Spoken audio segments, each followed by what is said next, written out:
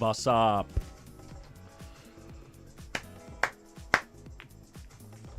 Good morning. Good morning. I'm just now having my coffee. We slept in a little bit today because it's been, we're getting down to the end of it, but now it's time for the heady players to sit down and enjoy something excellent.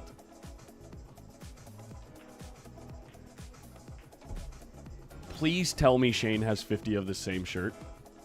I don't know. I'm not going to speculate. It's possible. How's everybody doing? What's in the coffee? French vanilla creamer. Brandon Birch is calling the matches right now. Hey, I want to give a big shout out to our sponsor, Fast and Loose Designs. I guess he's got a discount code on his website if you want to check out any of his merch. He's got a discount code US Open 1 PKT, no spaces, all caps. 15% off your entire order. First 25 people to get it and use it, get that discount. We're hopping in. We're getting started. John Moore is going to win the lag. We're racing to 4, guys.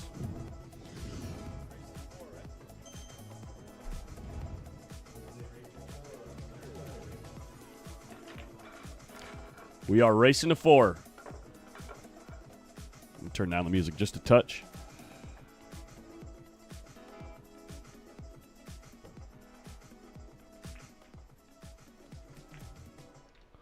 That should be good. John Moore to break. Let's see how the tables are breaking right now. We were playing some one pocket last night, and table we were playing on was breaking pretty good. No complaints from me.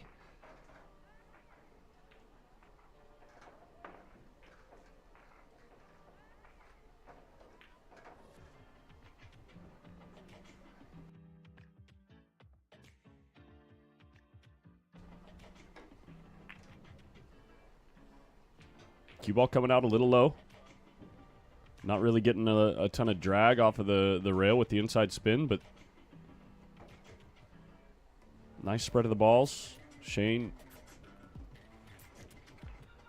looking at how this 7 ball is laying in relationship to the rest of the balls. I actually really like the 9 right here. Look at this. He's got access.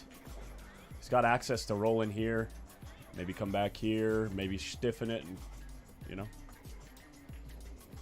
he can see the 6, though. Look, he can get the 6 out of there, looks like.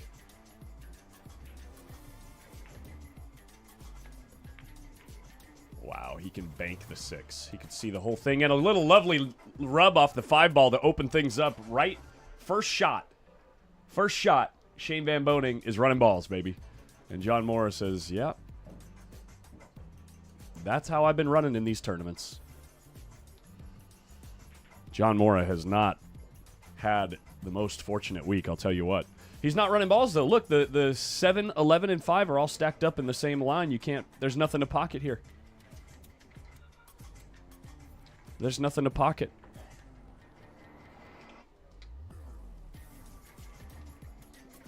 Wow. And he's frozen to the rail. He could bank that 1, but the cue ball's going to be moving. Got to make sure you cinch the cue ball into the stack or below it.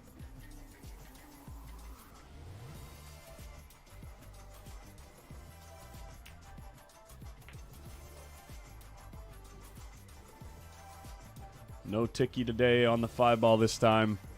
And all of a sudden, it doesn't even look like John Mora broke. All of a sudden, it looks like we're playing from Shane Van Boning's break. 1 to Shane. Whoops.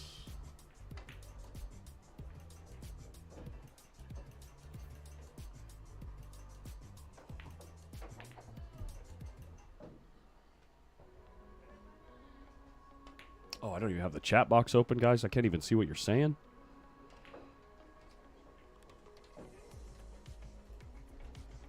Here we go.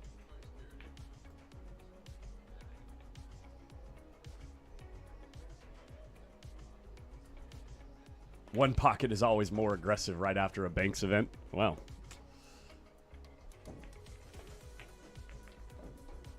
Speaking of banking the ball, John Mora keeps the cue ball on the rail real nicely. The 9 ball's covered up by the 8, so there's no bank there. No escape there. I don't think there's enough room to kick below this ball to get to the 7. Yeah, you can't get there that way. You might be having to kick up table. Or stick him in the stack somehow.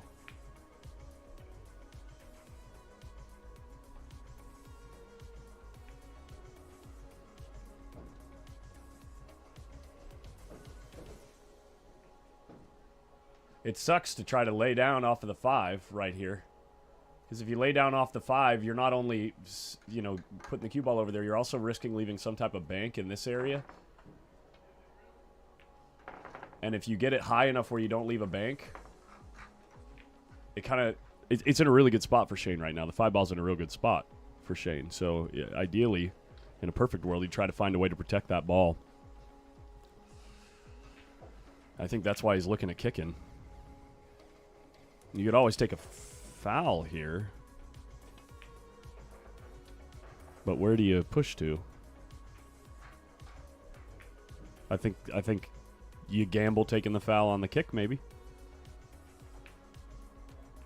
He's looking at pushing through this 14, maybe. And following the 14. No, he's sticking him in the stack. He's jacking up. Let's see where he's putting him.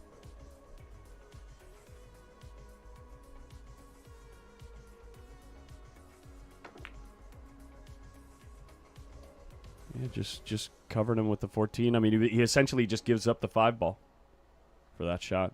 Puts a ball in banking lanes for himself. Puts a ball in banking position. Up table here. That's always really important, right, guys? When we're placing the balls, like if you're banking a ball out, you know, you don't want to leave it over here for your opponent. You don't want to leave it in the pocket over here, so you can't ever bank it. But that 14 ball ends up in a, you know, like a mildly offensive position. Now, if John gets rid of this 5 ball, he's really obviously thinking to protect the 7. And if he decides to go offense here, got to keep that 5 ball in mind. What's up, Mike?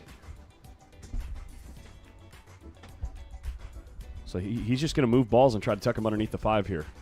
Use that 5 as cover. Morning, everybody. Ooh, he does not want those balls to lock up there, Collins. That's no good. You're going to have to address that at some point. And I mean, it gives Shane a lot of free reign right here. He's got options now. Yeah. I actually don't mind if that ball's off the rail, that 15 ball, I don't mind doing a little power 1 pocket shot and spearing him into the pack because he doesn't have anything offensive if you leave the cue ball there. Right. You know? Right. So you can move everything, not everything, you move a lot to your side here, but the problem is that 15 ball is pretty close to the rail, so it's kind of hard to stop the rock right there. Right. You almost have to do it with high karate. Yeah, to kill it. Yeah. Yeah, so you're almost killing it off the rail, but that was a big blunder there. Oh, you know what? From this angle, it kind of looks like there's more room in there than what that top angle showed. I don't think the 2 goes, that though. little bit of a gap, you know, because right here it looks like it's married up on it. And then the other view, there's a little bit of a gap, so maybe he doesn't have that much room, Collins. I don't think the 2 goes. Well, then the world of options for SVB. And first Shane, yeah, I think the whole play is getting this ball. And see, now that you can see the 15 ball off the rail, it just gives me that much more options here. Yeah. You know? It lets me do a whole lot more with the cue ball where I'm not afraid of letting it, you know, kind of rip a little bit, you know? Shane's just checking right there to make sure he's looking at the spot where the combo is potable on the 2 ball. See, there's only one spot on the table that John can make that ball from, I think. And it's below the balls on the short run. I'm surprised he's shooting that ball because you're going to sell out the 15 ball here, right? He's just looking, I think. And the other thing is, even if you do shoot it and you do sell the 15, what else are you selling? You know? He's going to have to play the 15 off the 2 to open those balls up and then take a gamble on whether or not he gets a shot afterwards. You know what I mean? Because all the other balls are tied up too. Yeah. I mean, look, John's dangerous here. Plays at this room quite a bit.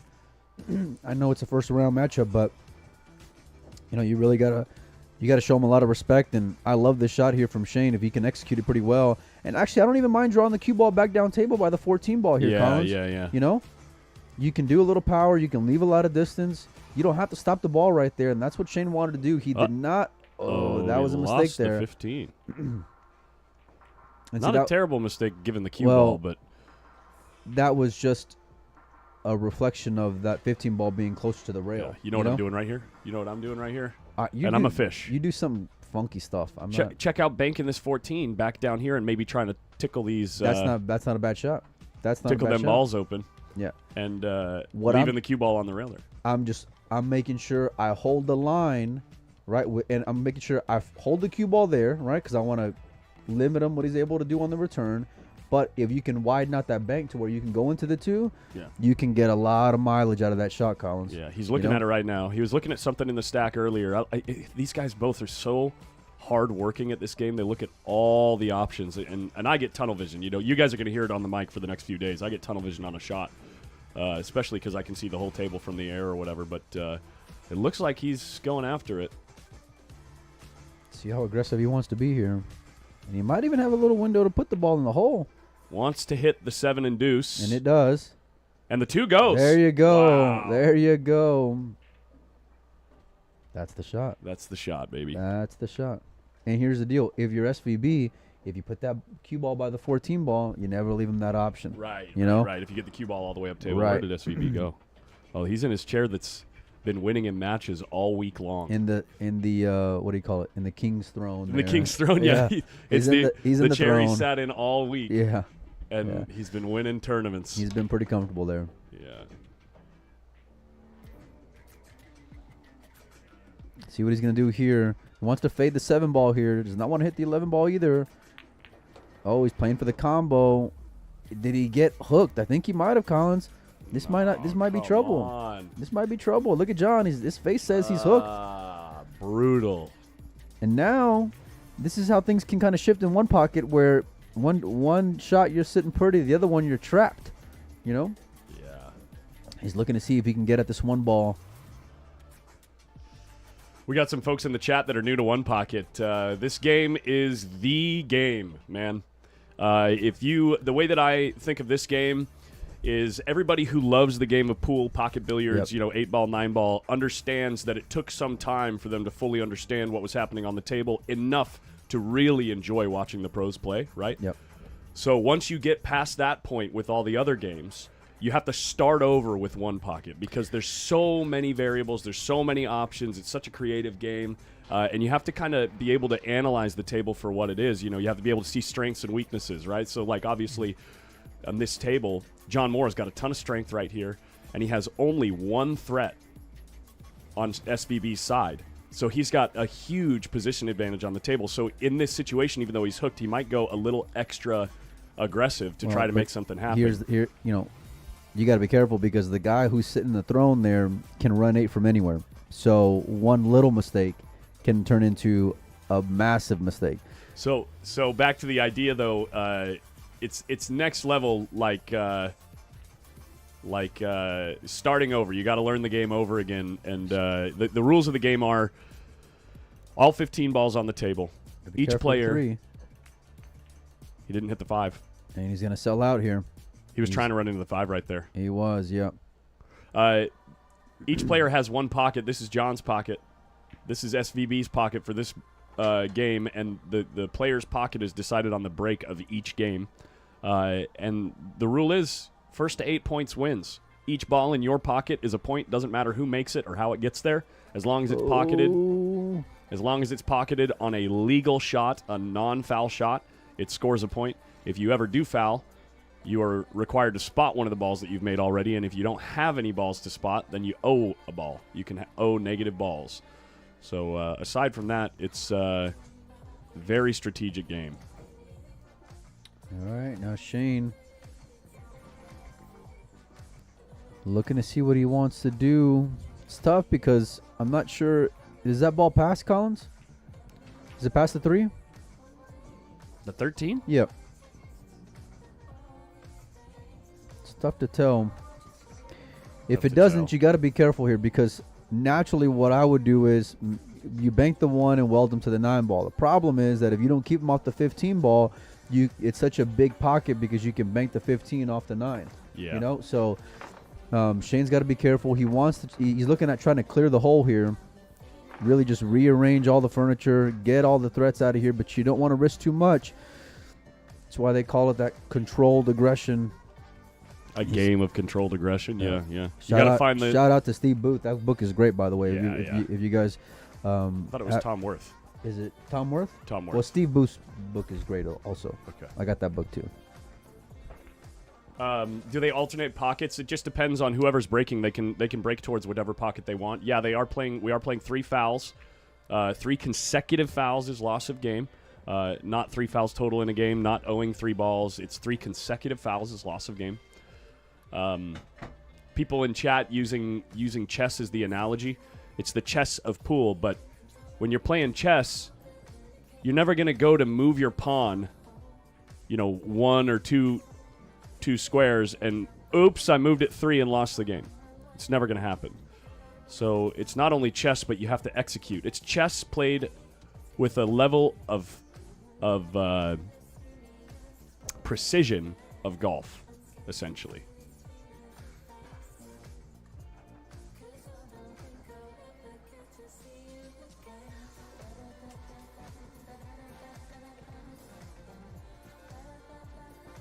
I'm not sure I understand the question there. There's a pretty long question about a situation where you have 7. I'm not sure I understand the question there. Shane taking his time here, huh? Yeah, just rolling up on this 9 ball.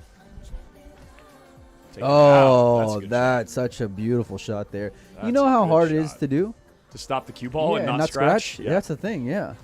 Yeah, that's why I thought he was just rolling up because it's so difficult. And it's so important to execute it like that because, like I said, if you just leave the cue ball there with the 1 ball sitting there, that 15 ball is big to go in the pocket, Collins. You have such a wide margin for error, where you can. Especially with John's freedom on the table, he's got this whole side of the table has nothing on it for Shane Van Boning. Right, yeah. But if you're Shane, given the spot you were in just an inning ago, you're sitting real pretty, right? You got a big reprieve there because John had him in no man's land with a lot of balls by his hole. So John's going to bank this 1 ball. It's a free bank.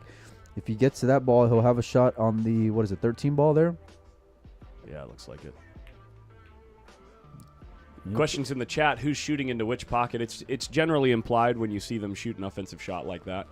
Someone asked if I could swap the names over whichever pocket they're shooting at. I don't want to be constantly swapping names and scores throughout the entire set. I'll lose track of stuff. So we put it where it is, and wherever the players are shooting towards, that's how you figure out whose pocket is whose.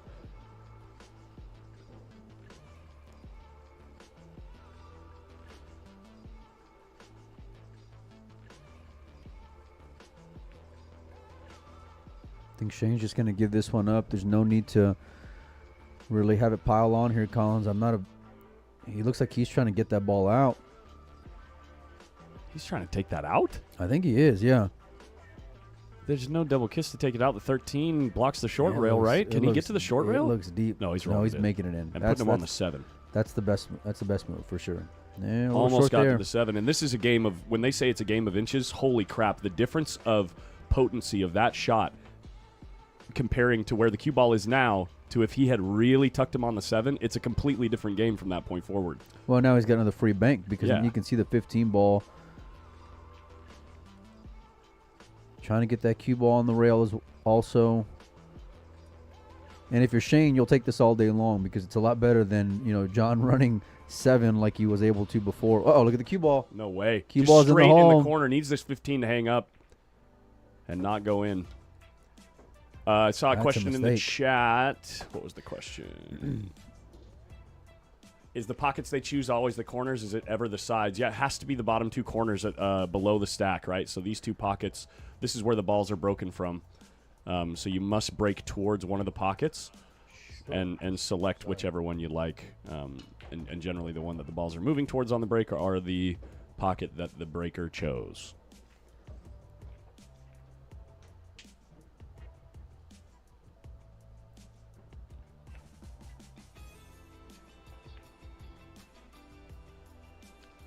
Aaron Eads. I know it would help some new people to the game. Hopefully they'll just settle in. There's a learning curve with this game, but once you learn the game, it is so much more interesting and stimulating than every other game. It's not even close.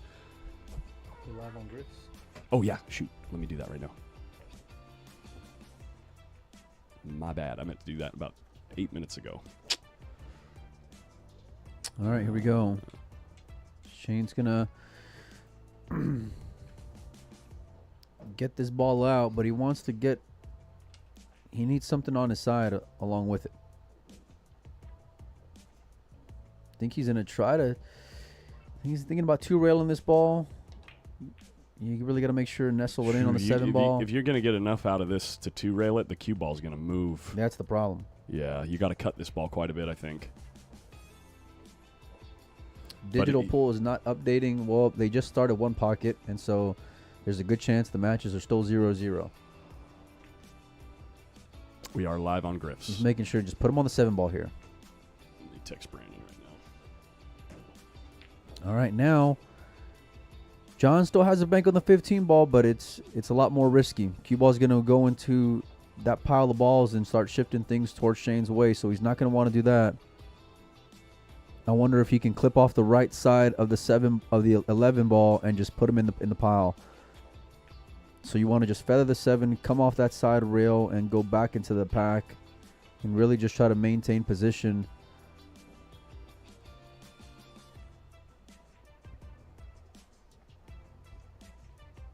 God, I love coffee. If this has been covered, my apologies. Who wins a post-up versus Windows Open 1-pocket match? I mean, don't start. If you guys want to go watch, you can watch. Collins beat me like I stole something last time we played. Before then, he may have ran like 8 balls in total whenever we played 1-pocket. And since then, he's dodging me like the plague. But what y'all didn't see is day number 1 we get here, I got in his pocket a little bit. He got in my pocket. I got in his pocket a little bit. So I've been trying to get that rematch for the life of me. We will be doing something at the Lucazi West Coast store. Is he looking at a dead ball here? Is that confirmed? I tell you what, I like kind of coming off this 15 ball and putting them off. Well, is there like a dead ball where you can come off the 8, hit the 15, and go underneath these balls here? If you can get him on the 7 ball, I love that shot, man. It's all about getting him on the 7 ball here, though. Oh yeah, didn't even need to hit the 15. Nice Look shot, at this. Nice shot. And look at the 10 go just straight at his hole too. Now Shane's got threats. This game is all about placing soldiers, man. Shane's got this now and this. So now when John decides if he's going to go offensive, he's really got to make sure that he commits to making that ball. Yeah, but I think the angle here allows you to put that cue ball way in the upper left-hand area of the table, where if you're Shane, you're not going to have a shot here. And this is part of the problem of just not putting the cue ball right on the 7 ball here. Yeah. You know? He hit that bank good. He hit that bank real good. That ball's in the hole. And just in case he missed it, look at where the cue ball ended up. You know, Shane's not shooting that 1 ball. Now, even shooting the 8 ball is a little dicey. As Ed Hobbs awaits Evan Lunda, I don't think Evan's going to be showing up this morning from what I hear. And that's a really good matchup because I like Ed a lot.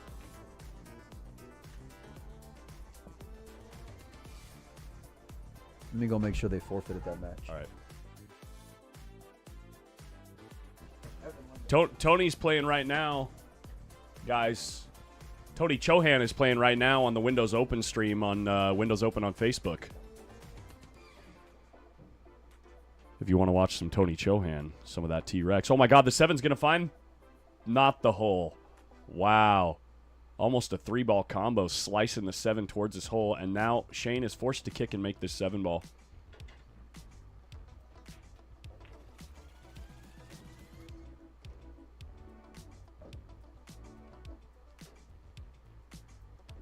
This is close. This is looking really good. Really good. Wow. Like, actually how you would want to hit that ball if you had ball in hand. To just roll it in. Just dead in the face.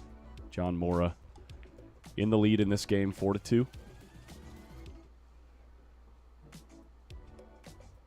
This game requires a 9-foot table. They are sadly missing in my area. Troy Warner, Melina Mike, and I have played a little bit on 7-foot tables, but you play with 11 balls instead of 15. The wrong Sergio Rivas is in the bracket. Sergio is no 469. Ooh, well, we'll check that out, Marcello. Marcello.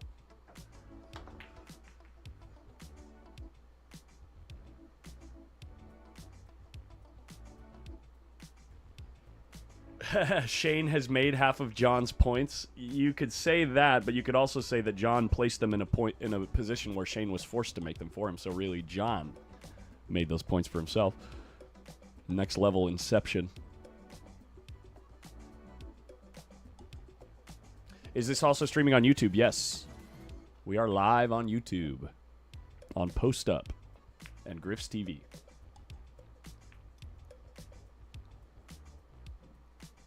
On a bar box, yeah, you can play one pocket with 11 balls, just so that there's a little bit less congestion. If you just want to practice the game, you know what I mean? It's not exactly the same game, obviously. But if you want some type of game to sweat, a little bit of action.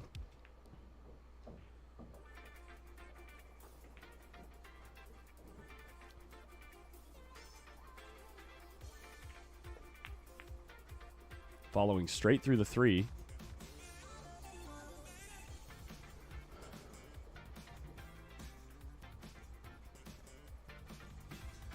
John did a really good job of leaving Shane in a spot where it's really difficult to get underneath the 4 from here. It's really difficult to find a line, you know, somewhere into here from where he left the cue ball. That's why John was taking so much time. With these 2 balls sitting right here, not only are they good for you as an offensive opportunity if your opponent sells out, but they're really good for your opponent if you leave them an angle or you leave them a look at a ball where it's easy to tuck underneath them. All of a sudden they can be really damaging to you. So you always need to keep that in mind when you're deciding to roll out to a position near your opponent's hole. Yeah, B is for balls, S is for score, like game score. Why isn't Shane banking the 3 ball? This ball.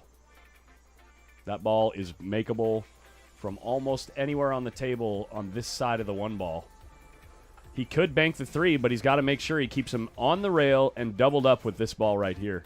Also, if you leave him here, John could potentially shoot this shot for semi for free if he can make sure his cue ball stays tucked underneath here and maybe runs into one of these 2 balls. So it's really not a good shot to shoot at. You're giving John a couple of free offensive opportunities. So Shane trying to find that line that I was talking about to put him underneath the 4. And actually, second best thing, if he did tie up the 4 and 11, that's quite good for Shane, taking those balls out of the equation for offense for John. But I think maybe the 4 ball from below here might be pocketable still if John ever gets an opportunity to run balls. So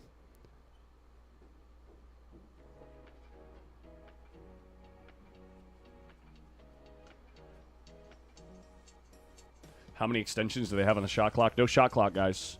This is true, raw, 1 pocket for the U.S. Open 1 pocket. We've only got 32 players in the field.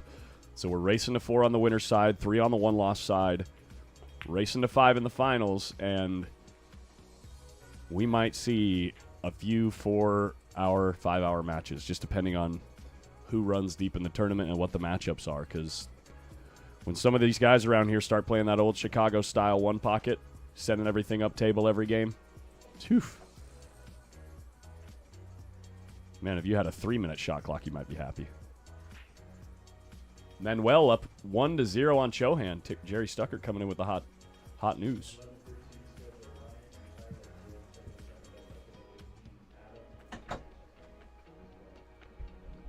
He's going after this 8 ball and trying to draw to the side rail.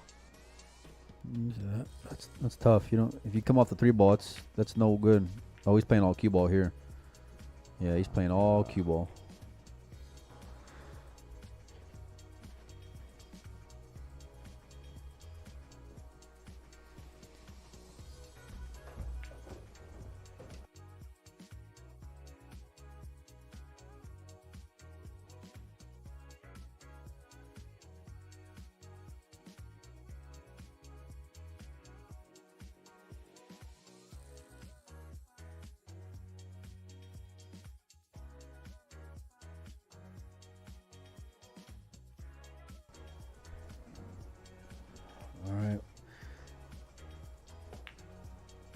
John looking to 2-rail. What a great shot there to fade the 3 ball. John hit that real well. Shane can see the top of the 15 ball, though. I think he's just going to come off the right side of the ball, or the 13 ball, sorry, and then put him right where that 9 and 10 ball is. Well, it's a little touchy. Now that I look at it from up here, you kind of have to dig into it a little bit. Yeah. Yeah, that's what he's trying to. He's trying to just put him right back in that area. The 2 balls there. If the 13 ball was a little bit higher, it would be so natural, Collins. You know what I mean? Now you just have to do a little something with the cue ball here. And you don't want to clip the 9 ball. Oh, wow. What are we watching here? Shot Holy here. shot. I'm just going to be quiet now. What a great shot there from Shane. Can you replay that? Yeah. That was a phenomenal shot by SVB. Holy cow.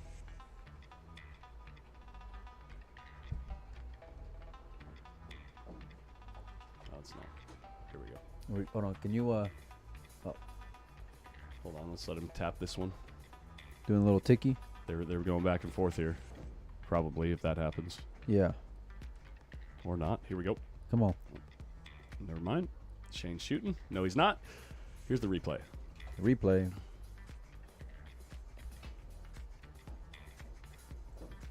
Oh, come.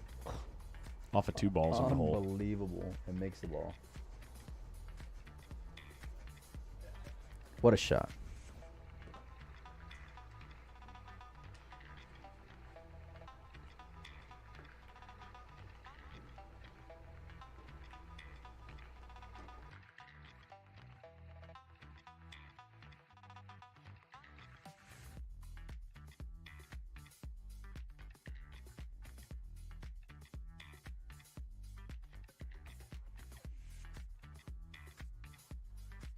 Don't have to be more than. All right, Fish. What are you shooting here? Okay, never mind. Not what are you shooting? What do you think John's shooting here? Because no I idea. know you. You're probably going like 6 rails. I'm definitely back cutting, banking this 1 ball. Yeah, but you might sell out the 14 or the 13 or the 12. What is that pink ball? The 12. 12. The 12 or the. I gotta learn my I colors. don't know what I'm doing right here, man. I might just have to move the 13 out.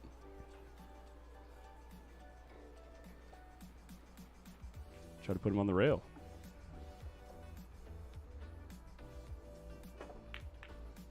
Oh, he drew it right in the corner. He scratched. No way. Wow. I tell you what, John does not have the roll of the ball, and he's not had the roll of the draw either. all week. Yeah. The last 2 weeks. Brutal.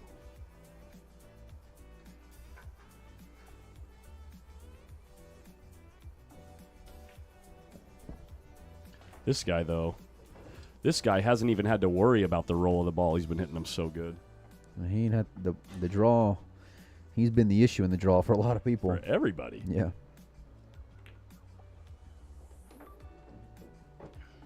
And this is just, practice stuff for Shane. He needs 4. I think he's looking to see the 11 ball goes. If not, I wonder if he's going to try to run into him here.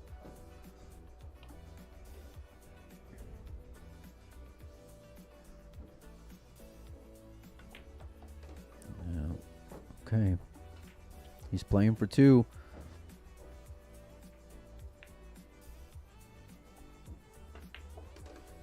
Oh, and it must go. What a nice shot there. Look at that cue ball.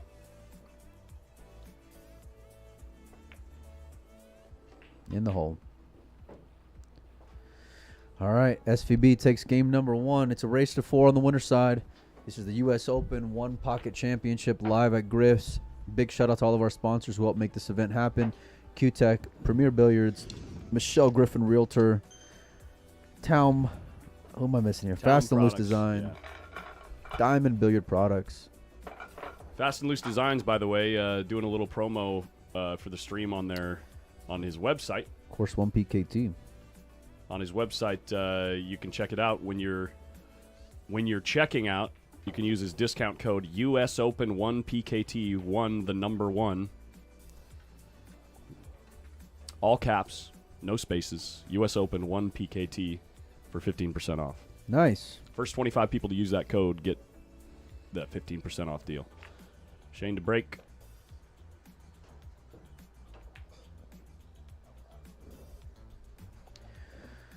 Here we go. Pretty effective break there. Got a ball low, got a ball high. Got them all covered up, too. Cue ball close to the rail. Yeah, that's a deadly break. Real- It's in these situations where I go into desperation mode. I'm either usually trying to find a spot where I can stick them in the stack. That's not a bad shot there because you Or- can cue the bottom of the cue ball. That's the thing. Yeah, if you can fade the 11. You got to Yeah. be able to fade the No, I 11 think with you the 3. can, Collins. I think you can. But then the other desperation shot is somehow trying to use a 12 ball to hit half of the 8 and send them both up and out and leave the cue ball rolling through to the pocket. But those shots are super difficult and I like unreliable. just really playing cue ball here. Hit a little bit of power, but controlled. Stick them right there. Boom. Now you got a ball. Well, it should have been on his side. But either way, he's in a better position than what he was prior to. Yeah. Depends on how much what Shane might do here. He's looking to come off the 1 ball and put him right back in the stack. So he wants to come off the cushion, put him right on those 3 balls. And that will work. Yowza. Tightening the noose a little bit. Notice both players have decided to break to this pocket. Even though Shane is right-handed, typically right-handed players like to break this way, and left-handed players the other way. Obviously, John Mora playing left-handed, you would think would favor this pocket, and maybe that's why Shane picked the pocket. Doesn't want him shooting to the pocket he likes. No, I don't know. They're usually the roll is usually what they're looking at whenever they pick the pocket. You know, how do the The roll balls of the table. How do the balls roll towards that hole? John looking to come 2 rails here. Might even take a foul, and that's okay if he does. He's in a real bad spot. He can Trying to hit the 4. Yeah, that's a great shot if he hits the Good 4 ball. shot. Tap, I mean, tap. You know, he's got a bank. Is it Oh, a maybe. bank or is it a kiss? It looks like it goes at least towards the balls. You could bank it towards those 2 balls, maybe. Well, this is where you have too many balls up top here, you know, Yeah. because if there was a little bit of room, I might consider banking the 10 ball. I don't think Shane will. I wonder if he'll come off the bottom of that pink ball there and try to put him back in the stack.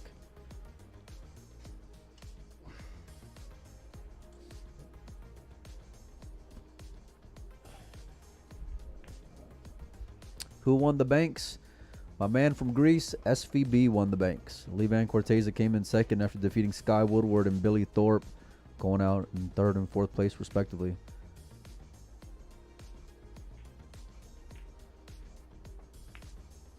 Just crossing the ball over, really trying to put that cue ball by those 3 balls down there. Good shot from Shane. But John's out of the trap here, at least for now. Nick's asking, any charge to spectate in person? There is no fee to get in the building. You come in, you can sweat some of the best players in the world playing some 1 pocket the next 3 days.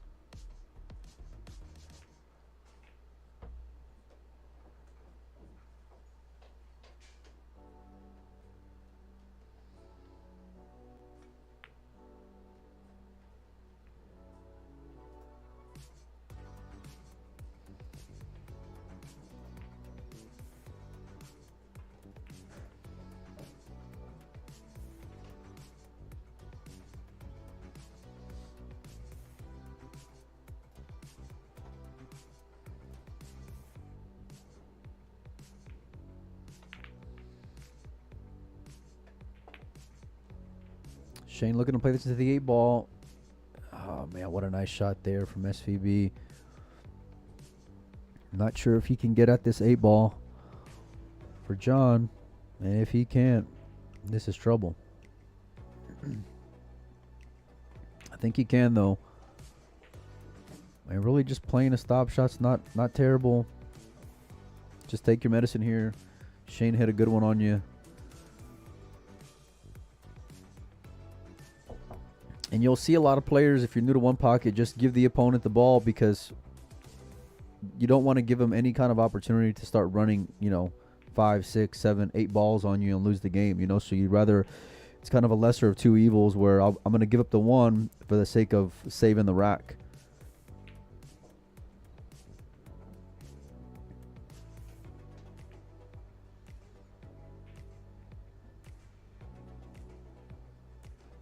Just trying to roll this ball. Really put the cue ball on the rail. I think Shane can bank this 2-ball.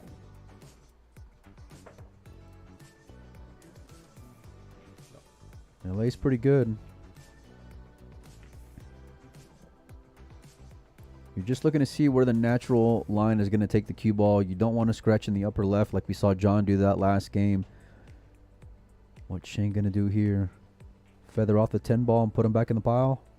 Feather off the 12 and put him on the 5. The problem is John's got a whole area up top where he can lay into, and he's not going to be in trouble.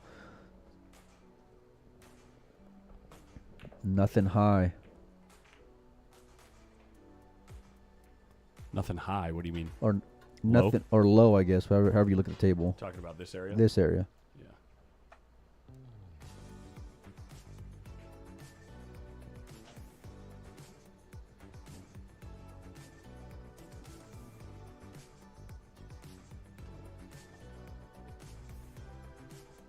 Here's a good tip in the chat from Chad Moore. Taking your medicine is a very tough lesson in this game. It's pretty rare to be able to shoot yourself out of trouble. Yeah. Ain't that the truth? And John We've right all now been in is that spot. Yeah, John right now trying to figure out exactly how he wants to take his medicine. Does he want to take it on through a little shot glass? Does he want to take it off of a spoon, or does he want to take it in a more unpleasant way? I'm just trying to squirm here, you know. Yeah. I'm in a awful spot. Yeah. I mean, not awful spot because, like I said, there's nothing up top. See, this is where. But it's just so. This is the part of the game that can be so frustrating to new players, and also, I mean, even to guys that have been playing for years. Sometimes you'll just find yourself in a spot where you start to think to yourself, "How am I, from this position? How am I ever going to start slowing my opponent down, who keeps locking me up and giving me absolutely nothing to work with?" Yeah, he hasn't been able to breathe the whole game. How am I ever going to even start to be able to think about manufacturing an advantageous position for myself? It's like sometimes there's some guys in Sacramento that will just do that to me incessantly, and it's like I don't even know how to respond.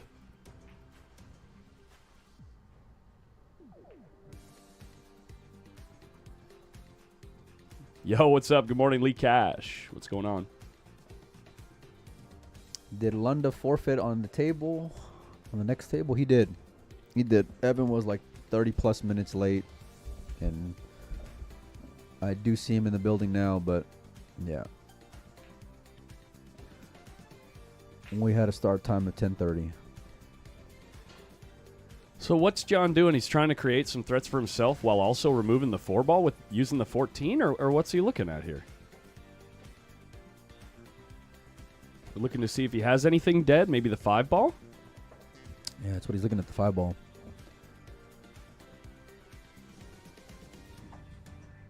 Yeah, I think Evan's the defending champion in this one.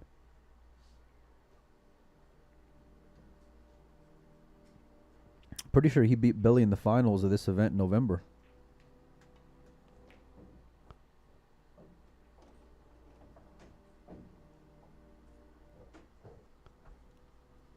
He's looking to try to do something with this ball that's close to dead. It's such a risky thing to do. Might want to say night-night if it don't go.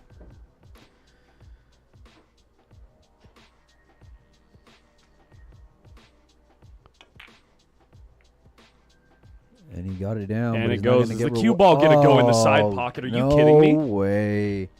What is going on? Good job. I mean, what is going on? That's... Wow. It's kind of gross. How does this keep happening? There's no way. This game is so sick. Oh, wow. Jeez. He can't even sit down. He's fuming. I would be too. I mean, that is a sick roll.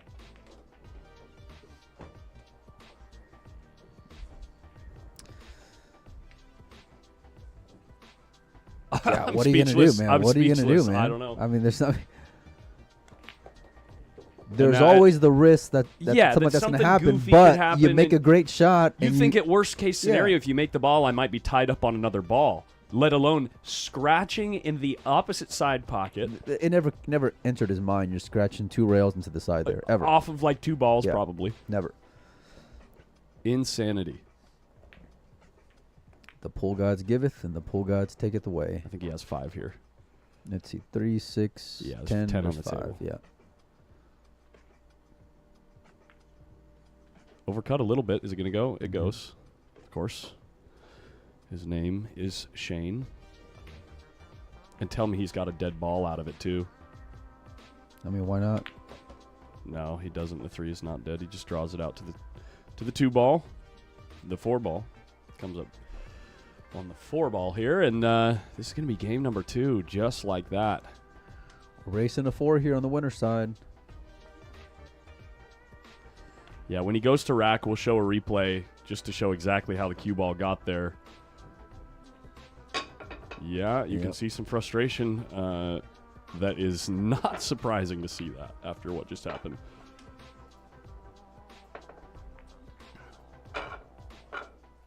I mean, you're playing the match against the guy that you're thinking at some point, I'm going to have to play this guy to win this tournament. And I like my chances because, you know, John's one of the better one-pocket players these days. He's so good at banking the ball. He can definitely has a chance to win against Shane. I know that Shane is generally the favorite.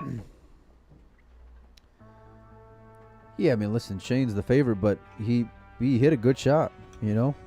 That was just unlucky the way that it ended up, and you know, it's part of the brutal part of this game. And if he ends up with any kind of cue ball on the right side of the table, everything was wide open for him, you know? So yeah, there was a lot of reward there, and he didn't end up on the good side of it.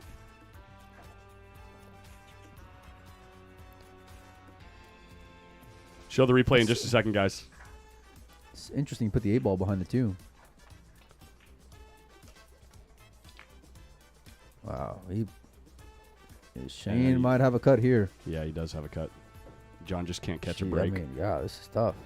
He got a good spread on his side, though, but man.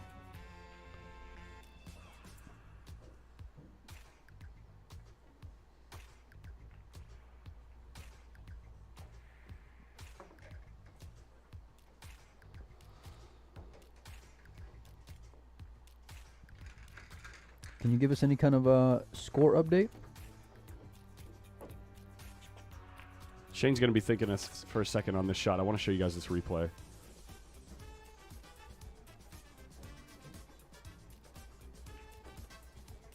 In slow motion. Here we go. Where does the cue ball hit? Inside spin.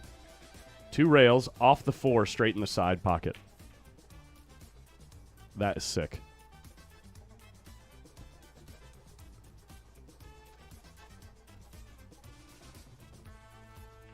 Score updates around the room. We got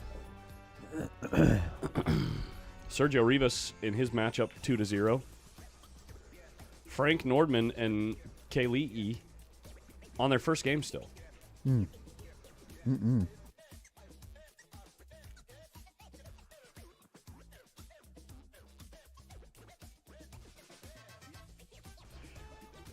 Corey Duel up 1-0 in his match against Jeff Whitehead. And Carlo Biado up 2-0 against Ivan Belmont. Belmonte. Tony Chohan tied with Manuel Montejo, 1-1. Oliver Ruger up 3-0 on Savannah Easton. Not really a surprise there. Oliver Ruger's liable to pop off and podium this event. What would you say he finishes at with this field? With this field, on average, he finishes 7th, 8th, I think. I agree. Yeah. But definitely capable of, in a race to 4, race to 3, making it to the final 3, I think. Definitely capable. Oh, within his range for sure. Yeah.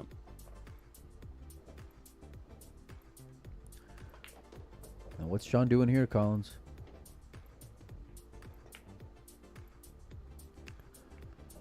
Moving. Effective. Shane might come off the right side of the 9 ball here and then try to put him behind this 7-11. You want to widen out the cue ball and really try to find that valley to put him in.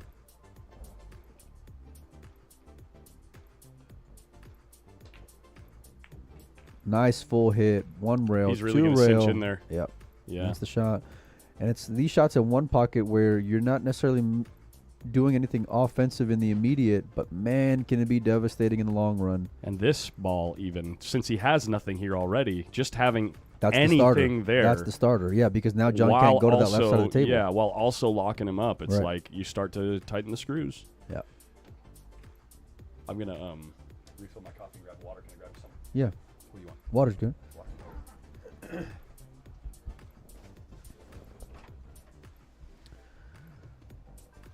Yeah, I might just take you on this 11 ball and just try to bump, you know. It's not effective at all, but the thing is Shane's got you in a really tough spot here. You really try to get a better position.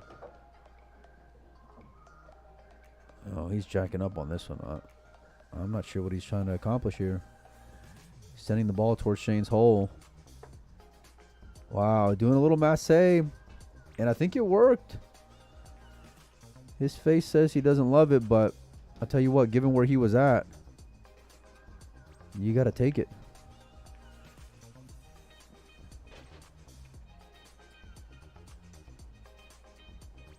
Great shot there from John. SVB just looking where he wants to put him at here. I wonder how much of the 7 ball he can get.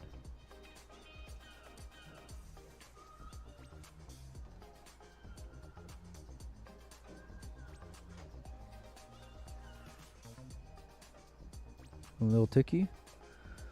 Maybe. Yeah. Wow, look at that. What a nice shot there from Shane.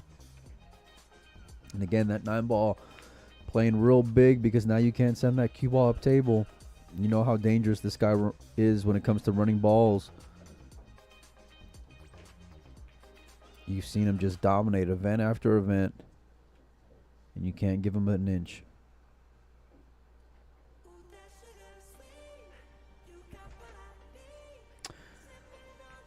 Yeah, I wonder if he's just going to try to feather off the right side of the 11 ball and then just really try to widen the cue ball out to go towards between that 14-9.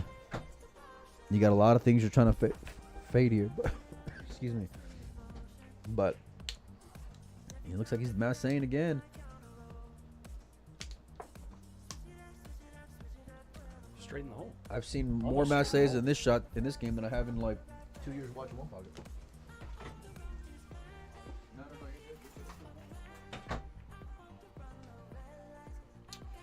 Players coming asking some ruling questions.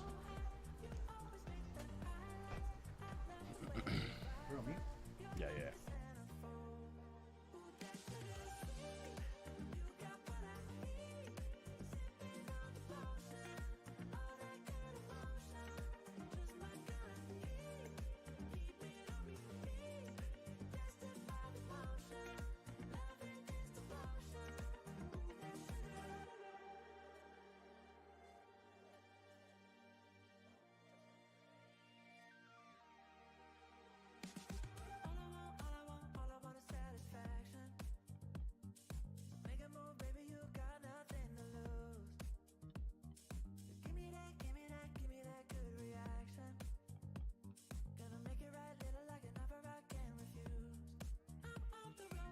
Sorry about that, wrong button.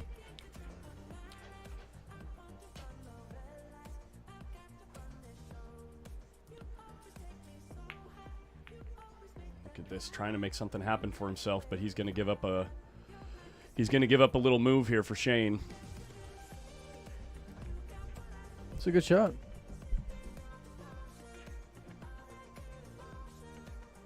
What is he looking at here?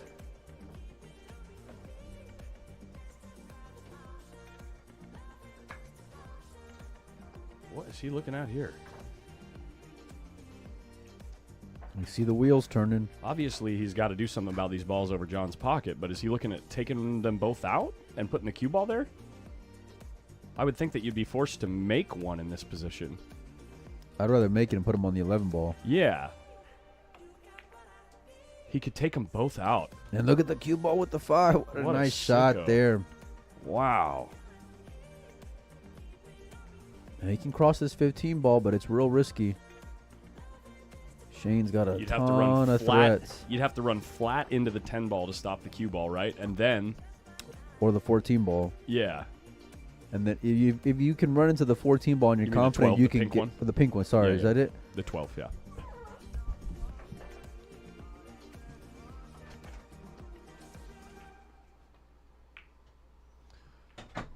Looks like Mike's business partner here with one PKT just showed up looking to get things set up with the merch.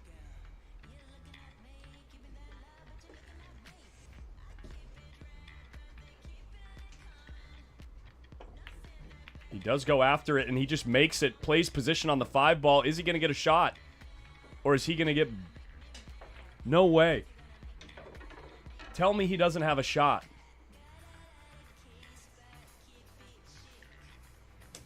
How do you keep running so bad, man? He just can't. If this 2 doesn't pass the 5, that's just sick.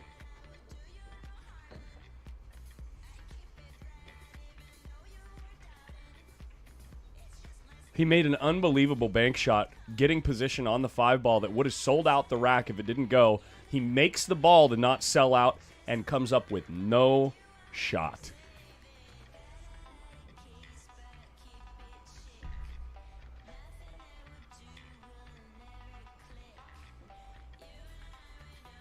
The 2 might go, but if he's only got half a pocket, it's so dangerous to shoot at it when you've got all these balls sitting for the taking in front of Shane Van Boning's hole.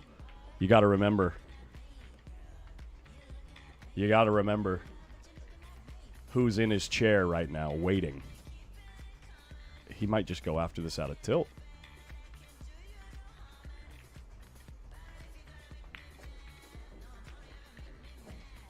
Made the ball. Cue ball. 3 rails, way up table.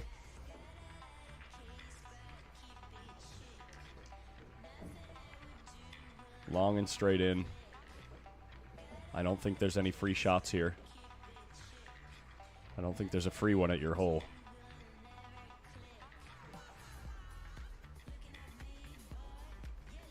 Yeah, imagine he scratched right there. That would have been so brutal.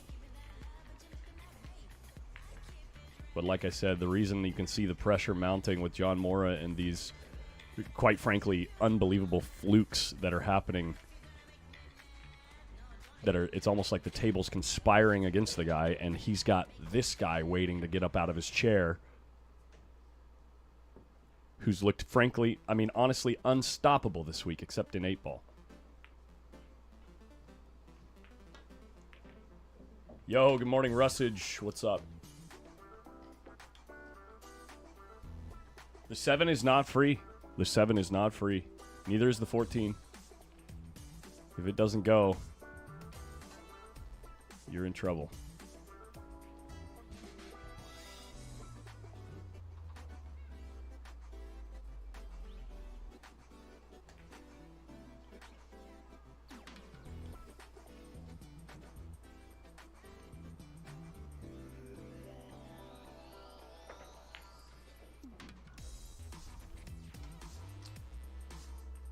He's going to look to kick on the 11 and sells out a cut shot on the 11 ball, I think. And even if he doesn't shoot at that, he's got a pretty reasonable bank on the 5 here as well. Oh, and now that the 15 spot's up, did John owe a ball?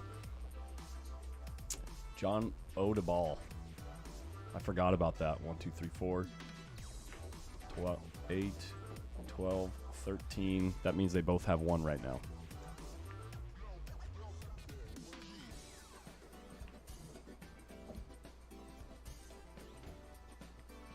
I wouldn't be surprised if Shane just fires at this 10 ball, or sorry, the 11 ball.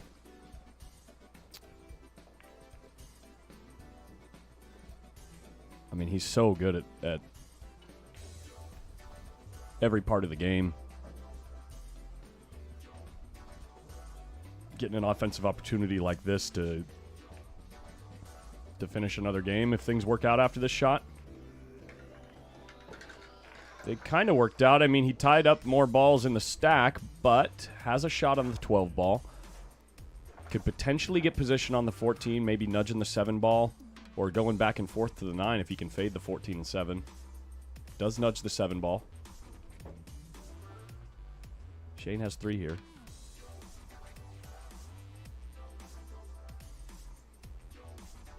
Collins, are Shane and Tony going to do another long race this year? I don't have any inside information on that stuff. I have no idea.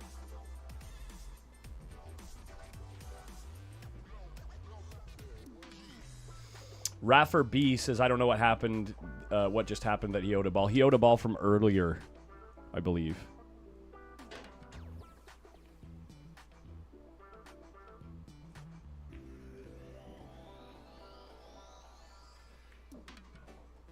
Oh, no rail earlier on a Masse kick for the 2 ball. That makes sense because I wasn't in the booth. That's why I didn't know about it. I was grabbing my coffee.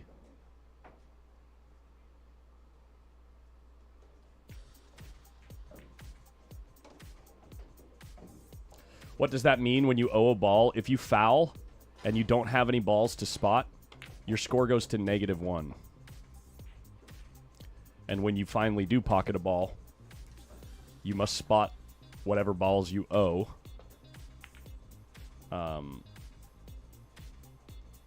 At the end of your inning. Yo, what's up, JB?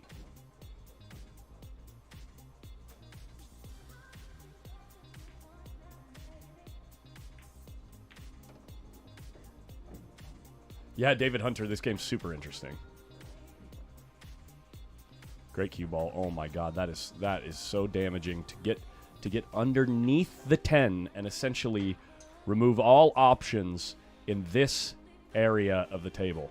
Well, honestly, this area of the table. I mean, it's like a huge area of the table now that John Mora can't see, and he's going to just ticky on this 10 ball. He got a rail. He hit the 10 and got the rail. He might have frozen to everything. If he froze to everything, Shane can shoot through this 10 ball. He's checking right now. He's checking right now to see if it's frozen.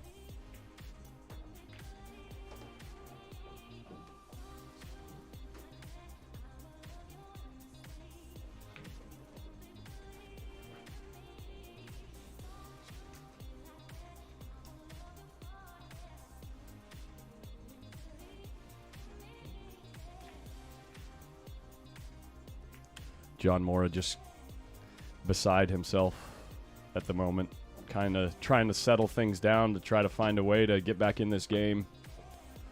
You can only do it one shot at a time. Little score update. Savannah Easton loses 4-0 to Oliver Ruger. Oliver Ruger is a animal.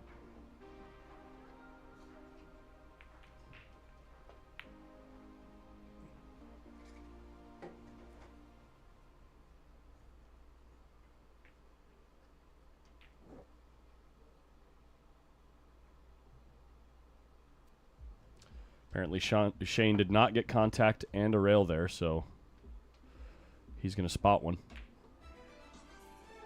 I really, really, really respect these players and how they are so good and honest, keeping themselves accountable when hits like that don't work out. Sorry for the twist, but I don't think he's frozen to the rail here.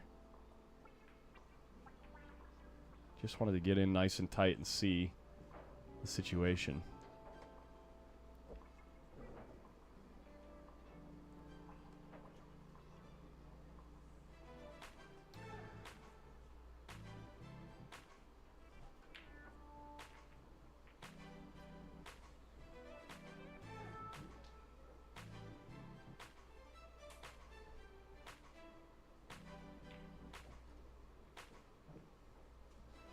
Looks like he's trying to just get through here. I was going to say you could scratch there if you hit it too thin, but he doesn't quite sell out a bank. I mean, looks like Shane's just looking right away at this 2 ball. I don't know. It's pretty aggressive, but he didn't sell a bank on the 4 because of where the 10 is sitting, I think. I think the 10, yeah, comes into play on that bank.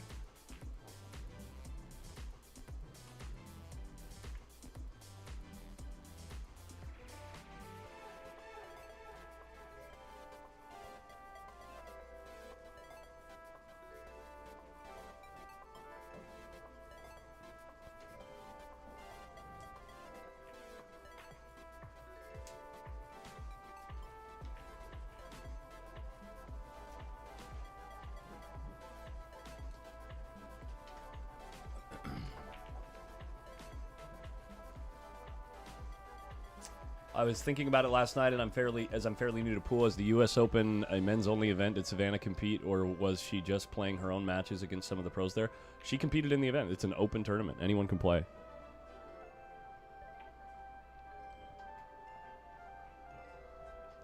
Look at all the one PKT merch getting laid out. Looks sharp.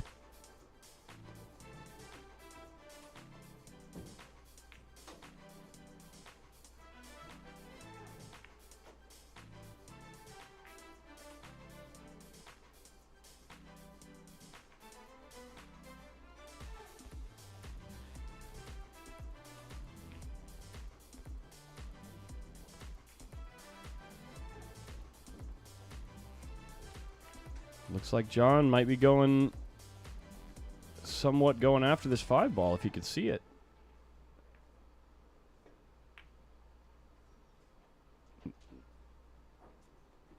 All right, the window is open, as some might say. As some might say in this game.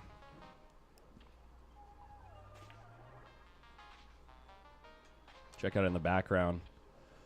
Man currently in contention for the all-around. Currently sat in second place for the all-around.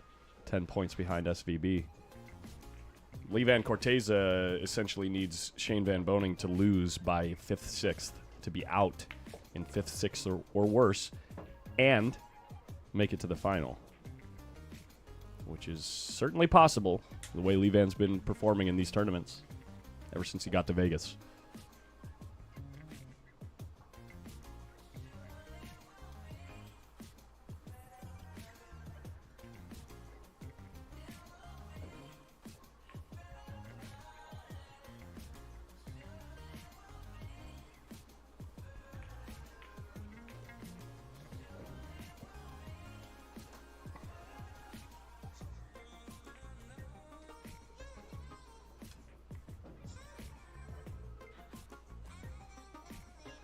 Okay, interesting. Love to see the diversity, but still surprised it seems very men's heavy, even though, oh my gosh, did he miscue?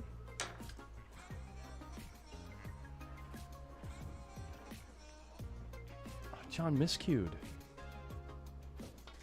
Oh, this is brutal.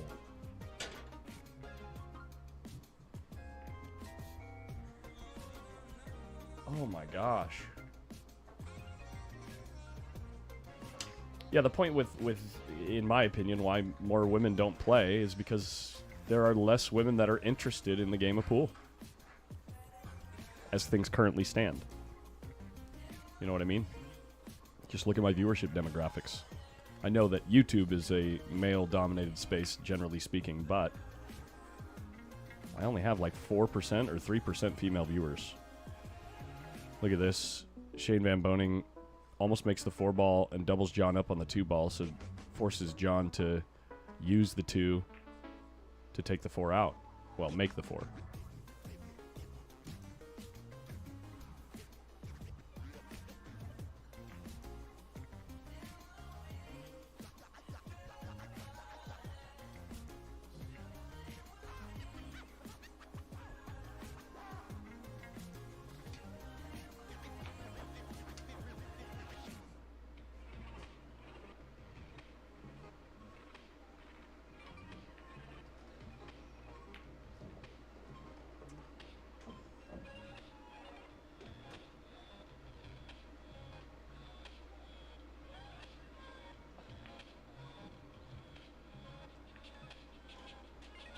John's going after this because he's got a shot he can shoot at.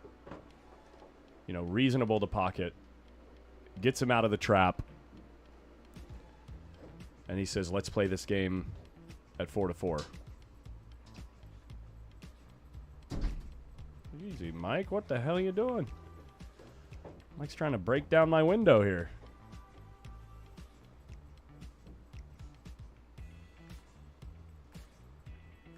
No, I know there's plenty of women that play. It's just a ratio thing. Ratios. John just begging for the scratch there.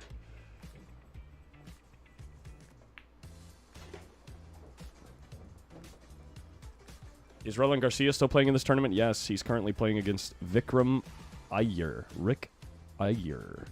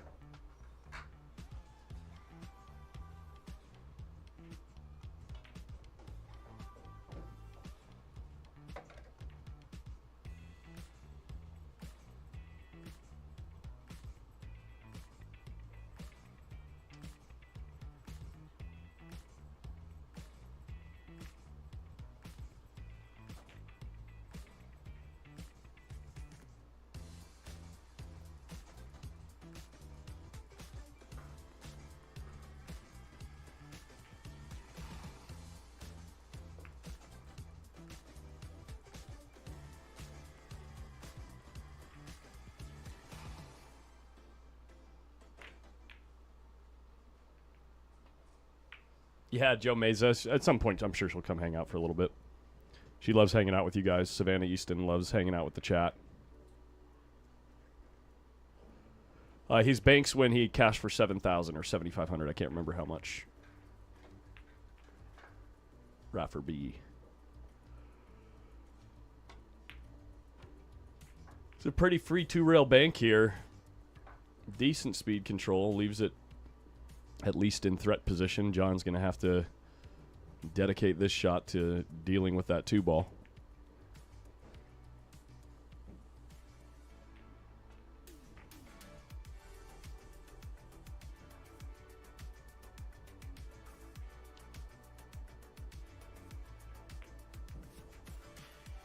And deal with it he does.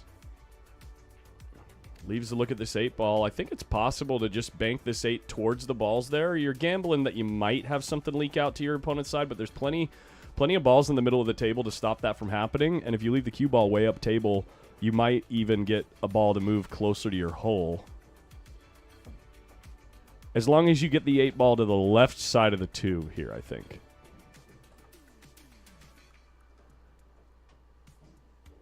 And if you do that, you should be able to lay the cue ball over here. You might leave a return bank here, though.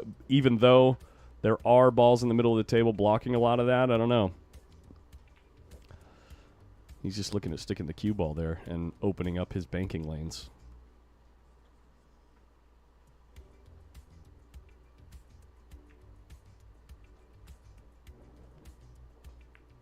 When I say banking lanes, whenever you're in this point of the game when you have less than half the balls left on the table and there's a couple balls like littered up here and through this area, your banking lanes are wow. Oh, get a rub off the 2, why don't you?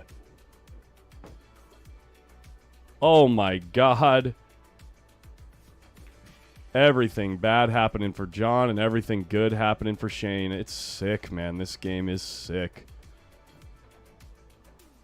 Wow.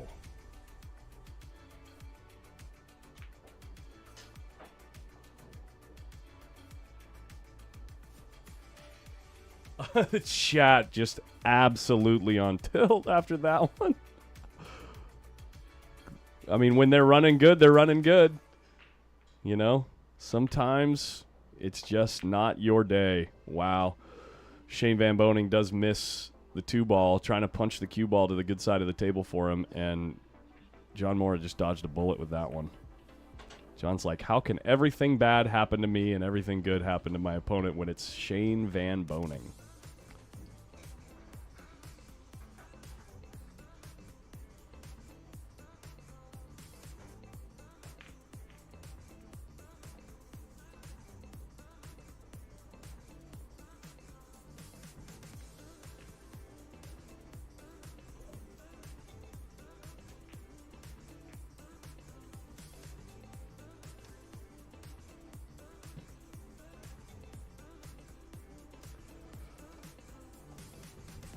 Man, if you're John, it's so tempting to try to find a shot like cut the 14 and play the cue ball straight into the deuce.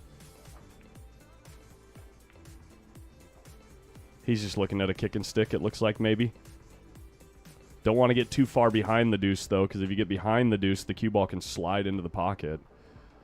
Maybe he's looking at crossing the deuce and just laying the cue ball down here.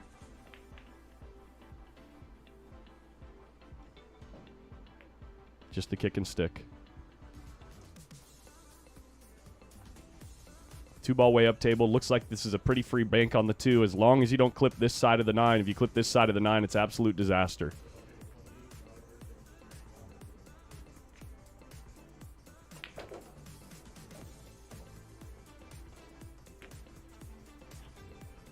Misses the 9. Deuce is rolling it. Deuce rolled to the short rail right there. I think he got a little roll off there. It looked like it was on a really good line through here, and then maybe just right through here just kind of turned just like that. Just ever so slightly.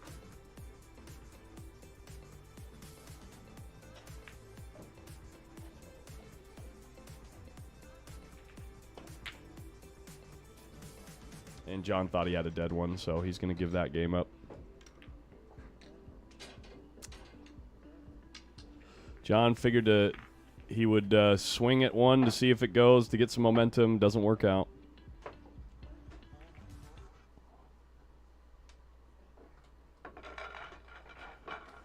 It is so difficult. Mentally. Emotionally. In these spots.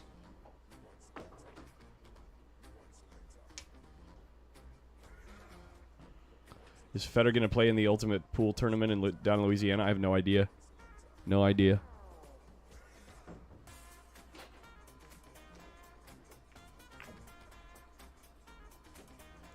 Perfect break from Shane. Perfect break from Shane. The 2-ball kind of comes out of the stack more than desired. But laying the cue ball up at a good spot on the table. 1 ball above the pocket. 1 ball below the pocket. Those balls protected by those lines, and John's got to thin off the right side of the 5 here, I think, or bank the 4. Bank the 4 into the 10, maybe? Follow through? Stick the rock. Good shot.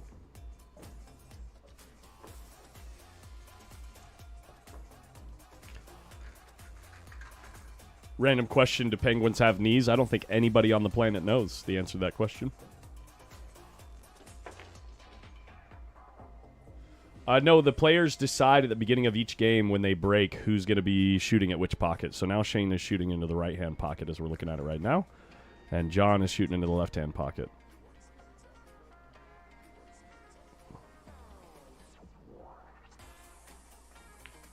No worries on the questions. It's good that more people are watching One Pocket. We love first-timers.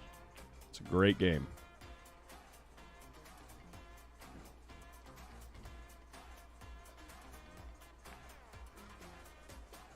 Yeah, Whiskey, I'm new to One Pocket. I noticed they tend to soft break. Why not normal break and run out? The normal break, you must get a ball. Oh, wait, sorry. The rules used to be you could break the balls, and if you made a ball in your pocket, you could continue your run. One Pocket standard rules these days, everybody plays by the rule. If you make a ball in your own pocket on the break, it's a re-break. So there are no break and runs allowed. So that being said, since after your break, you're always turning the table over to your opponent, you don't want to leave any look at any shot for your opponent. And you want to create as many offensive opportunities for yourself as possible for your next inning. So that's why they break the balls towards their hole, try to litter them out. You know, an ideal break, you'd have a ball here, a ball down here, a ball in your hole, and a couple balls out here and here to protect those balls with the cue ball on the rail right in this position over here. And if you leave a break like that, sometimes your opponent is even forced to take a foul and just roll into the stack. Because they don't want to leave you with an opportunity to run balls. Hopefully that answers your question. Shane Van Boning with a real nice bank. Lays the cue ball up on the 4, and this 4 ball might be pocketable from here.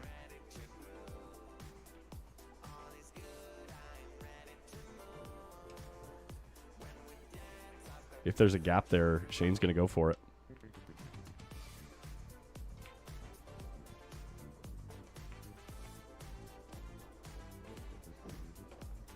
Do you become a one-pocket specialist when you can actually run out? No, one-pocket specialists are generally the people that know how to set things up so that when they do get an opportunity, they can run out.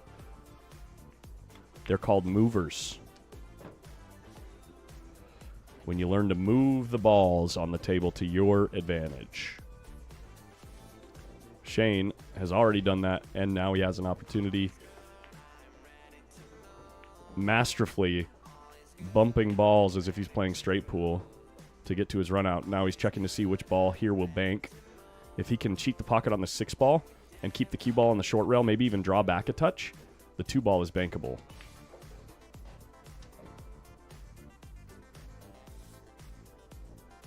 And if he makes the bank, so that's what he did. Cheats the pocket, draws the ball back. If he makes this bank, I'd say the game's over. This is a fairly high percentage bank, but you got to twist it a little bit, so there might be a funny slide. Of course he makes it. He needs 2. They're sitting right in front of the pocket. Right in front of his cue ball. For the match. One more. John's going to give it to him. Tough, tough, tough. Sick rolls for John Mora in that set. Don't really know what to say there. What a tough one to watch, huh?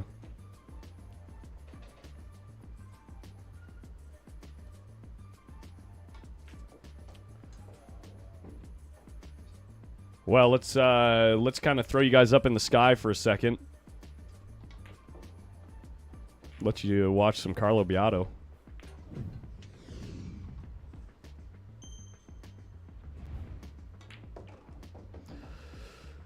Misfortune for sure, Kev Massey. Misfortune for sure.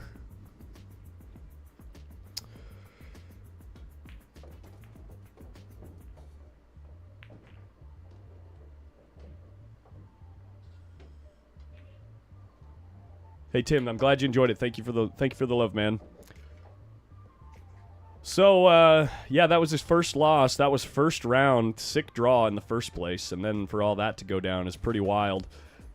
John obviously still has a chance on the 1-loss side. It's races to 3 on the 1-loss side. Carlo Biado looks like he's just hitting balls, getting ready for his next match. I can see on the schedule. Let's take a look at the bracket and see what's up next on table 20.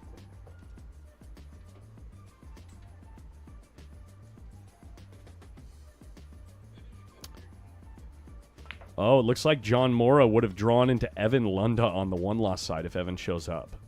How bad? How bad can you run? That is ridiculous, guys. But John Mora, obviously, with the forfeit on the winner's side, you got to imagine he's not going to be playing that match, and John gets a bye on the 1-loss side. If that's the case. We'll see what happens there, but Levan Corteza currently up 3-1 versus Adam Kroll on this table.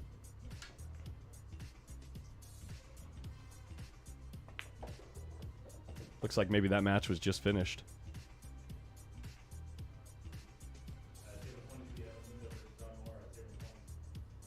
No way. No way is Evan here. I just heard them call the match.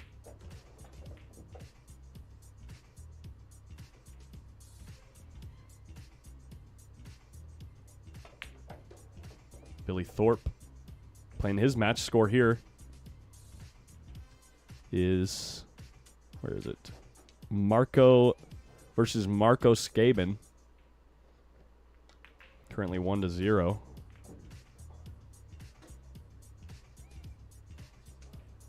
Actually make that 2-0.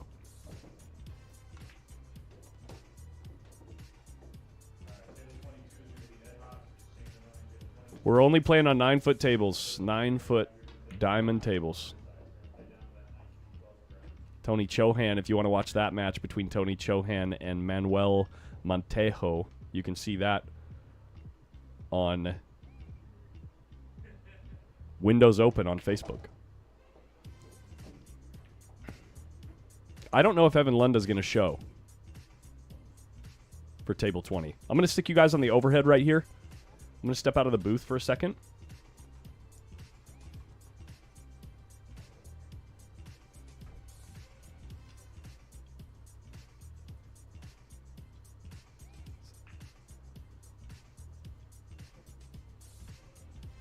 Evan Lunda is here.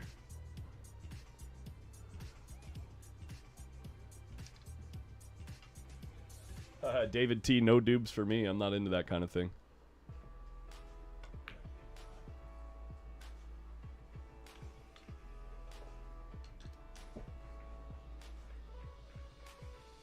Collins, where do I go to get work done on a queue? I'm close to Reno, Nevada, and go to SAC once a month. Joe Meza, I only know guys in Sacramento. Phil Prentice is probably one of the best in Sacramento right now. Pip queues. Does good work, reasonably priced, but obviously if you're from Reno, it might be tough for you to get your equipment back quickly.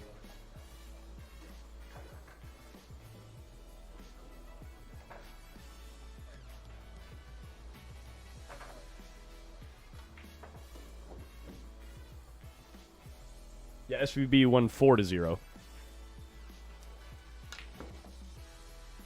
Yeah, legit noob, yeah. No, none of that for me. Very rarely. Very, very rarely. I try to stay really lucid these days while I stream. I used to have to stream like with a beer just to get rid of the nerves and like be able to talk without having to worry about like overthinking what it is that I'm trying to say. But ever since dry January, that whole nervousness went away.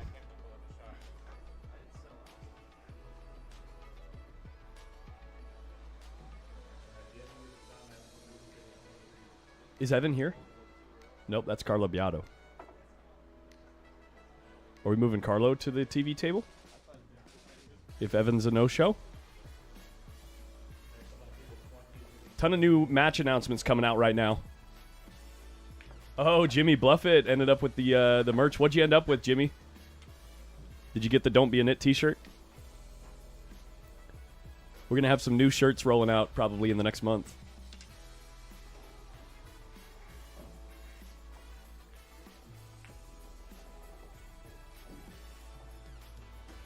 What's the difference in a wood shaft as opposed to a carbon shaft? The feel.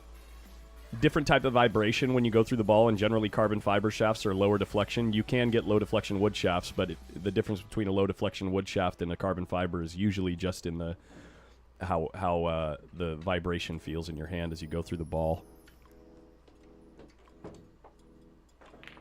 After a few beers, Collins, Grubbs, and Big Queen are hilarious. We've been known to toss a few back. Oh, Evan Lunda, John Mora got called on table 23, guys.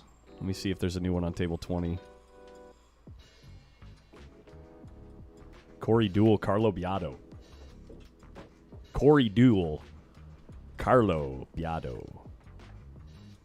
Couple of heavyweight matchups out the gate.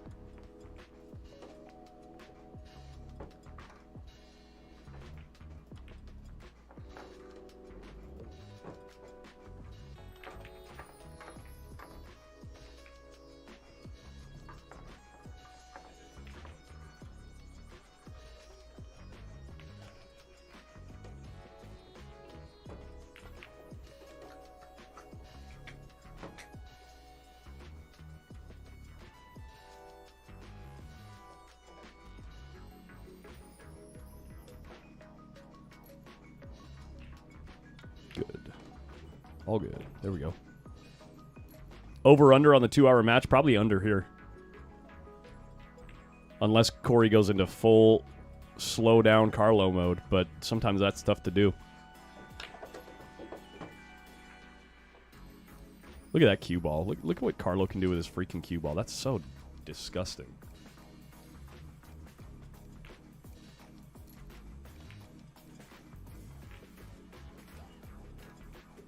Collins, Windows Open used to pop up constantly on my Facebook feed. Now, not at all. How can I fix that? Generally, the way that the Facebook and YouTube algorithms work is whatever you're spending your screen time on is what they feed you more of.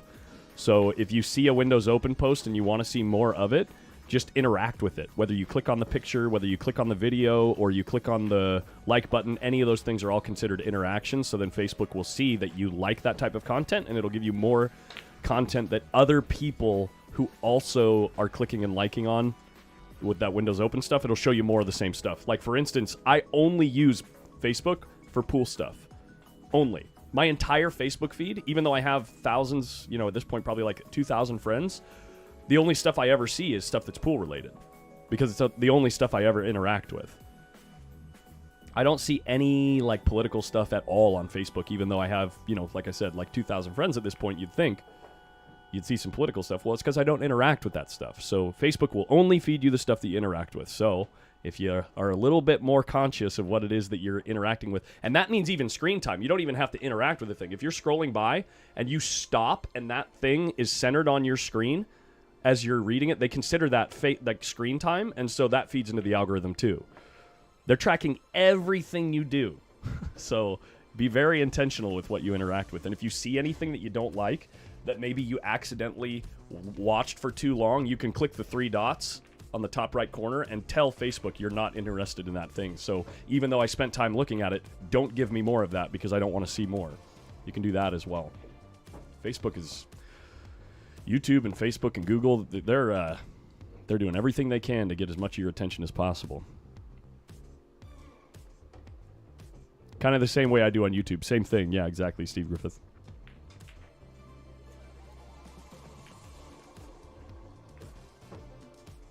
Imagine Corey breaks one pocket with the rest. I don't think so. Looks like we're going in, guys. Looks like we're going in.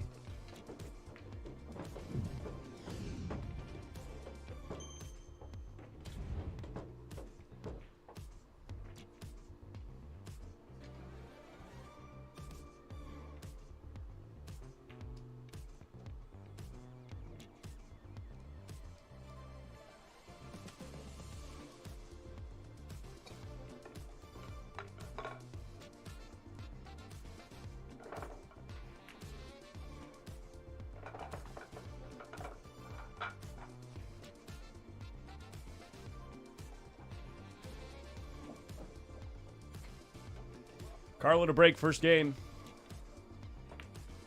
Who's my favorite to win the one pocket? SVB. I mean, he's just looked so ridiculous for the last week and a half. Top 4 would be SVB, Levan Corteza, Tony Chohan. I don't know who I'd pick for the 4th.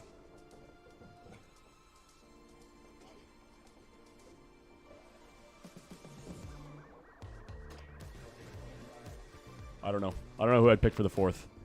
It's like a 6-way tie for 4th.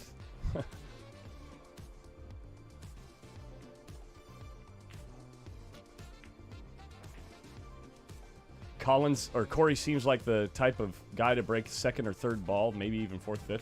I don't think so. I think he goes with a straight up traditional 2nd ball break.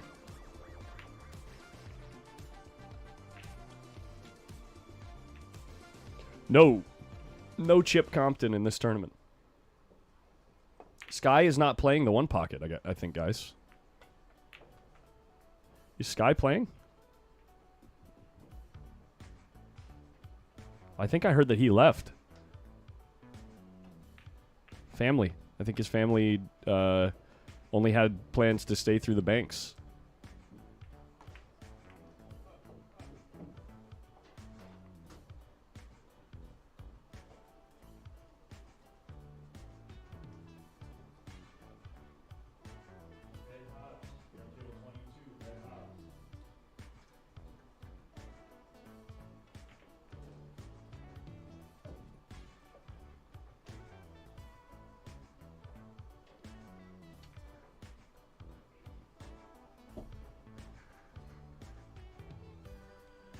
Okay, I haven't even looked at the table yet, guys. I've been reading the chat and following up on a couple things in the back end here. Carlo broke, right? Which means... Wow, he's going after a kick first thing. Kicks are dangerous in this game, guys. Kicks are real dangerous to judge exactly how both balls are going to come out. It's very likely that you leave some type of look at a bank or fairly easy return safety. No Pagulayan either. No, Alex Pagulayan shipped off as well.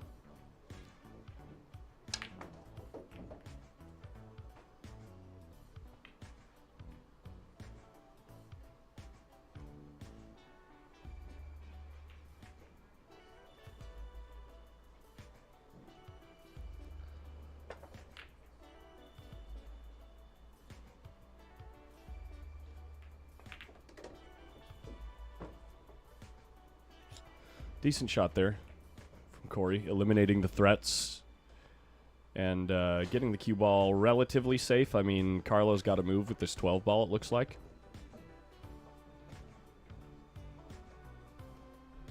Maybe. Just bank the 12 towards the 13. You might clip the 8. You might clip the 1. Doesn't matter because you're still moving things out down here, and you can pretty reliably get the cue ball either here or even if you go super aggressive here. I think you might have to hit the ball a little bit too hard to get to the stack, though. So probably just trying to protect whatever you put by your hole by leaving the cue ball around here somewhere, I would think, if that's the shot he decides to go with.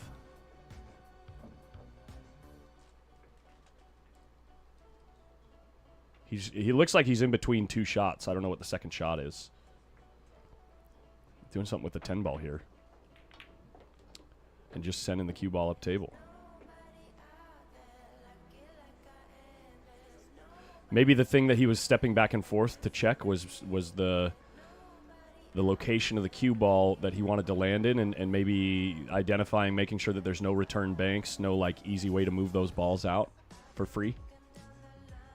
It might be tough to get the cue ball through this wall of balls and down to safe territory here. Maybe that's what Carlo was looking at. Real nice cue ball, though.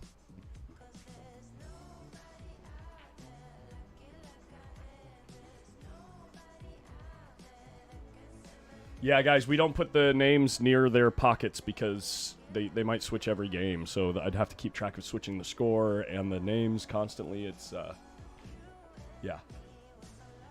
It's implied what pocket they're shooting at when you see them shoot. Oh my God, what a shot. Oh my God, what a shot, Corey Deuel. That was nasty, dude. Just another day at the office for Corey Deuel. Little frown of approval. Look at him, he's like, yeah, that was a good shot. Wow, let's watch that one again. Let's see if we can find some time to watch a replay on that one.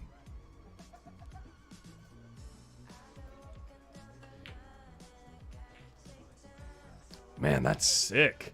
What did he do there?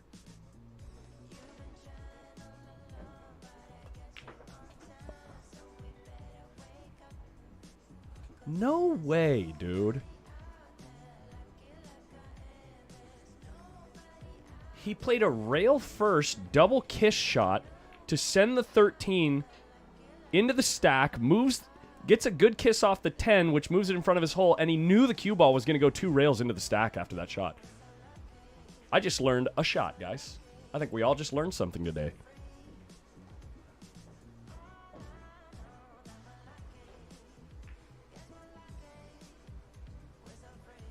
Carlo taking some time here. He's going to walk around the table. Let's watch this shot again. Watch this shot.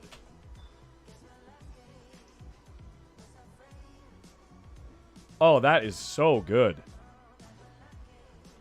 That is next level smart right there.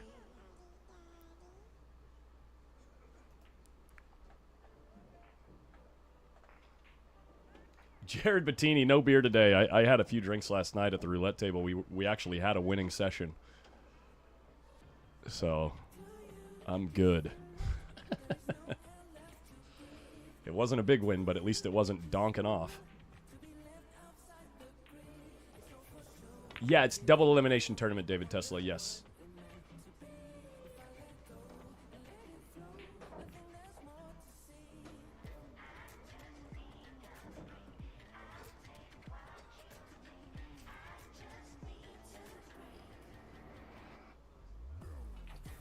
Yeah, Splurvin says on the reaction to that replay, he says that was some sweet cue ball thinking. Yeah, he played that shot entirely cue ball. Putting the cue ball in the stack. Look at this. Speaking of cue ball, is he going to sell out a bank? Is he going to scratch here? Is this a scratch? Ooh, no, no, no. This table is being ruthless today.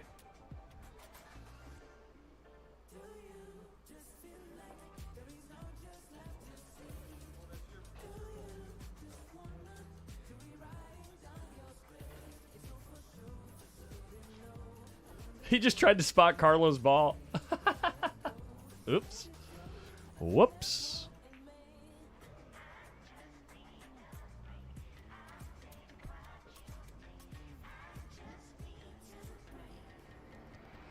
Well, Corey Deuel's going to owe one. And Carlo's going to have a chance to make probably 5-6 balls here. Especially if the 7 passes. Imagine the 7 passes. You get 5 balls here for sure. You might even run out. Did Mike abandon Collins? Per usual. They always put me alone in the box for the first day, man. And everyone's busy.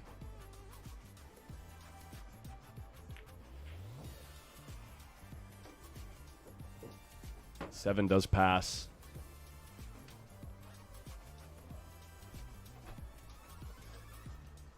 You just missed a sick one from Corey Deuel, and then an unlucky scratch, honestly. Well, to be fair, the scratch that he moved into, he would have sold a bank if he didn't scratch. But that being said, I got to show you this super creative shot from Corey Deuel after Carlo runs a few balls here. Okay, let me get the camera out. You're saying it's a camera moment? Oh, it's definitely a camera moment. All Yeah. right, let's see it.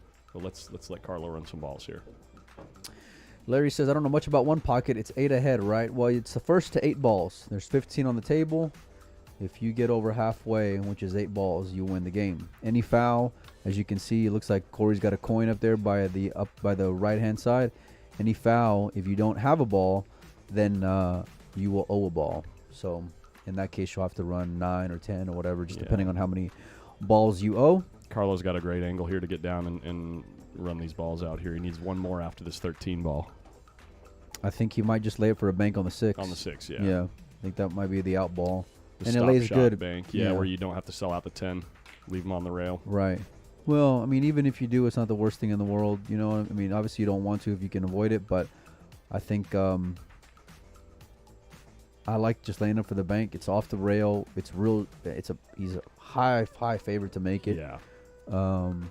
And look at where the pack is. You know what I mean? Nothing else favors Corey. He's going to have to really do something creative in order to open everything up. And, you know, a lot of fortune has to happen. And Carlos just electing to settle for the bank shot. I think you can even hold the line, Collins, where you're not, you know, if you leave a cut, it's going to be real thin. Yeah. That being said, it'd be thin enough and going into the stack where Corey could get fortunate and run a bunch of balls. And that's what Carlos sizing up here. But he's taking on this bank. It's for the win. It's for game 1, and it's in the hole. And look at the cue ball. Down. It's kind of, you see who John drew in the loser round? Yeah. It's sick, unbelievable, man. It's so sick, this tournament for John. Actually, back to back, because hold on. Are you gonna? Yeah. Are you gonna go? Okay, hold on. Let me get the camera out. Hang tight. All right, fire at it. Pure cue ball genius right here. Oh wow! No way. Genius. I learned something. I'm going to use that shot on you, Mike. I hope you do. I will. Just please tell me we can bet something finally. That's all I'm asking. Oh, the 9 ball goes right in front of the hole, but Corey doesn't get his cue ball high enough. And Carlo can get this ball out of here. Yeah, plenty of room to get that ball out. Stop the rock.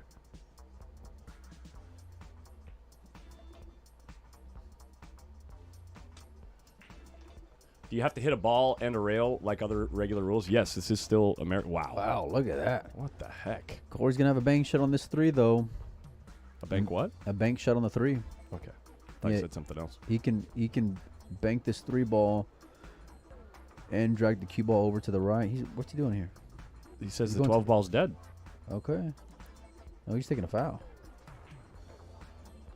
Huh. Okay. Maybe he didn't like it. Huh. Interesting. Maybe Corey's got plans today. He's got things to do. Stop. What? That's rude. I'm just saying he's playing like he's just like, okay. Like you don't care. Yeah, I mean, go ahead. Well, he yeah. already won one match. He's trying to win this thing. Look at this. You gotta.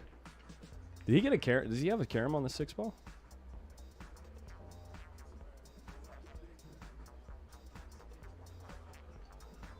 If the carom lays, it's a shot that Tony would shoot at. He said I totally said something else. I don't know what I said. I'm not sure. I was kind of mumbling, so.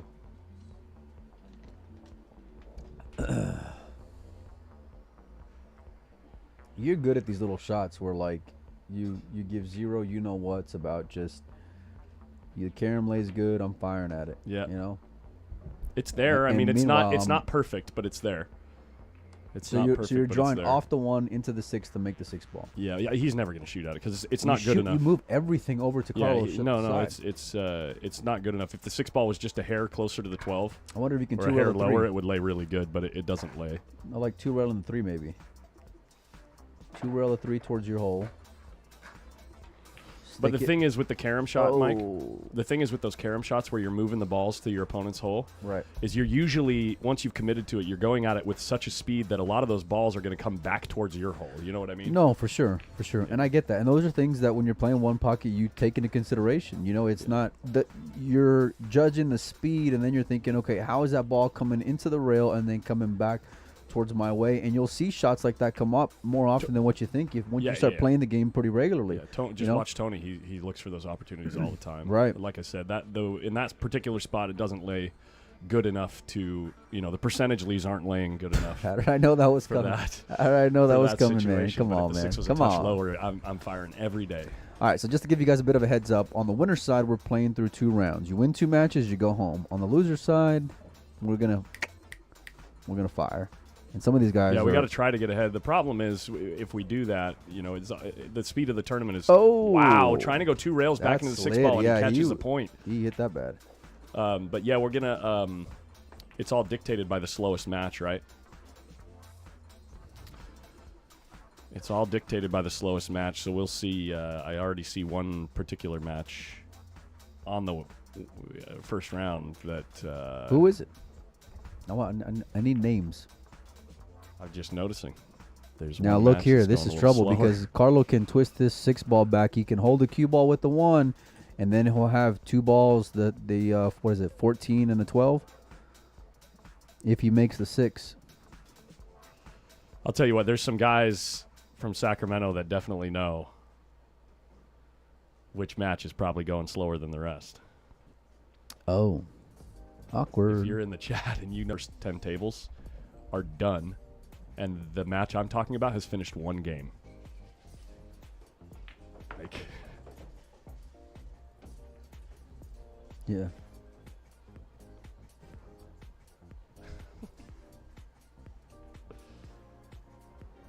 looks like my chat box is kind of lagging. I don't know what you guys are saying. Let me try to refresh it.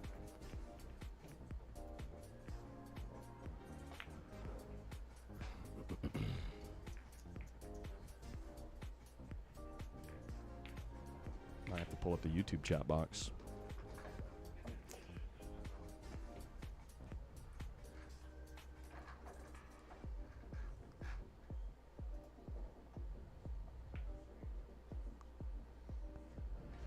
Am I dropping frames, guys? What's going on? No, we're good. We are good.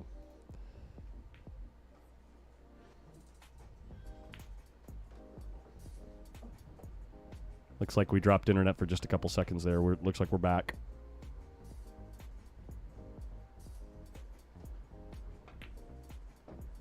Carlo or Corey Duel trying to twist that ball back. Gets his cue ball in a real nice spot.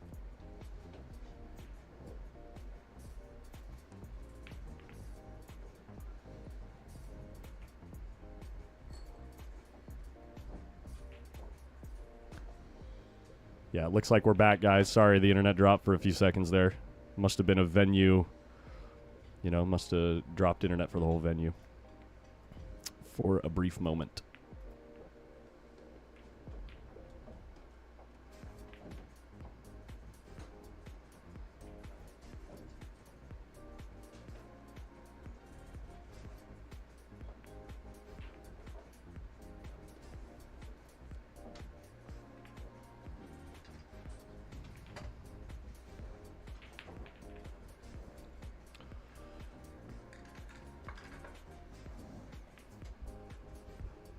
And if you're getting some mic stutter, go ahead and just refresh your page, Panda Slaya.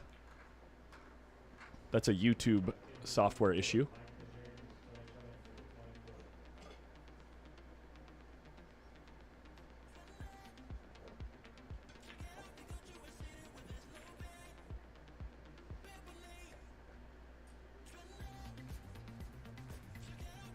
How's the merch setup looking, buddy? It's looking good. Look at this cue ball from Corey Deuel. Real nice cue ball again. He's down 2 balls, but keeps putting Carlo in these tough spots.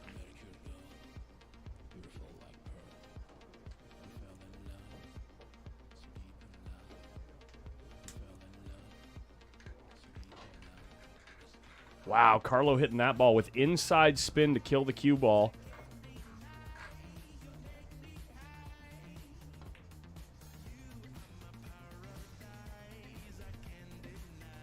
Yeah, we got some one pocket gear to give you, buddy. Nice. Yeah, got some cool stuff.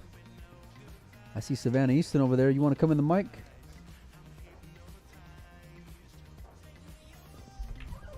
We're gonna bring her on in. All right, we can hear how it went. Corey Deuel made a ball in the side pocket right there, so he's going to spot a ball right now too, making it a little bit tighter for Carlo Biado. Why is it so difficult for me to say Hi, Collins. Corey Deuel, Carlo Biado? What's up, Savannah Easton? How was it playing Oliver Ruger? I played bad, and I just didn't find any shots. I'm not very good yet. Yeah. Yeah, I'm just trying to hang out in here. Maybe I'll learn a thing or two before my next match. What'd you think of Oliver's game? I like Oliver, and he's a super cool dude. Yeah. Make sure you pull that mic in nice and close so they can hear you. There was one shot I was a little surprised he missed. You can turn it like this. See it? There you go. Let me make sure it's tight.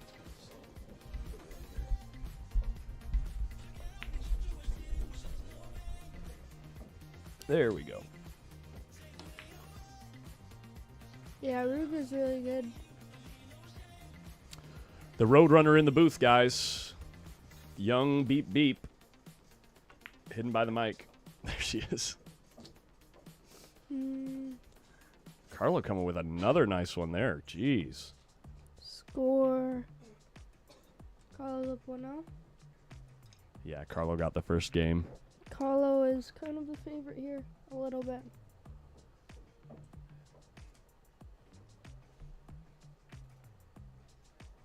That's right, guys.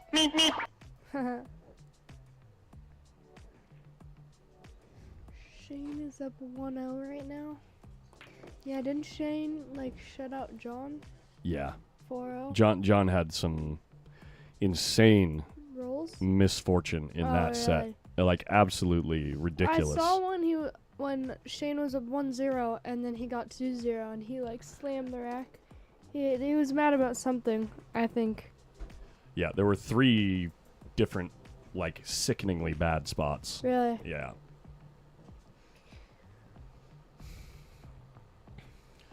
Well, Carlo's doing a good job of putting Corey in spaces where he's kind of forced to move balls away from his hole almost, and actually he's going to extract an unforced error.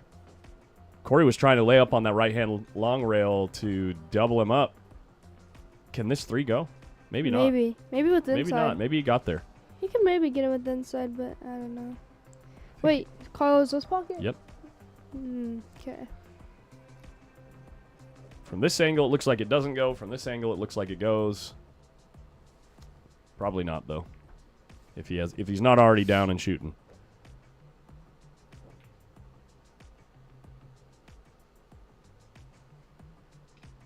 What happened with Wanda? Oh yeah, didn't he forfeit? Yeah, he just didn't show. He's right there though. He's playing a match.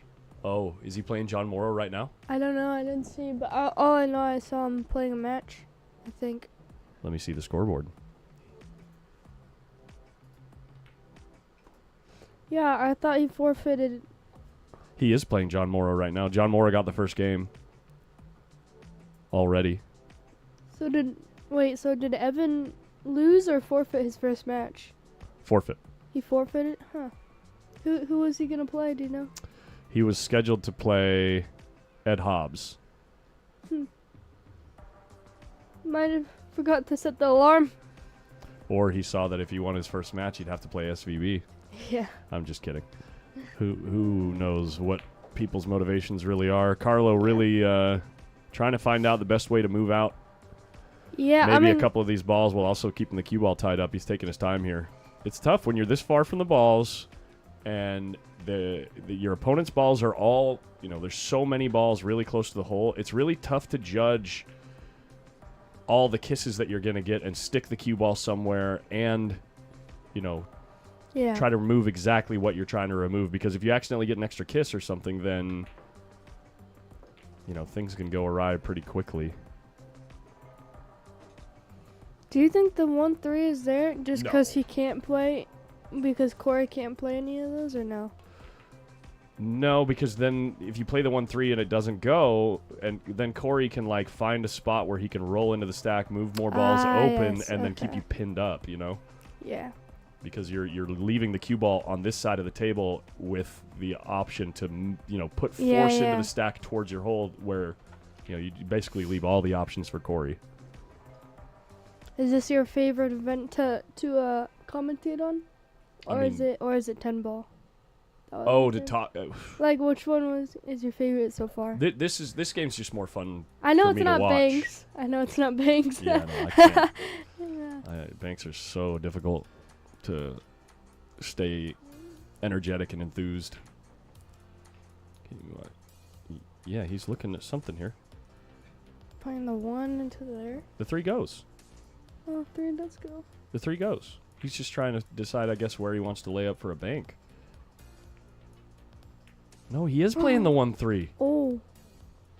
So here's where you're left. You just basically leave Corey with all the options. Now, he's done a good job with the speed on the 2 balls, so if Corey can't find anything in the stack to go offense with, just later. See you later. Yeah. You know what I mean? You might even be able to play the 3 off the 1.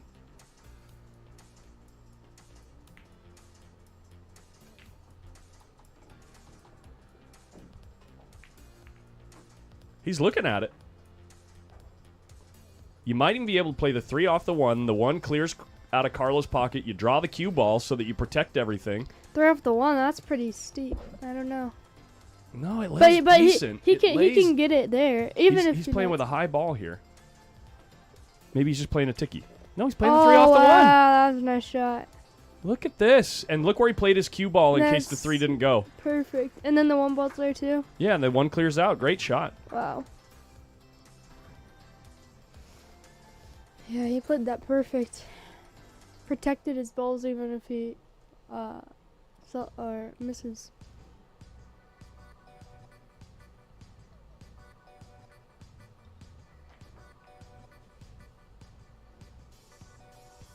He had to hit that pretty perfect.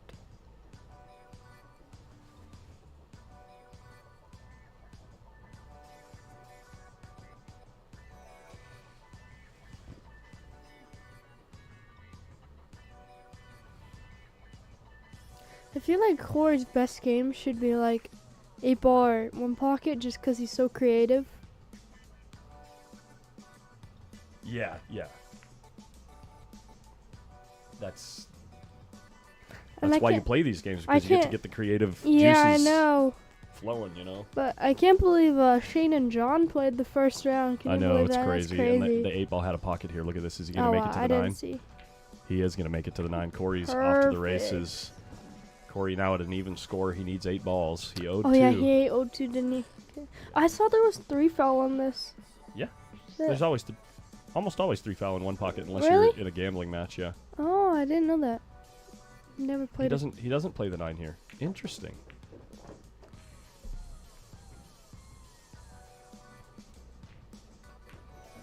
I think Tony almost, not 3-fouled, but like his guy had to jump off the ball off the table 2 times in a row. So it was pretty. This is a tough shot, just cause, I mean, tough to get on the next ball, cause he's dragged over.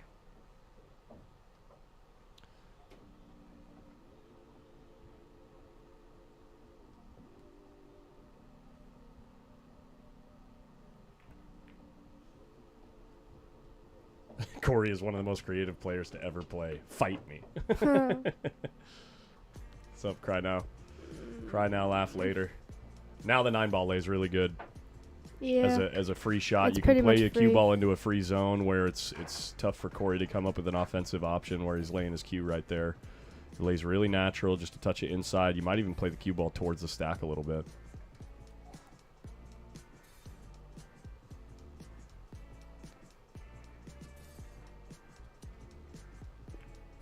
You overcut it. Slow rolled it.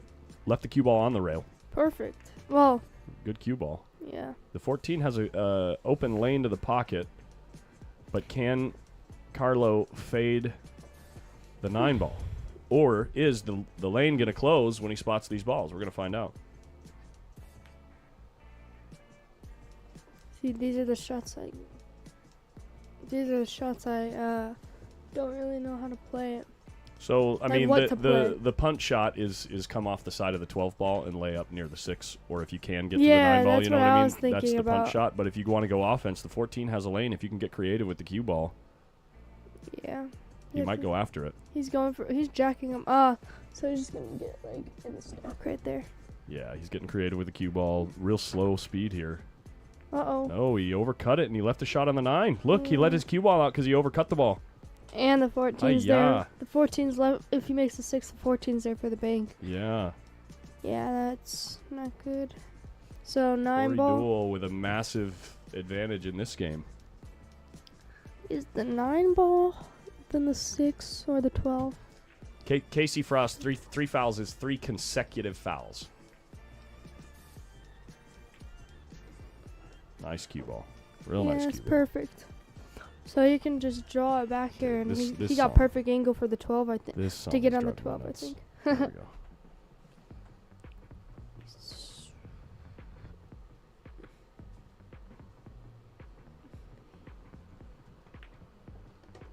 So nice. That Yeah, shot. no, That that's shot is so beautiful. nice to be able to hit it the right speed with the right stroke. So the cue ball, the draw took immediately without like- sliding at all. Perfect, and just enough angle.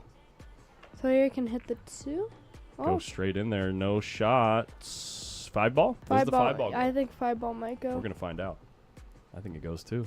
Eh, It's close. I don't know. That 15 might be in the way. It is close. It might go. I can't Yeah, really once again, tell. I'm sorry. I gotta go grab something. I'll be right back. Okay. You're on your own. Okay, this is one event I cannot be on my own for commentating. Then just hang out with the chat. Okay. Yeah, I'm not gonna commentate until Collins is back because I'm gonna give people the wrong information. He's been looking at the 11-10. I think he's looking at the 11-10. Yeah. Oh, that laid perfect. Oh, wanted that 11 to get out of the way.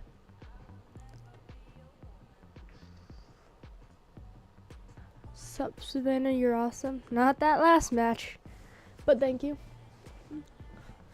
How's my long pocket game? It needs a lot of work. I know basics, but it still needs a lot of work.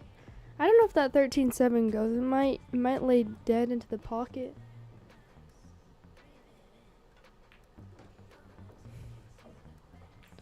Well, he kind of, if he got a little more where the 15 was, he kind of had perfect angle to bank the 14. But these are the shots I need to learn on what to do.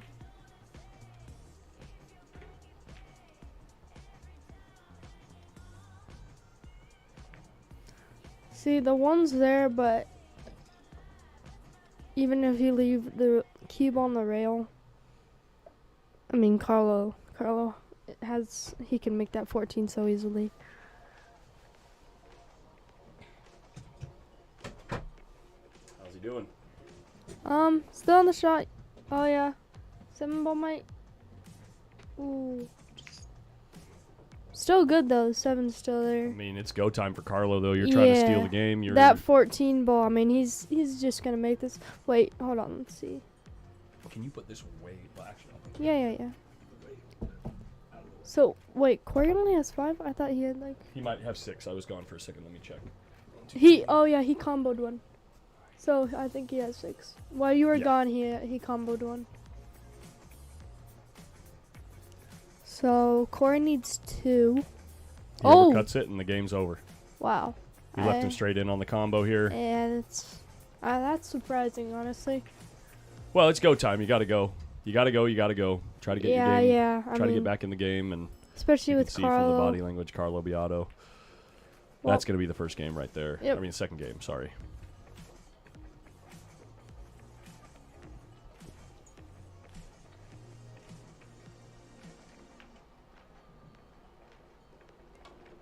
He just wants to. That's how easy that shot is. That's what he says.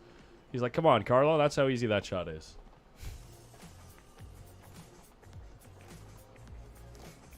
One. This match. Muy interesante. Oh yeah, John and Evan. That's a good match.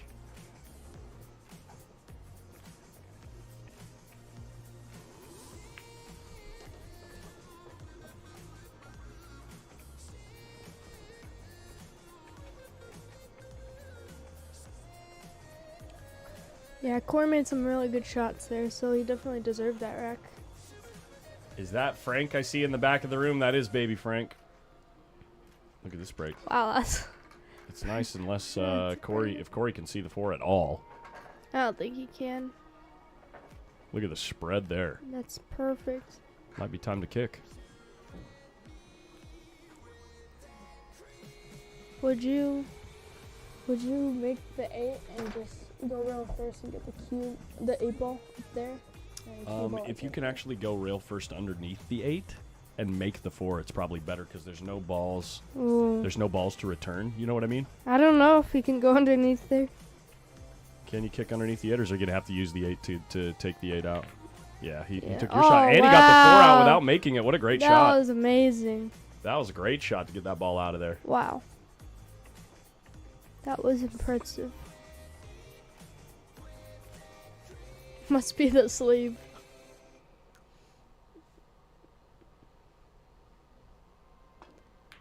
Man, Chin just dominating these events this week.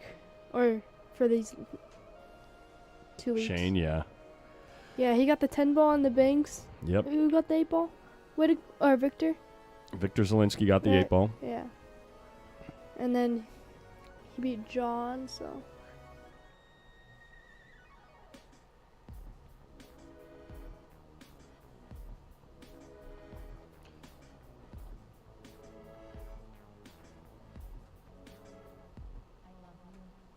Yes, it was baby Frank you saw in the back of the room.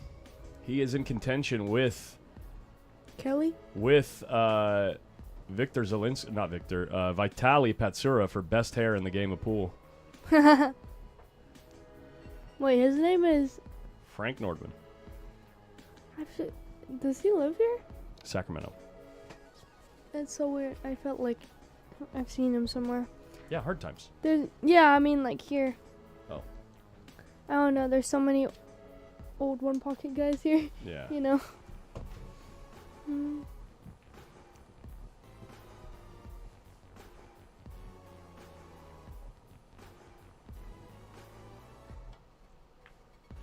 Wow, look at the kick and stick with the cue ball. Yeah, How did he do that? that's really good. How did he do that? The ball that he was hitting was a foot from the rail. No, I think it's frozen, or not frozen, but it was like pretty close to the rail. No, the rail that he kicked off of, though. Watch it in slow motion coming back. Let's see what happened. Oh, a foot off the rail. Yeah, look at... How do you do that? Look at this, guys. Look at how far the 15 is from the long rail. Yeah, I know, that's pretty. And he got the cue ball to stop. That's strong. I mean, his kicks are pretty sick. Yeah. He is so good at kicking, man. Yeah.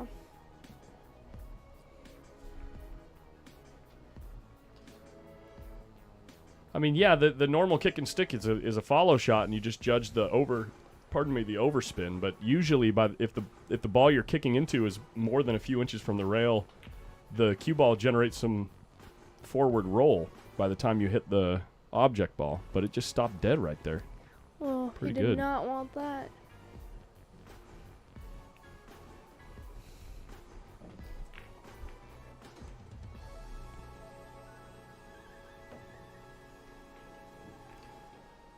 Okay, next song here. A little bit early for this one. The playlist is not treating me good right now. The legit noob, because he's Filipino. See, I wanted to say that, but I feel like I shouldn't.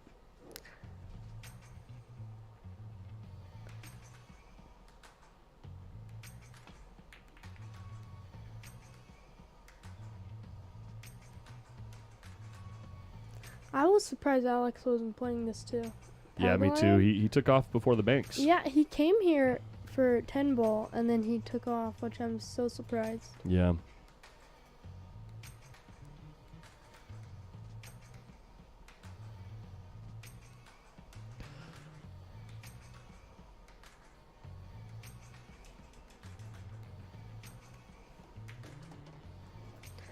Yeah, all these comments about Corey using a sleeve, I don't know how he does it.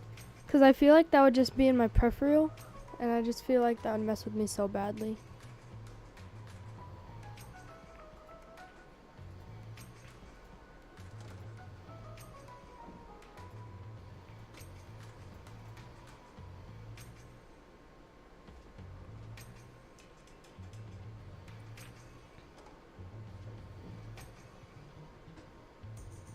Collins, do you ever come to the East Coast? I have not streamed on the East Coast yet. I did a one stream in Quincy, Illinois last year for the VEF Junior National Championships.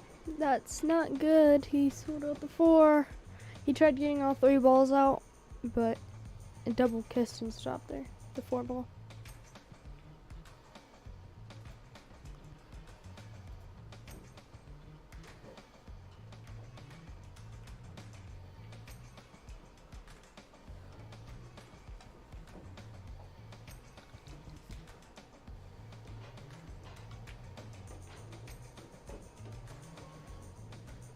All right. Back in the action.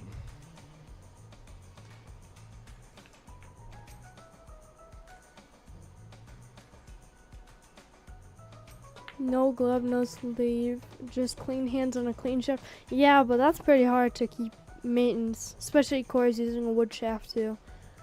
Yeah, I have naturally dry hands, so Yeah, I know. Yeah, it works Some for me. people like, yeah, it depends. It depends on your hands are, because some people sweat a lot. Some people just, I mean, we are in the desert, but still, you can get pretty sweaty.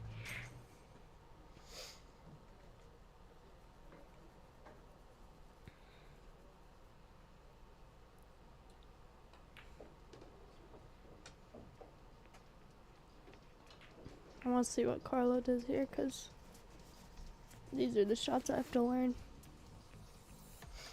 Because there's so many options. Either get it on the end you just rail, bank, you put bank it the in. one and stick him in the stack. Yeah. Get it close. You don't want to make the one here. You just want to get it close. It's not like specifically this, but like shots like this. Oh, he left a Oh. shot on the 14, did he? Oh, he did. And the one's not close enough anyway. I thought that was that pocket for some reason. Oh yeah, and he left. Corey can make the 14 and just make the Roll out one to the ball bank. bank. Yeah, just roll on the bottom With row. free position on the 8. Yeah, I know. Or a it's move just- out of the stack, yeah. It's just perfect. They don't want to do that.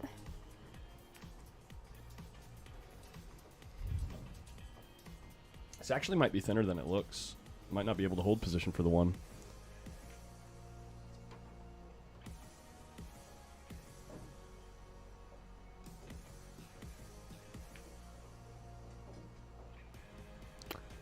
Real tough to Collins get to. in Savannah, if y'all could play with any cue, what would it be and why? The more I play lately, the less preference I have. Especially since not owning a queue for a while. And just working on the stream. So when I play, I'm playing with someone else's queue or like a Wallabushka. Yeah. I care less and less as long as it's low deflection. Unfortunate here. Unfortunate for Corey. Yeah. As long as it's low deflection, my particular aiming system, I need it to be low deflection, and I'm pretty bad with backhand English with a house cue. You know what I mean? A high deflection shaft. So I'm getting better at it, but prefer low deflection, and it just has to be wrapless. Wrapless, That's really? it. Yeah. Oh yeah, you have The dry hands. See, yeah, you have dry hands. Oh, Real nice bang for good Corey shot. Deuel. Yeah. Does he go after The 7. the 7 and try to break things open and get fortunate with another shot, or I don't know does because he decide to make a move? even if he makes it, I mean, if you look at the angle, there's not really. He won't really get a shot. He would have to I go don't at it think. with a lot of speed and Yeah. and like high right and play the cue ball out like this. Yeah, And but it's really you still have touchy. to make it too. Yeah, I would just make it, and maybe if he breaks out the 9, he has the bank on the 5. he just played with a natural ball. Yeah. 3 ball went in the upper left-hand corner pocket from this perspective, so they're going to have to spot one after this. There's no. He's going off the 5. There's no way. That does not cut, does it? The 5's cuttable, yeah. And the cue ball kisses off the 12 and goes to the left side of the 15 ball. It's fairly free if it goes. I mean, Yeah, I'm not just if saying. it goes, but like if it goes close. I'm you know just what I saying mean? this is a tough shot, really tough shot. But I guess he'll get the balls toward his pocket too. Don't want to scratch. Oh. Unlucky. And that's Carlo with pretty much an open table, not open table, but open shots. The 3 went up in the corner. So one comes out for the 3, and then one comes out for the foul. Yeah.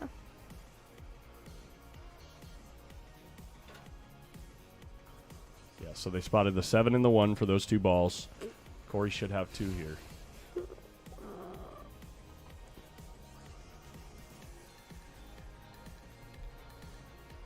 I have a question, Cons. So, what would happen if you have, like, let's say 1 or 2 balls on the table and they're both past the head string and you have ball in hand? Wait, that wouldn't be possible, would it? Because you would have to spot one. Yeah. I just answered my own question. There you go.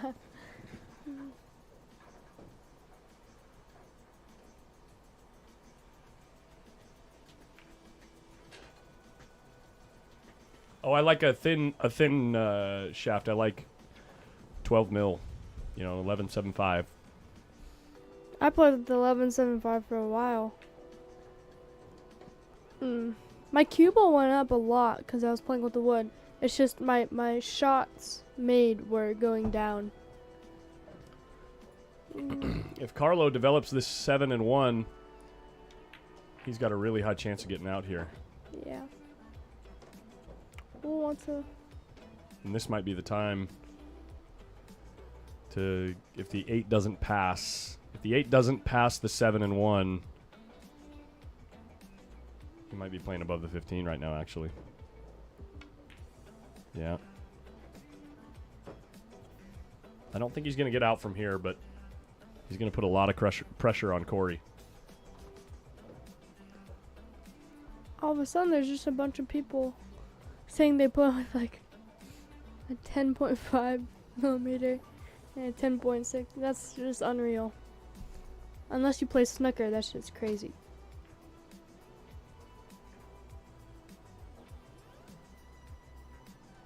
Idea, Collins, get the shaft you like and have someone make you a custom butt. I'm thinking about it.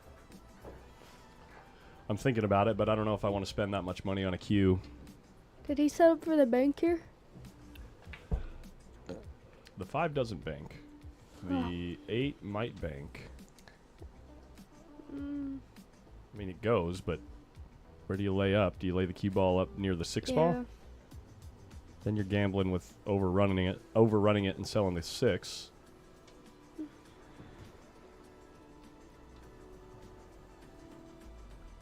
He's looking at the 8 to play.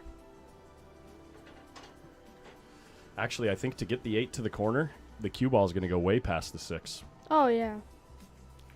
Because Corey has a 6 ball on his side and the 5 ball, so you can't roll up too much here. You can't be over there. Yeah, this is Tough spot. this is when you commit to going, this is when you get there. You got to get there. Would you maybe just No, play he's- the 8 and get the cue ball there? He's just ticky and laying up somewhere. No, he's playing the... Oh. Ooh. Similar shot, similar spot. Uh-oh. Similar result to the 8, and that being said, it might have actually been better to just swing the cue ball here. You know what I mean? Like back down to here, Yeah, yeah. right? And then you wouldn't have these balls opened up down here for Corey to run more balls, right?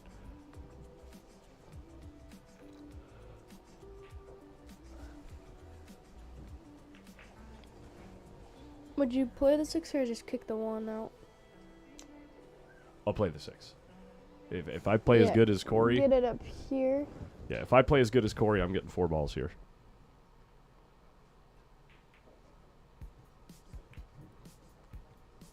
Center pocket.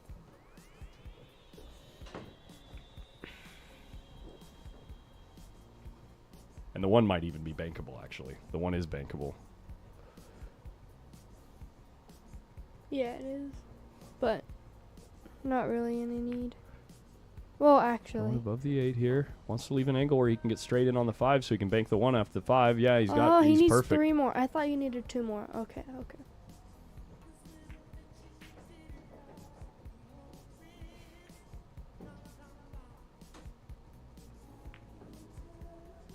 He overcut it.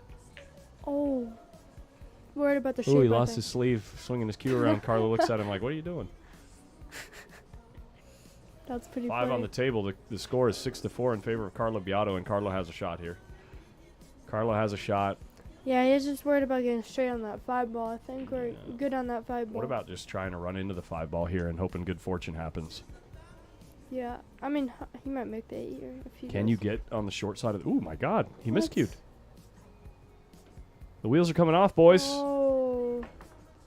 And got the 1 out of there, so he doesn't even have to worry about how he gets on the 5. Yeah. The young lady in the booth is none other than Savannah Easton, the Road Runner. 14-year-old phenom out of Las Vegas, Nevada. Right there. Thank you for the introduction. There she is.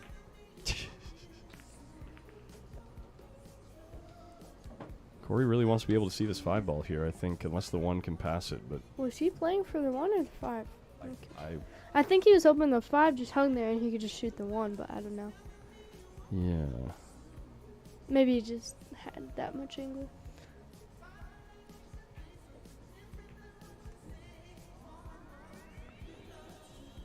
These guys bet on each other.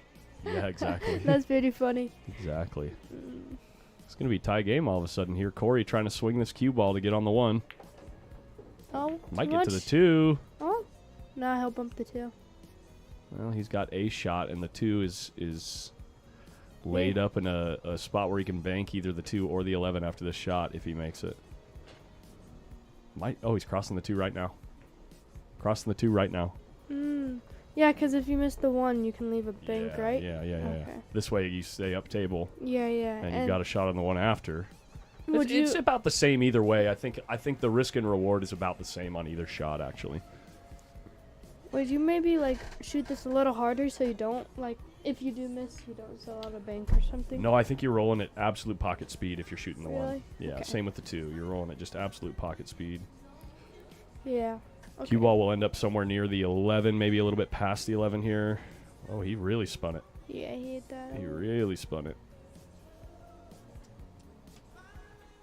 And left a little takeout on the 2.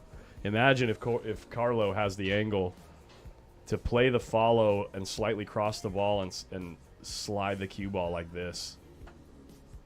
No, he's just taking the 2 out.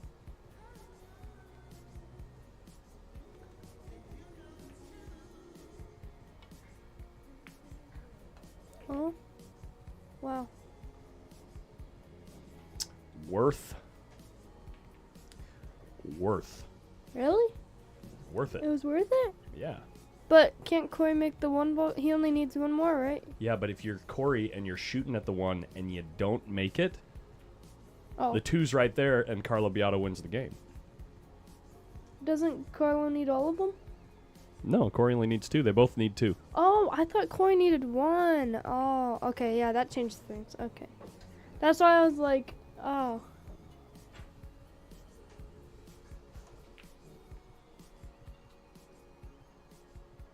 What is that thing Corey is using? He's been using it for a few years now. It's just A few years? or a couple of years. I don't know. For a while, it's essentially instead of having a glove on your hand, it puts the glove on the cue, so you can have full. You can feel your hand like normal, but also get the benefit. Yeah. Woof! Whoa. Wow, how close can you get on that kiss? And he hit it perfect. Well, a little harder, but. Right at the hole. It's Ooh. moments like that when you're like, yeah, hit it better than that. I dare you. I dare you. He hit it good. You Although only had to hit it better to get it in the hole. Crazy. Corey's gonna. Oh, he was trying to spin. Yeah. Oh, he wasn't trying to. He was make trying it. to twist it back to his hole. Yeah, yeah. Oh wow. I Yeah. don't think I've ever seen that before. It happens. It does happen. That was a miscue? I think he just accidentally spun it in his hole. I think he accidentally just misjudged the deflection and tried to Yeah. put some backhand English on the ball, and it didn't work. Yeah, I don't think you miscued. About Corey's, or can we look at Evan's match real quick? I just want to see Yeah. the score of Evan and John. That's a good match. 1-1? What does that say? I think it's 1-1. Because usually they would be blue if it's not tied. Yeah. With the ball count, looks like John has 5. Or, somebody's got a big advantage. yeah. Well, John's shooting right now. He's going after a combo with a ball sitting in his opponent's hole and drilling it Wow. and leaving himself doubled up. How bad is John running in this tournament? Jeez. Oh, T-Rex is playing next to him. All Oh, right, they this already is- broke. Yeah, this is right off the break. Real nice break from Corey. Real nice break. Look at the 2 ball laid up right near the corner pocket. He's got a couple balls above, a couple balls below, and the 6 ball, the wing ball on the stack, barely moved out of the stack. So there's no pressure on this side from the break. That's what I was talking about. When you came to my house, when we broke, or it might have been Mike I was talking to about. But I want to get that like ball right here, where it is, where you just pointed at. I just want to like eliminate that from my break. Cause It has more to do with how you rack. Yeah, that's what Josh told me. Yeah, it has more to do with how the Yeah. rack is sitting and exactly how that ball is frozen. Yeah. It's actually better to have that ball frozen to both balls than it is to have it frozen to only one. Right? Oh, So if you yeah, have it yeah, frozen yeah. to one, like if you have it frozen to this ball, right? It spits out this way, right? If you have it frozen to only this ball, it spits out Yeah, this yeah, way. yeah. You know what I mean? And then if you have it frozen to both, it like evenly distributes the Yeah, where it energy and it happens only like drifts that. out like to here a lot of the time. Yeah. Cause my cue ball's fine, and then my everything else is fine. It's just that ball Look when at I'm this breaking. cue ball. Wow, that's Look at this that's cue ball. crazy. Wow, what a Yeah, shot! yeah. What a shot! To not bump the 10 or hit it too hard to leave at the 2, that's crazy. Can we time the blasphemer out? Who are you talking about? Is Kevin Clark in the chat, guys?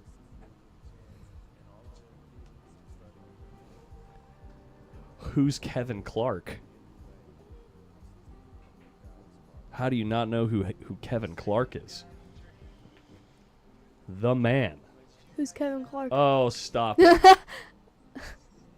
He owns a pool room out of Pennsylvania, I think, and he played a outrageous, Oh yeah, you told me. Okay, yeah, outrageous set versus Federer Gorst. yeah. Oh yeah, I heard someone say like that's why Federer lost because Kevin Clark was in Vegas or something, joking. Right. I'm sorry, I didn't watch it. I'm bad with names actually.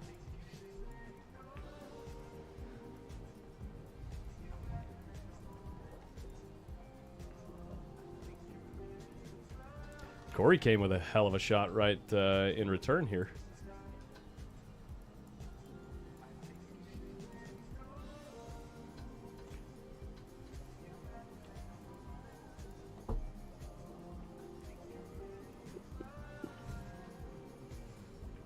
So Carlos ball. Gets the cue ball in the Look at exact that. same spot. Actually, he got it better than last time. Yeah. That's Who is pretty Fetty Gorse? good.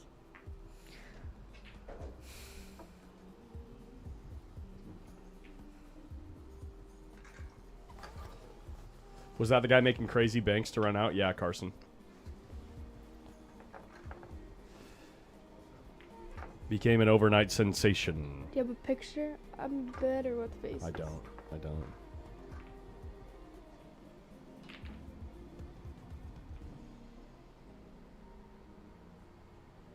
The GOAT? Oh, that's a pretty bold statement. Well, not if you watch that match.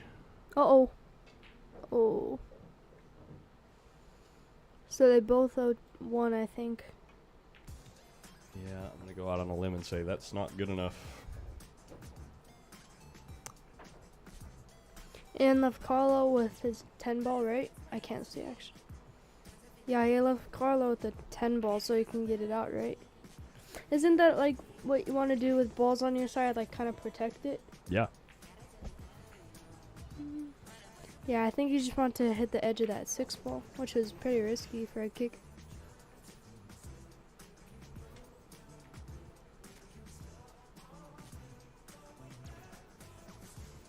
I mean, he might go after this 10.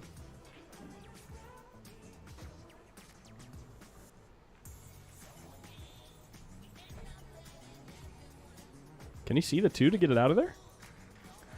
I don't think so. He can definitely kick it probably, but Went after the 10. The 10 doesn't go, and he nudges the 2 into the corner. that was so unlucky.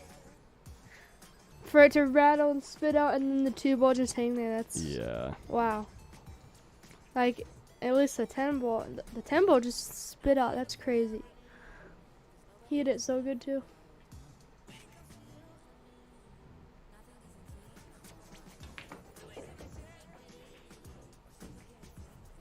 What's the coin for? The coin's just so they remember to spot their balls. So they both owe 1.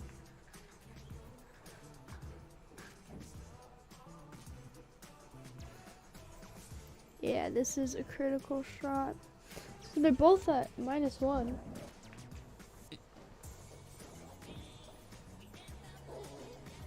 And the 2 ball is in a weird spot where it's pretty hard to get shape on any ball. Sorry, I was just noticing a post from Oh, yeah, somebody it's in the fine. WPA. Oh, so fun. We have so much fun with this game.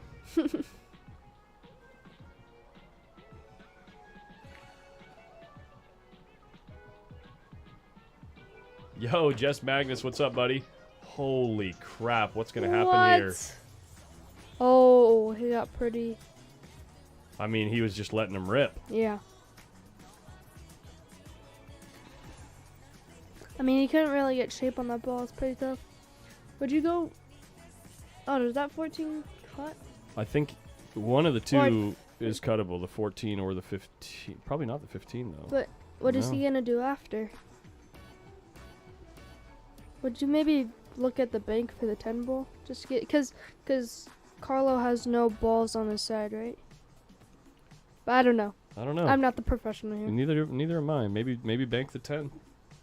I don't know. I was looking at the bank. Bank the 10 at the 6. 3 reels and just try getting in there. Yeah, that's a pretty narrow window for how thin the hit is. I would think maybe you just Well, play the bank obviously, you but just send the 10 this way, that way. so you can get a thicker hit, so the cue ball's easier to control, maybe, and just come up here, maybe. I'm not sure.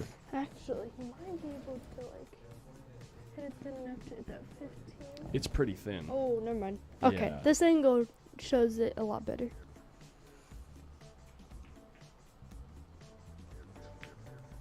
He went after it.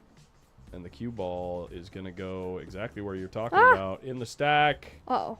Off the 6, past the 6. Leaving the window open for Carlo Biado to do whatever he wants with these balls in front of Corey's hole. I called a shot right, though. Atta girl. That's the first. That's the first shot. I probably called right. Oh. Oh, never mind. Is my dad giving me driving lessons yet? I'm only 14. I just turned 14. Not yet. Oh my gosh, Carlo Biado with another mistake. Another big mistake. That guy might have been right. They might have bet on each other. Man, to Shane swing won. this ball. I think he's got a thick enough hit to get above the 4 and 10. Yeah. He does. Yeah, perfect. The experience of Corey Deuel. Showing right now. Yep. 2 rails for the 10. The legit noob says I'd be interested to know the average age of the viewers. Maybe it's because I'm a young fella, but I imagine the average being 30 to 40. I could show you guys. I think my mom looked at it, and she looked at Federer's, and most of his is like 18 to 26. Yeah, because he has a lot of shorts. And he does, he does a lot of the trends, you know. Show you in a second here, guys, after Corey. Jeez, that's a lot Sets of up. male viewers. Yeah. It's actually higher lately. More women have been watching lately. Really? Yeah. It used to be like 3%. Really? Yeah. Wow, that's pretty, Here you go, guys. This is for you, the legit noob. Right after this 10 ball, you can pause the screen. I'll only leave it up for a minute or two, or a second or two. Oh, wow. Yours are pretty young viewers, honestly. Like, your average. There you go. Yeah. Honestly, that's pretty young. Like, Yeah, if you're curious about the numbers, you can go back and pause it and take a look. But almost nobody under the age of 25. This is about 10%.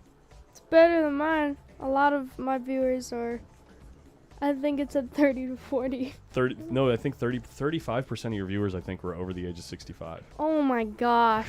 They just love watching the, the Roadrunner meep around the table. I got all the retired guys. No, there's nothing wrong with that, though, because they're very nice. Where is it getting those ages? So when you use YouTube, especially if you're logged in, they have your info and they track all of that, and they give the info on analytics.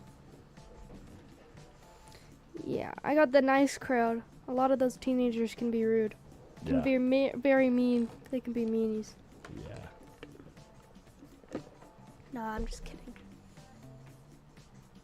This question is probably asked frequently. How does Savannah gain access to 18 plus, 21 plus locations? So first of all, if it's a bar that's 21 and up, she can't go. Yeah, like Derby, I can't go because it's 21 and up. But generally, locations that are 18 and up have a rule where if you have your parent or guardian with you, that you can be inside if they're selling food.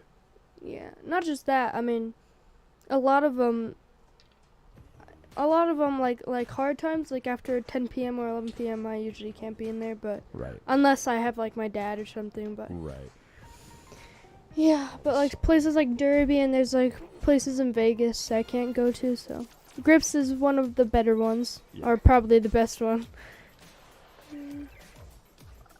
Collins, how old are you? I'm 34. 34. What does plucky mean? I heard another guy say plucky. It's like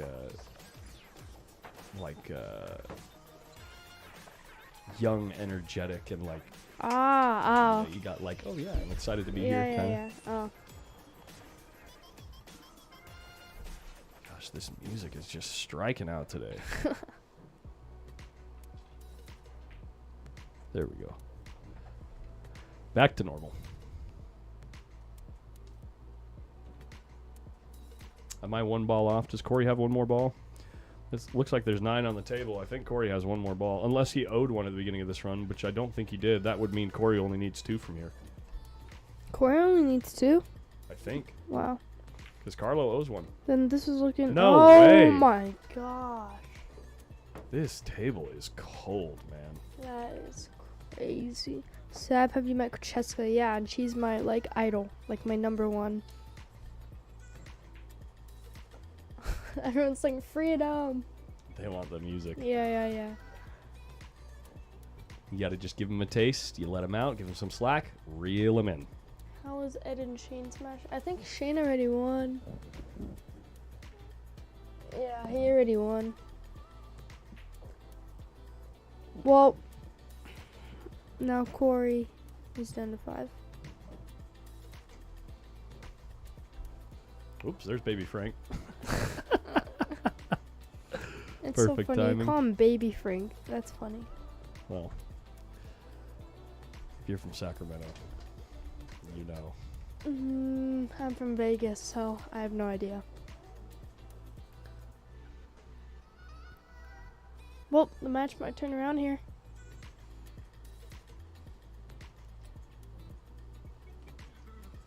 Yeah, I was thinking the same thing too, John. Since he was going straight into the rail, right-hand English would have gotten him above the balls, I would think. But at any rate, here we are. Carlo Biado needing 9 balls, and he's got 3 out in the open. So 1. There's that one healed. Alright, I gotta step out one more time. I'm gonna take these cups with me. Okay.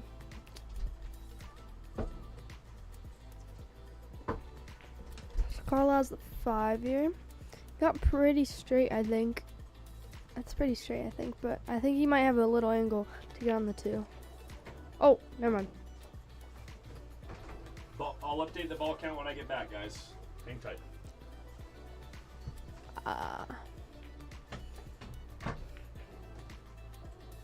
I think I can do the ball count. Okay. So that was okay. I think if I get in trouble with Collins and I do something wrong, then you guys have to back me up because this was not my fault. So it's 1-1 right now. Or no, sorry. 5-1 right now. I was looking at the score for Corey. So Carlo needs 7 more. Who won in Shane and Moro's match? Shane won with a shutout of 4-0. Oh, and broke him out. He shot that pretty hard. He might have doubled up Corey.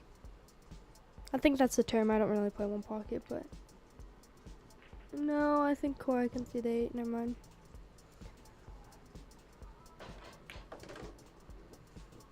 Okay. I don't really know how to do this. Oh, Corey only needed 1 more? Wait, okay, so Collins was wrong with the ball count. Because I only updated Carlo's, I didn't update Corey's. He only needed 1 more. Okay. Well, Collins was a little wrong with the ball count. I don't know how to reset it, but I know the score is 3-1. Actually, I think I know how to reset it. Okay, so, yeah. Okay, I'm getting the hang of it here. And who's player 1?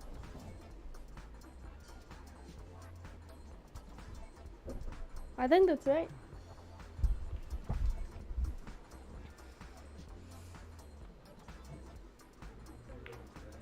That's all I know how to do. I would switch the. Oh, well, I just got notified that my match is called, so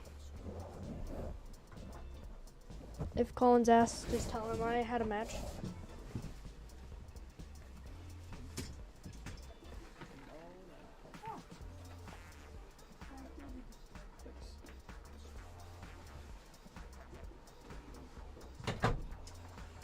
So, game count updated. New game, huh? What'd I miss?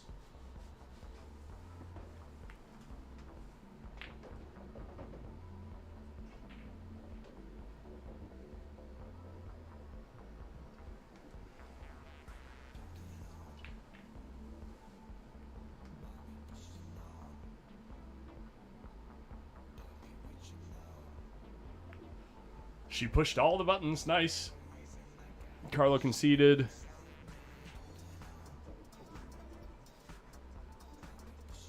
Okay. Sav says she quits. Good.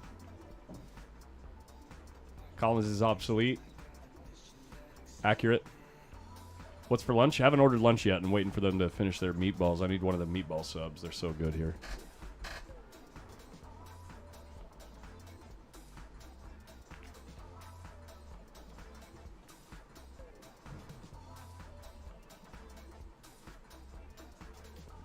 Pretty good result. We've all updated it for you, Collins. You've been replaced by AI.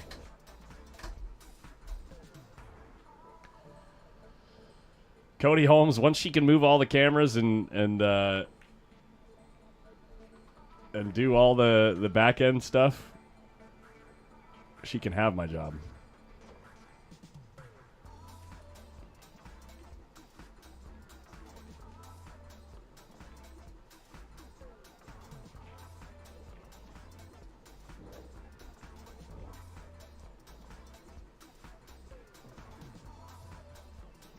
Not beer 30 yet. No beer today for me.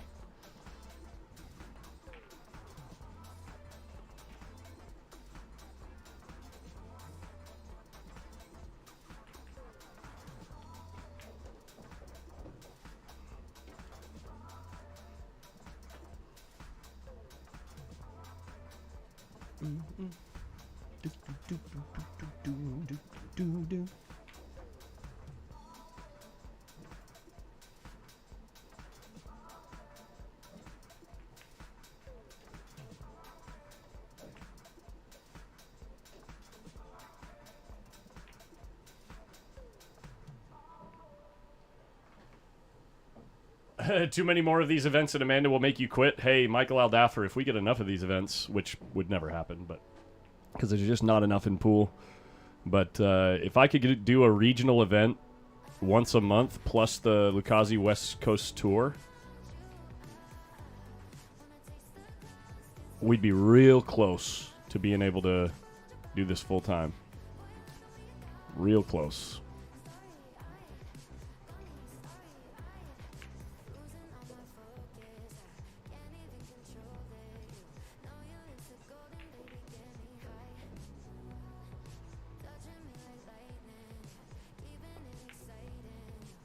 Corey goes after the bank, comes up short.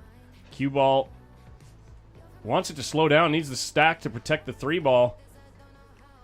Looks like he gets there.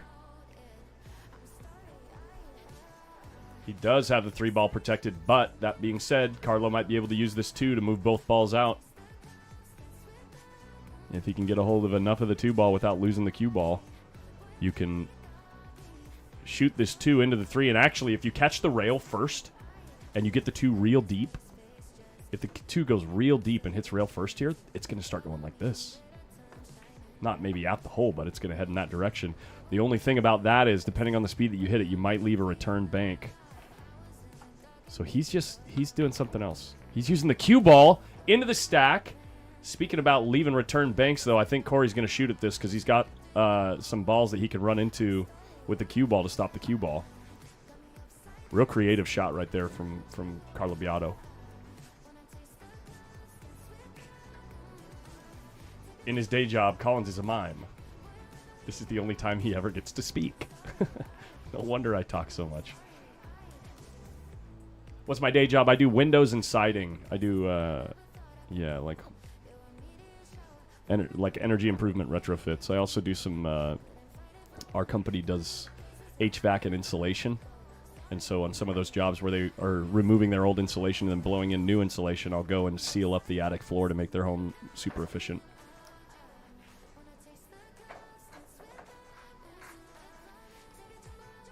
I'll tell you what, though, when I get back into town, I'm going to be slammed, I'm sure.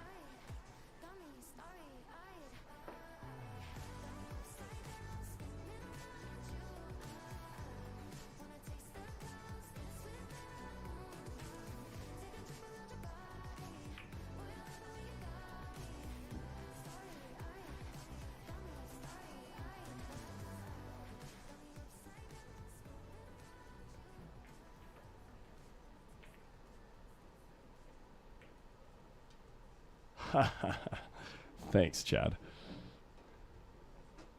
Here we go. Big shot here in the context of this game. It's easy to hit the 14 on the right side. If you hit the 14 on the right side with the cue ball, all of a sudden you're in disaster zone. But if you hit the 14 full in the face, it turns out really good.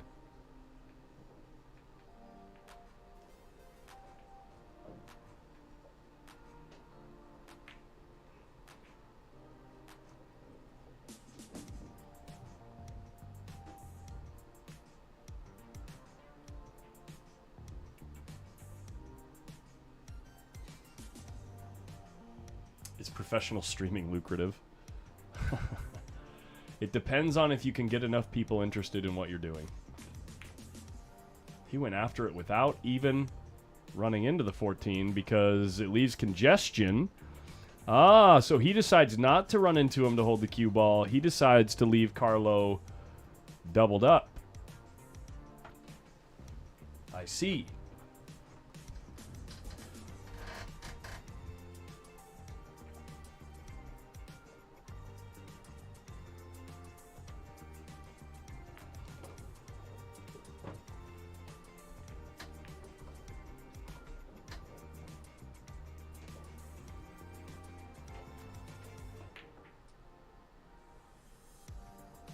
Now there might be a bank on the 9 here with the you can twist inside to get the cue ball underneath the 14 afterwards.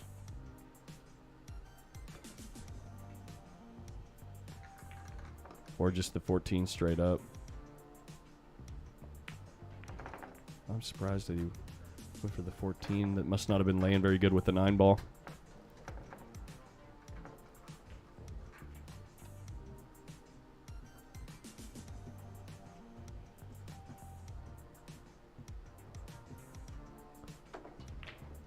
Carlo sicko. Nice bank.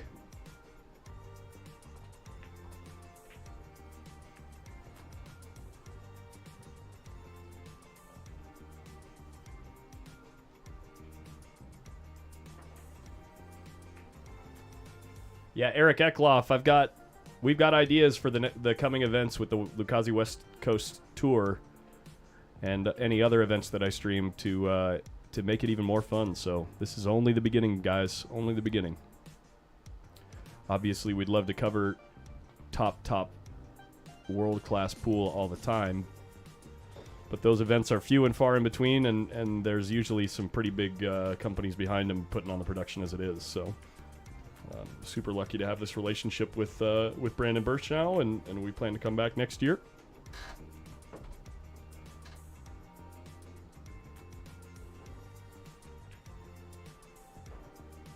Yes, SVB is done for the day. Winner of this match will be done for the day.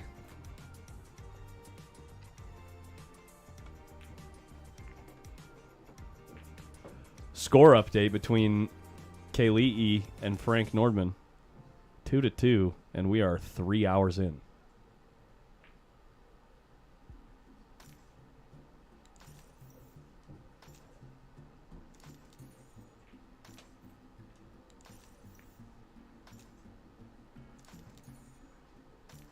Greg Kern says you should try to set up at the Buffaloes tournament. Pool Action has the TV table, but the other tables aren't covered, I don't believe.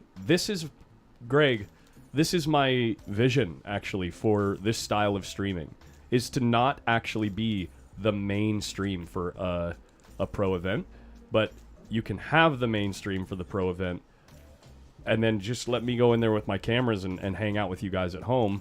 To keep as many eyes on that game as possible, on that tournament as possible, so that you then would you'd be so involved in the storyline of each tournament that you would want to go back to that main sports broadcast model stream and enjoy it all together in the finals. Corey going for a wow. Really creative shot there. Trying to play the ball 2 rails back and forward, back to his hole, and protect it with the stack. I think the cue ball was going to drift up here with the other ball down here, but yeah, he ends up selling to Carlo.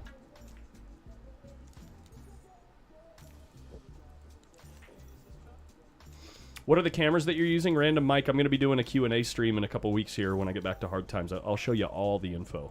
I'll give you a complete tour. Yeah, that's how Derby was. Kind of like Derby, but not with static cameras. I'd like to go there personally with my own equipment, like with the, you know, the quality sound equipment and everything, and just red zone it, you know?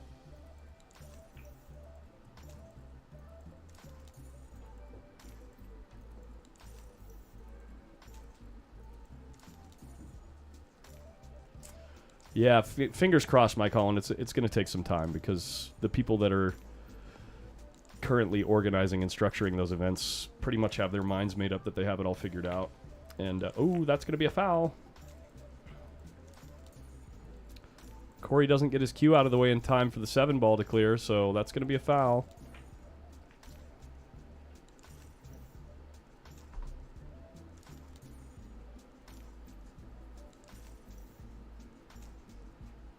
Yeah, most definitely, Random Mike. I'll show you everything. I'll do... It'll be like an hour to 2 hour stream.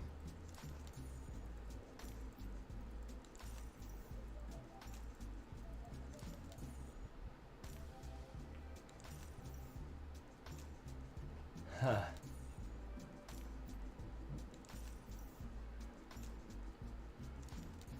Yeah.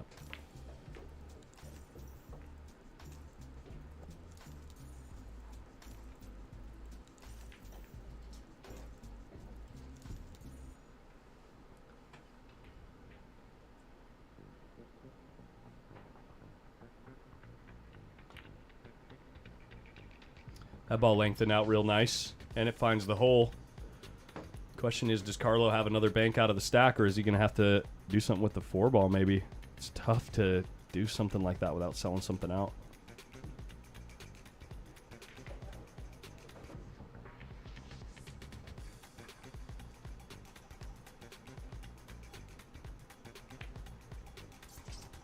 Yeah, New Jersey pool player, we're working towards that. They're working towards it for sure.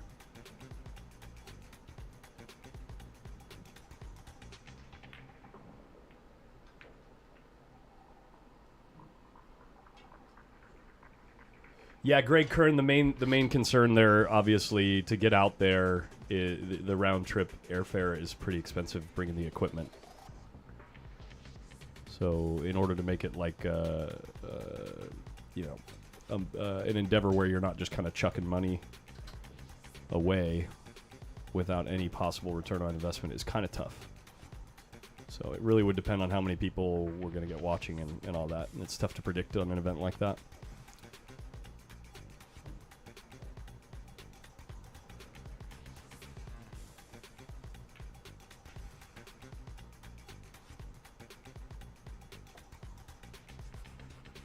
Yeah, Broker Bryce, that's correct.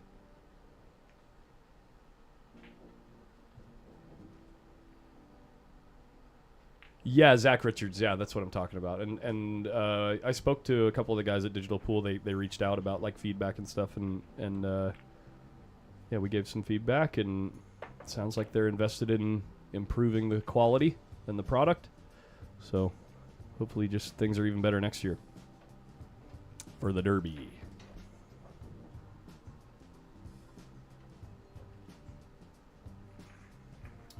The game at hand has blown wide open, guys. Carlo Biado has 5 balls here, and all the balls are going up table. If you're Corey Deuel, it kind of sucks having 0 balls, having no points, but almost being forced to send the balls up table and slow the game down because your opponent has 5. Looks like he found a banking lane somewhat. He tried to put the cue ball on the 3. It's not going to be good enough. You're going to leave Carlos straight in on the 7 ball with a bank on the 10 next. Who won between Mora and SVB? Shane got that one, and honestly, it was kind of hard to watch. Things were just... It's like everything in the room was conspiring against John Mora in that match. What about doing some Joss events or Turning Stone? I'm pretty sure Upstate Al has that on lockdown. And again... it's not that I want to take streams from other people. I think that it would be a good model to have 2 different styles of stream going. But making that profitable in the first place is tough because it's something that's never been tested. Anyway. Corey dodges a bullet, and Carlo Biado misses the 7, and now Corey looking at moving the 7 to his side and trying to find a good spot to stick the cue ball.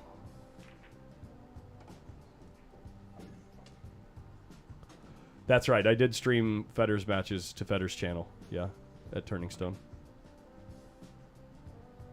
Where's this cue ball going to go? Not too shabby. Not too shabby. He leaves a cross on the 10 that I think Carlo has to shoot at if you can't see the 7 from here. Yeah, if you can't get to the 7 from here, I think you're forced to shoot this 10 ball.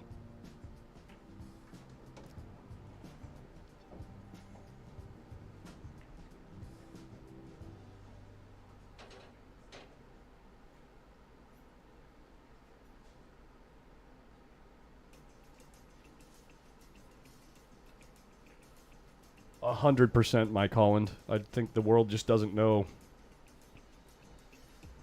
The world just doesn't know about the game, and we're just trying to make it fun for everybody.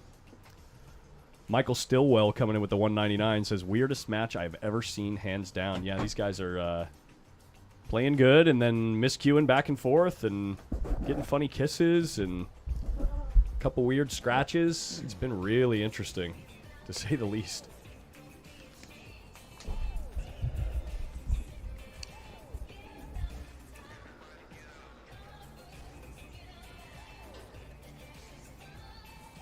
That's kind of the long-term goal, Carson. That's kind of the long-term goal. Yeah.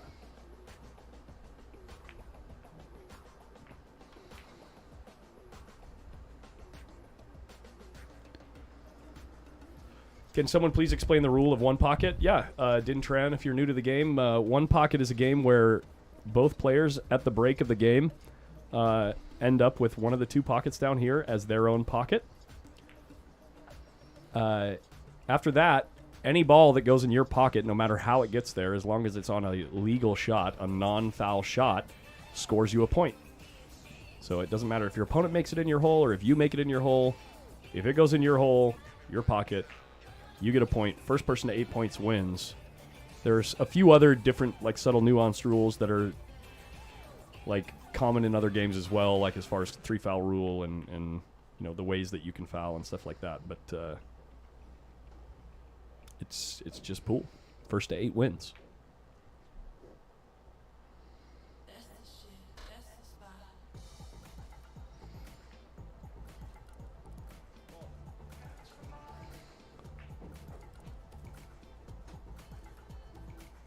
Hey, Mike.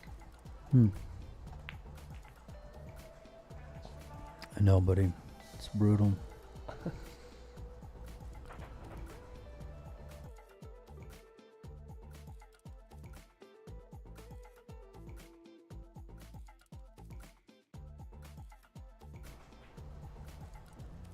Is Federer preparing for another tournament? Yeah. Of course he is.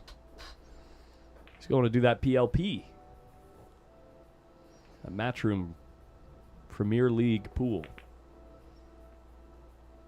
Nice little lovely kiss off the second ball there to avoid complete disaster. But Carlo Biado gets a bank here on the 5 ball that's pretty free to follow to the 10 or get some kind of look at it.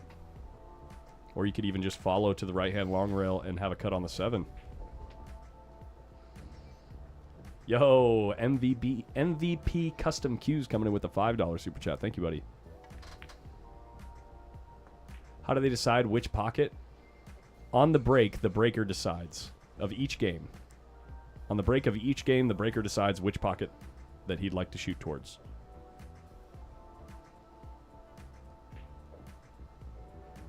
No, it's not a call pocket game, no. Because you called the pocket before the match even started.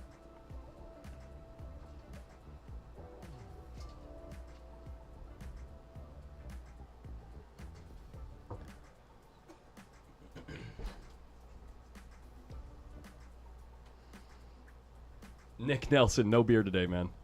No beer today. I need a day off. You were Last night was... a little saucy last night. Honestly, I have no idea how I feel this good today. My man was... Whew. We had...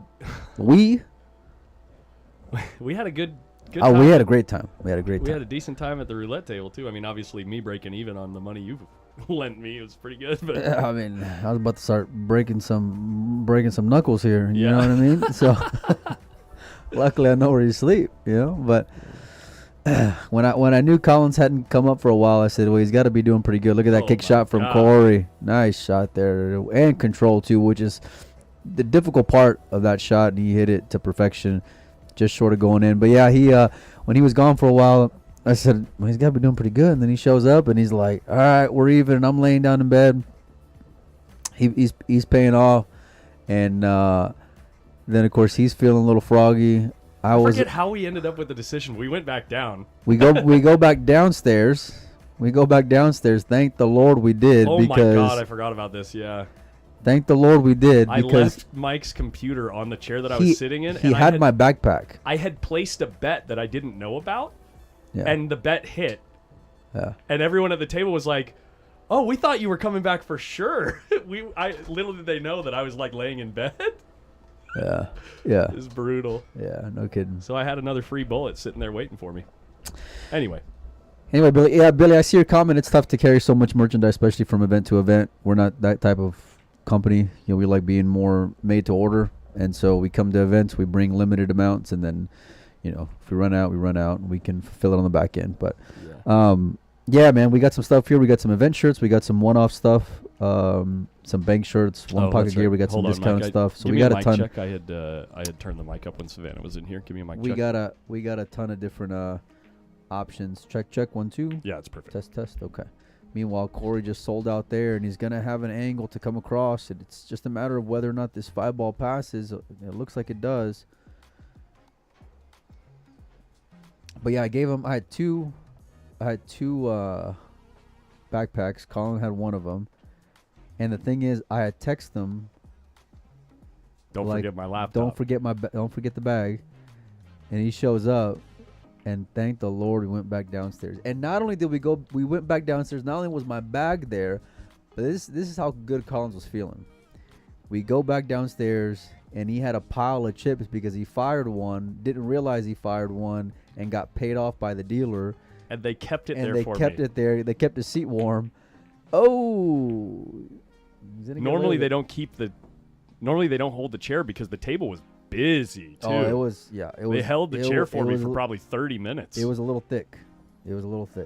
I honestly, I think it's just lucky that I was so like having so much fun with everyone at the table that maybe they were like, oh, he left his bag there, so he's obviously coming back. Oh, it's just Collins. let's just say they know us by now. So. Yeah, definitely. That was a blast.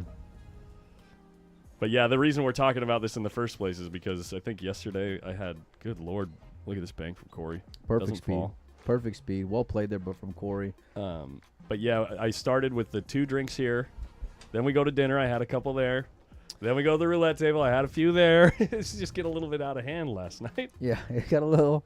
Yeah, But I feel great. And this is like by, what, 10 o'clock, something like that. So Yeah. it was a lot of fun. We're gonna have another fun night tonight. Bringing you guys some one pocket. And yeah, I'm looking forward to a great day. It's been a great day so far. A couple of matches are slowing down the bracket a little bit, so we'll see how that goes. We'll keep an eye on it. Had a couple players ask, on the heels of Derby, our fouls offsetting, things like that. We're playing it straight up. Look at this. Pure one pocket. He He left him straight in. He did, yeah. Carlos is going to have a shot here. And depending on how much he can get over, he may have a shot on the 11 ball afterward. He's staring down the barrel. Oh, he's drawn out of it. Beautiful. Can you draw out of it without getting in the corner? He's going high inside. Oh, a bit of high karate. Changed his mind. Yeah, this is tough. This is tough to get the cue ball to get where you want. Big stroke. Big short stroke. Hiya. Missed the ball. He left Corey a free one on the 11 too. Left Corey a free one on the 11. Should be able to play a low cue ball and run into this 3.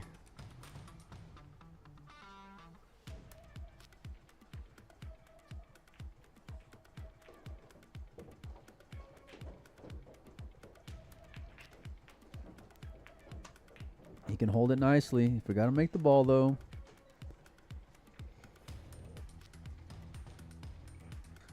Been a scrappy little scrappy game few here. innings.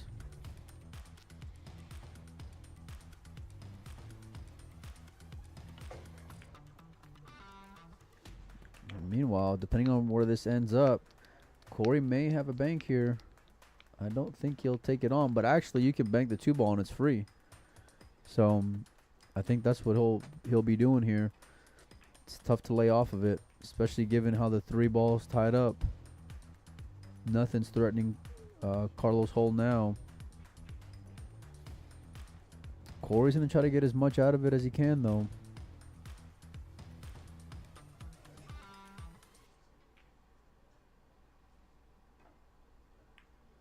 Wow. Surprised he went that way, Colin. Do you think he was afraid that 4-ball would go up and leave a shot? You know, if you banked on the left side of the 2, you think he was afraid of sending that 4-ball down by Carlos' side? I have no idea. That was interesting. I don't know why he took that on. Like, the 2 looked really good. Carlos going to make him pay for it now. There it is. Falls in. I don't think you can play the double here on this 12. Whoops. On this 12 ball.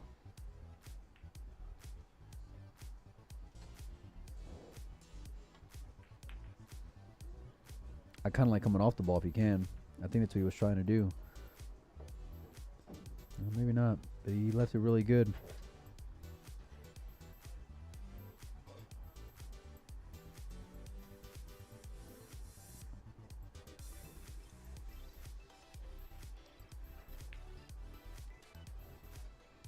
Watch the spin on this cue ball. Oh, no, he's making it. Oh, he could get it out. And oh, wow, that's real nice. Rail first to remove the ball and slide into the 2 balls that are tied up on the foot rail. That is creative, man. I thought he was just going to straight up take it out and send it.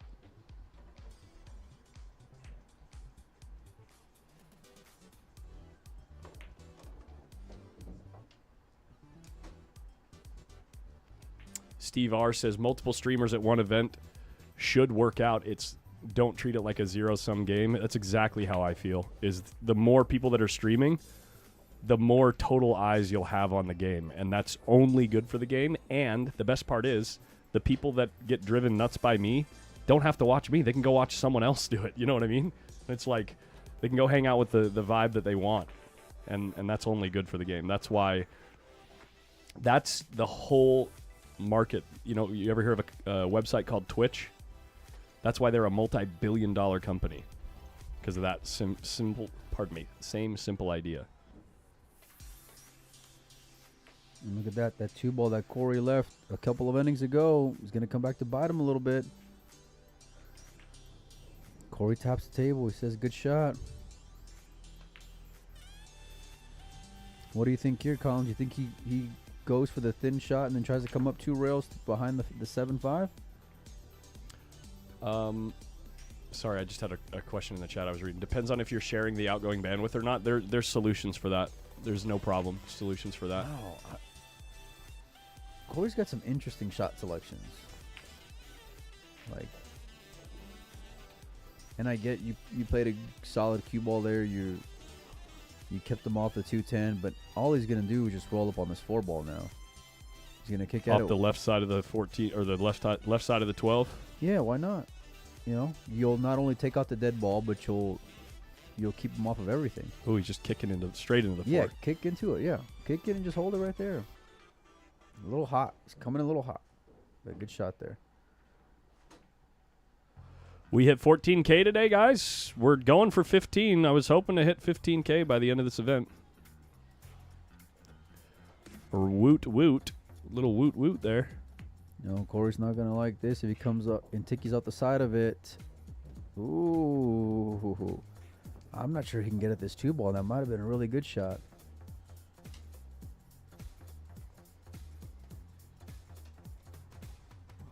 He may have enough of this, Collins, to be able to bank it. Send the cue ball in the upper right-hand part of the table as you're looking at the screen.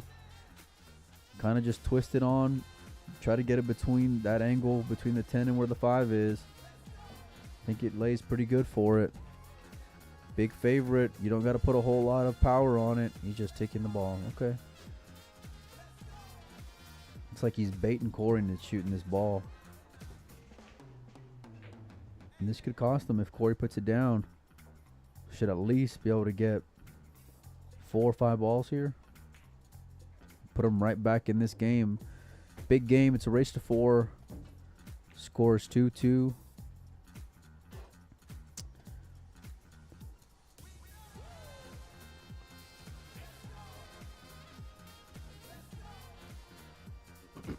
He's trying to cut this ball in, go back up table, and then come back for the 7-5. Oh, he played the carom shot. What a shot there from Corey.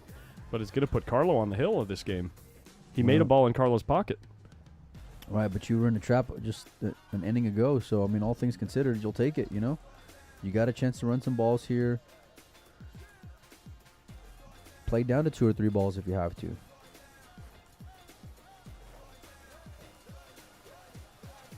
Try to come 2 cushions here. There's the one. He put too much inside on. He knew it right away, too. He made the shot, but now... Can he have a lane to this 10 ball? If he better. He better. And then I like just getting it out of there, Collins. Yeah. Getting it out. That's all you can do. Live to fight another day.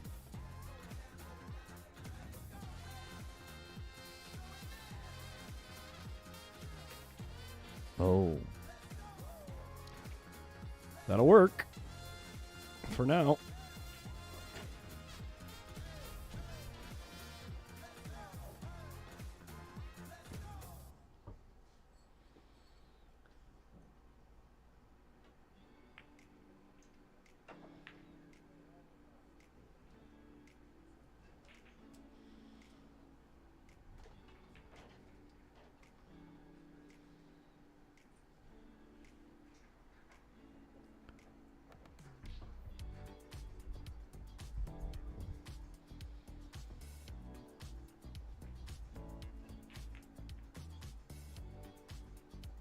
Keep it simple. It's time to regroup here, Collins. You know, start sending balls back down table. Carlo's gonna try to force a 3-railer here on the 3. I think. No, he's just gonna take you off it. That's good. Keep them all tied up. Make Keep them him out make of a play. mistake. Make him make a mistake. He was looking to see if the 3 went between the 10 and the rail.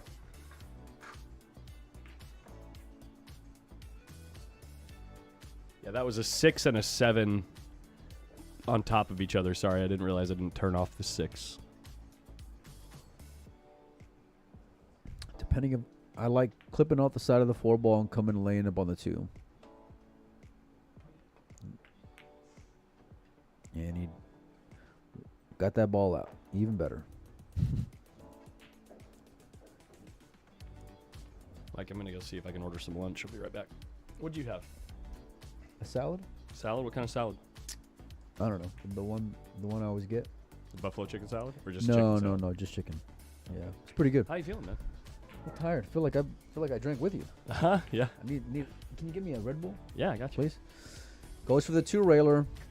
He's gonna leave a cross here for Corey, and with the way the 2-11's tied up, he might take it on. The 4 ball's still gonna be a bit of a problem if you end up with the cue ball back down table.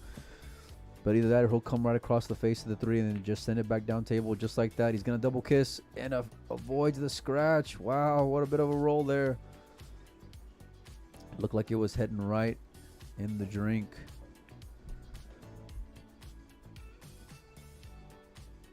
And where's that cue ball at? Still, he got fortunate. He left it on the rail. Carlo's in no rush. He knows Corey needs them all. Really playing the ball count more than anything. If Corey tries for something, you know, that's not a high percentage, well, he may end up selling out a return bank of his own. Looks like Corey's taking a break.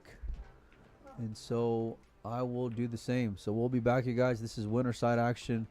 2024 U.S. Open 1 Pocket Championship. And I'll be back here in just a minute.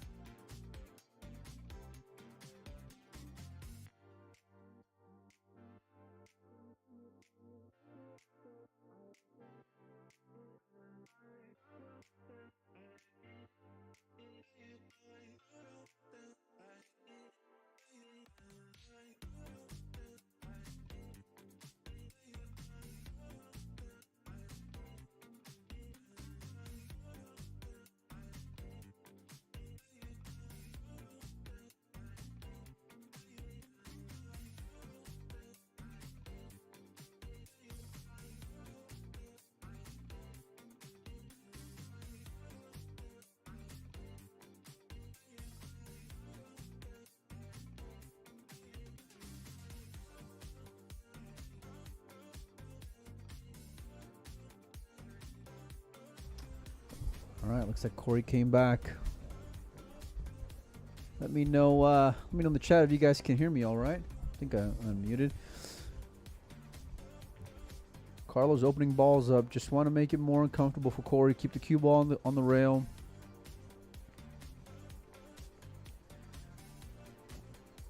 It's tough with your opponent being on the hill in ball count.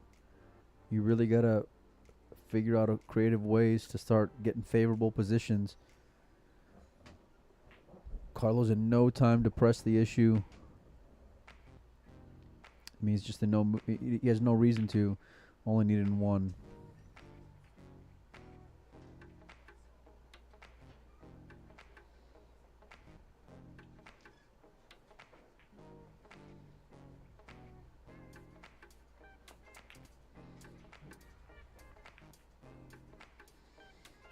Got one ball over, but I wonder what Carlo's gonna do here. He's eyeing up the cut on the 4 ball. It's a little thin, but he only needs one. I think if he can twist it with outside, he can get the cue ball blocked up here by those balls on the left side of the table. Just gotta be careful. Oh. It's an effective shot. Corey might have a look on the 3 ball. Wow, how did he hit it? Keeps him off the 3 ball. No shot on the 10. You can't go. You blocked off such a big part of the table here. Absolutely devastating shot by Carlo, even though he didn't put the ball in the hole.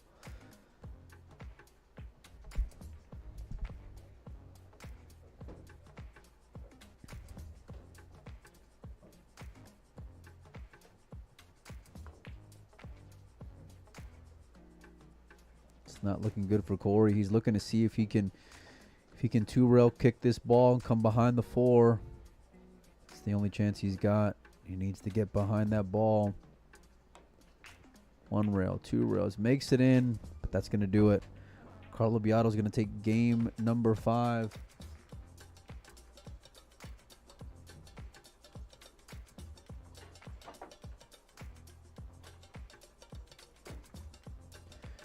Three to 2. It's a race to 4 here. You guys can check out the bracket at digitalpool.com. Search US Open 8 ball. Find all the live scoring on there. SBB is done for the day. He had plans. He said, I'm getting the hell out of here. I'm finishing up in like 2 hours. He'll be back tomorrow. Still on the winner side.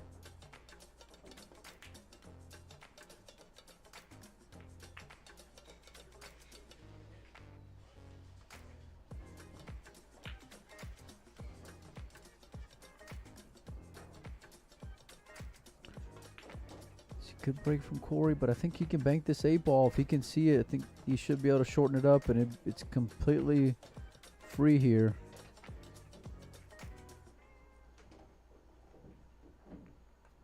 Oh, he's just taking off it, trying to put him right on that side of the 8 ball. Good shot there from Carlo.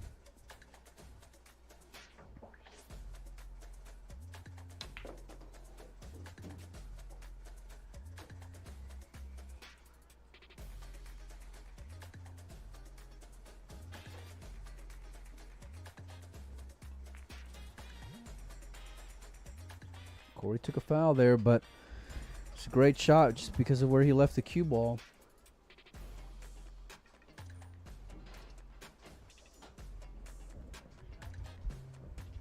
Puts the coin up.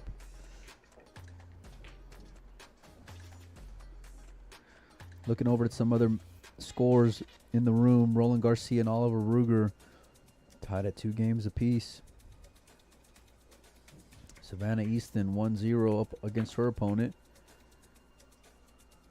We got some matches that started at 10:30 local time that are still going on. Those guys are killing me.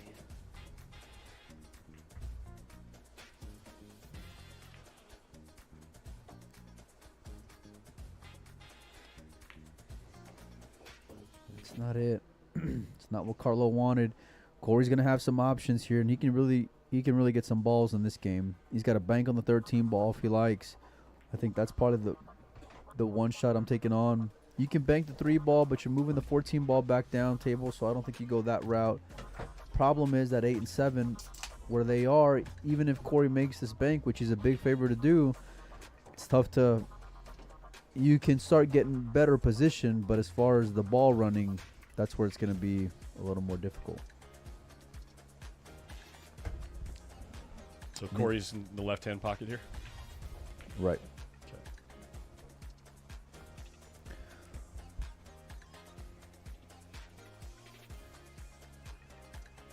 You don't go after this 13 ball?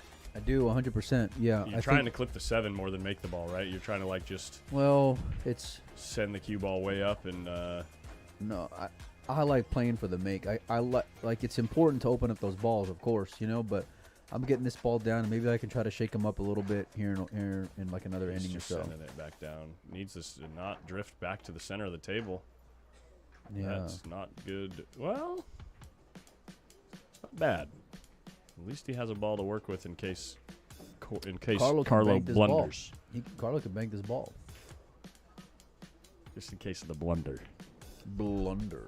The blunder. Corey is in the blunder.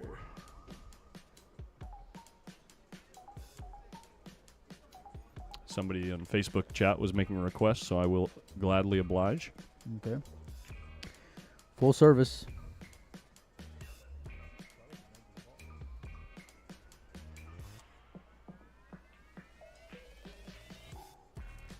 And obliged. Any requests like that, I will definitely How do you know they're on do Facebook? what you ask. Right, the picture next to their name. Ah. Hello.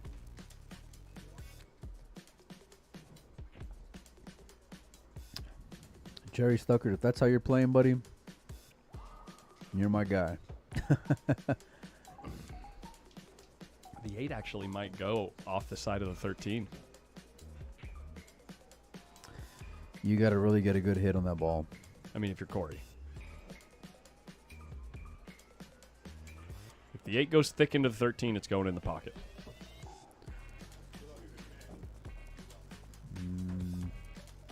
Yeah, but I think you got to come on the right side of the 7 ball to do so, and then you're sending the cue ball in the general direction. Hit the 7 this way. Hits the 8 this way, which goes tickies here. Watch out, the jet is taking off. Everybody, fasten your seatbelts. That's no good. Kind of a whiff of a shot there, huh? Carlo walking away, scratching his head.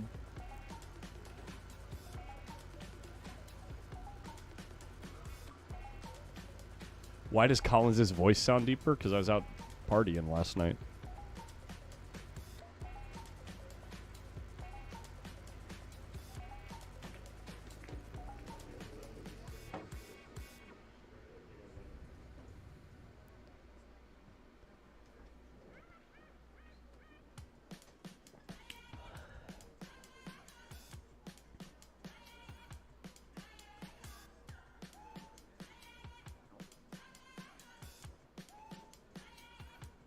All right, next song.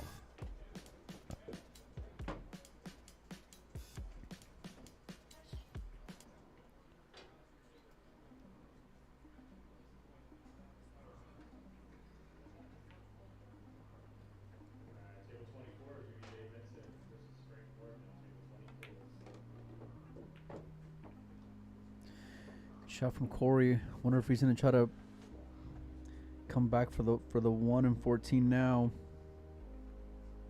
If he can get back on the right side of the table, it's going to be curtains in this game for Carlo. Looking to make it hill. Just not sure he's got enough angle to come around for it. He may elect to play for the 6 ball next. But I think he can get over there, Collins. Go right to that window, and that's not the way you want to do it. And that's going to stop the run.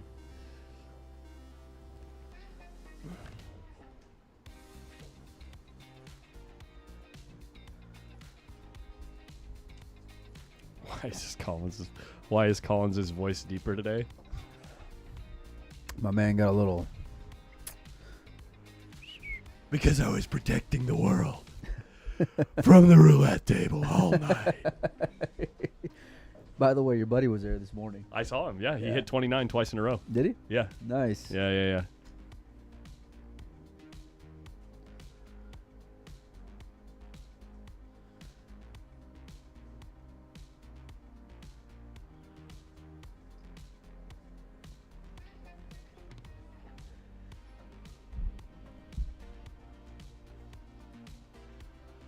Fans of the game need a symbol. A symbol for justice. Oh, Khaleesi's got his case in his hand. Did that match finally end? Hey! Let's go. It only took 3.5 hours to play 6 games. Who's counting? We got another match that's 2 hours in that's played 2 games. My boy Randy Walker from Sacramento plays out of the jointed queue. You know Randy. Yeah.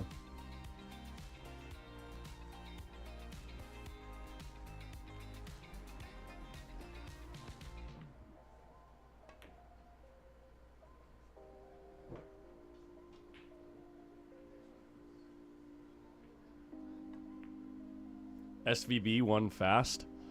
Is anyone surprised? 4-0 in an hour. It's pretty good against Ed Hobbs.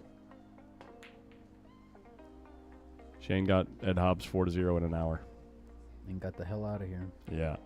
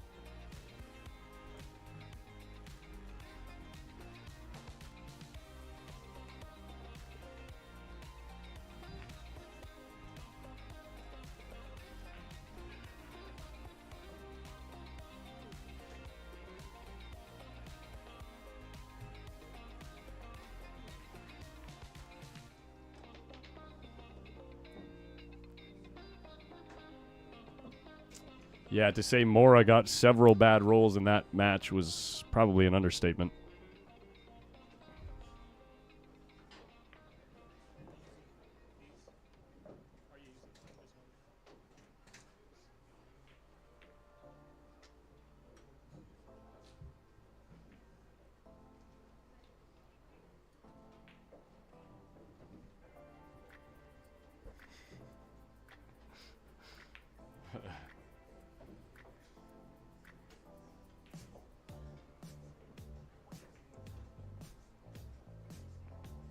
I'd imagine Carlo's just going to stuff Corey up in between the 5 and 14. Mike loves playing that shot on me.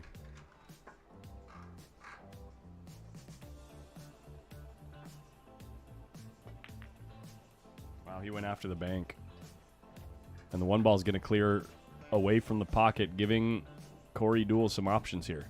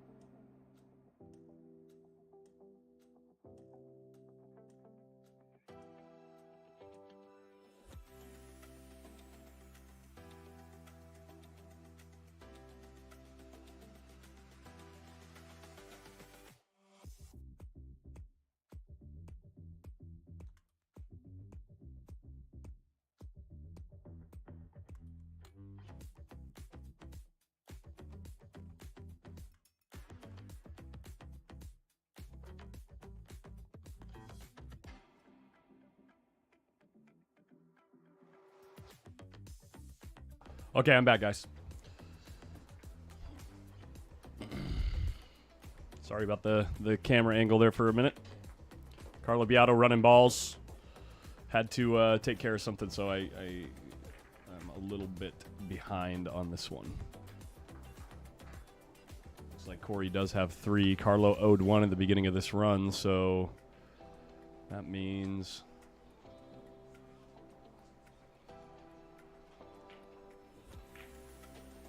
I think I got the count right. I think we're good.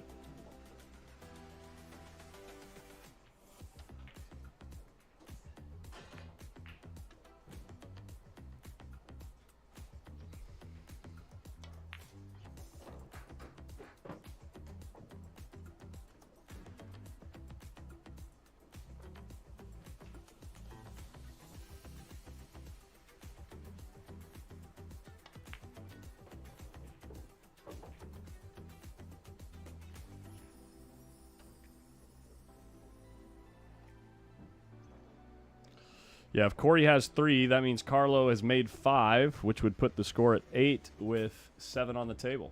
Yeah. We're good. And Carlo needs 3 more to get out. Is he going to get below the 5 ball? For the 14. 14 does go. The only question is, how do you continue your run? You probably don't, huh? Is there a way to nudge the 5 out and still have a bank on the 15? If there is, Carlo's going to figure it out.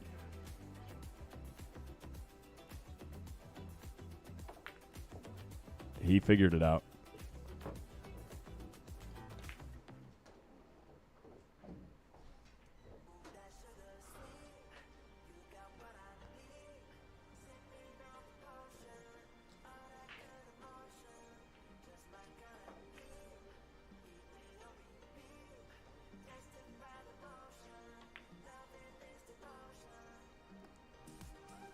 Bank does not go. He leaves a cut on the 5, maybe. Oops. Score should be right at 6-3, I believe, because there's going to be 6 on the table. Yep. We're in.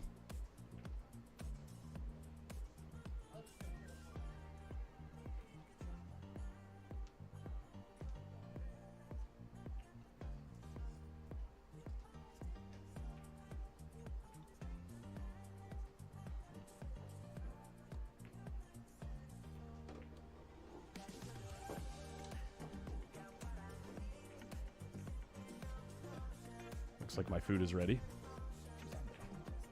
Like on the shelf. Okay, my food's ready. Sorry about that, guys. Yelling in your ear. You go do your thing, buddy. I'm gonna go munch down on it real quick. Score count is good. All count is good. All right, what do we got here? 4th. Bottom left. Or bottom right, sorry. Carlo was bottom right. Great cue ball. Trying to hamper Carlo's style here.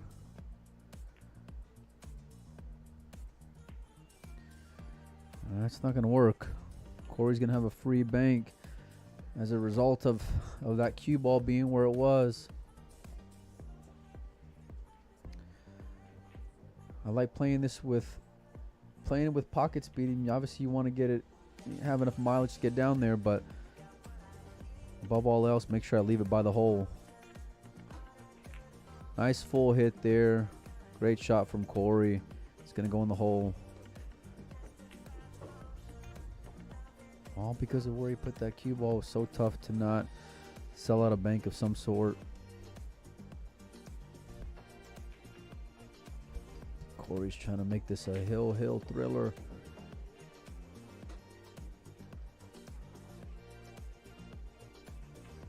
He's looking at the 2-railer here on the 4. On the 2, maybe. He's digging up on it.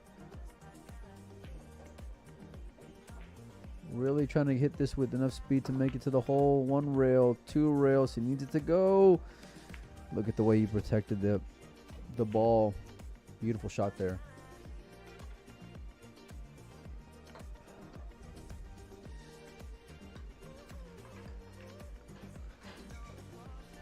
Carlo A little bit of a trap. We really wish he would have gotten that ball over a little further towards his hole. But he'll take it.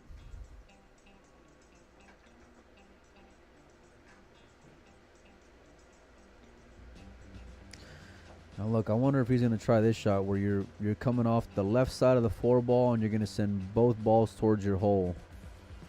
It's a little bit of aggressive, just like that. But now you just shift the pressure back your way. You know, you're giving Corey something to think about here, where I think all he can do is just cross this 15 ball over. Nice shot there from Carlo. And that's part of the... For my money, the beautiful part of the game, that it just lends itself to so much creativity. You know, you don't really get shots like that, or even, you know, have vision for shots like that when you play other games like you do playing one pocket. So you're always in it.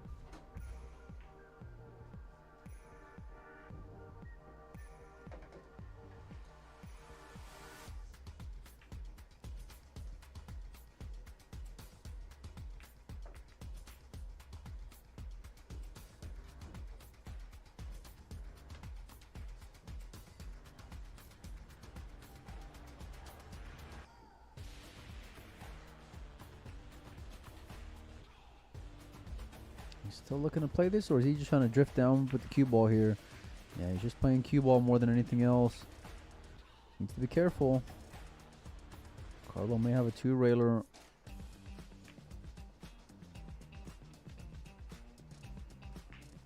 That's what he's looking at. He's not in love with it. He may be able to cross this 14 ball if he wants.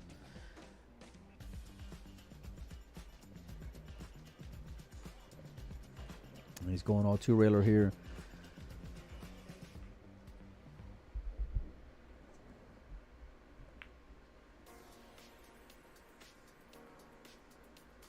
He's thinking. He's weighing out all of his options. Doing all he can to end this match right here. And really, with one good shot, the match could end. The balls being where they are.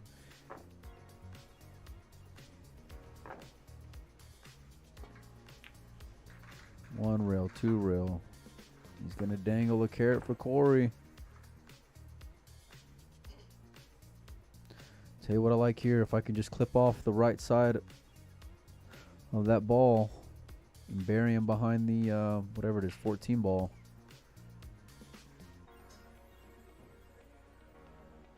A little bit of outside, come into the rail, tuck him in. That's no good. That's no good. You could have really put the clamps down on Carlo. Instead, he's got a lot more options here.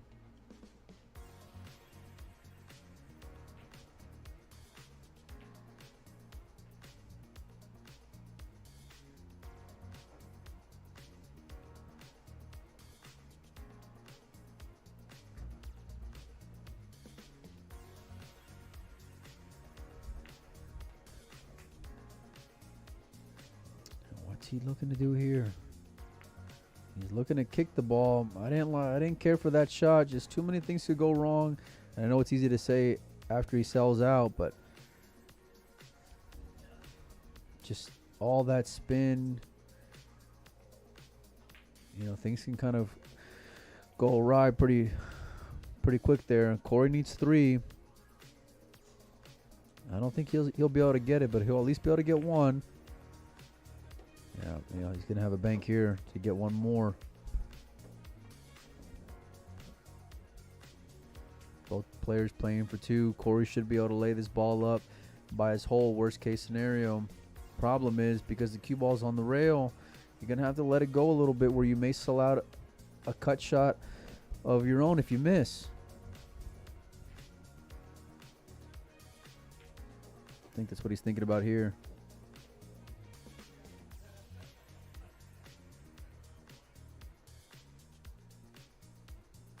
He's just weighing it up. Checking the ball count, seeing what does my guy need? What do I need?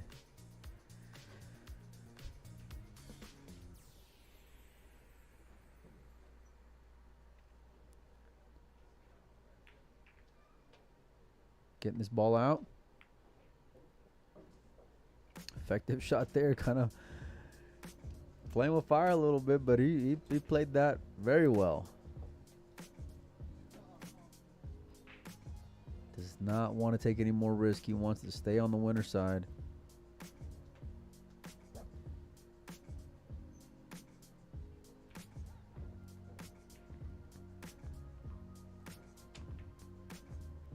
Carlo not known as, you know, one of the elite one pocket players, but he does everything real well. Smart decisions, patience, banks the ball well, shoots straight. The few times a year that he does play one pocket, if he comes here to the States, he usually finishes pretty decent.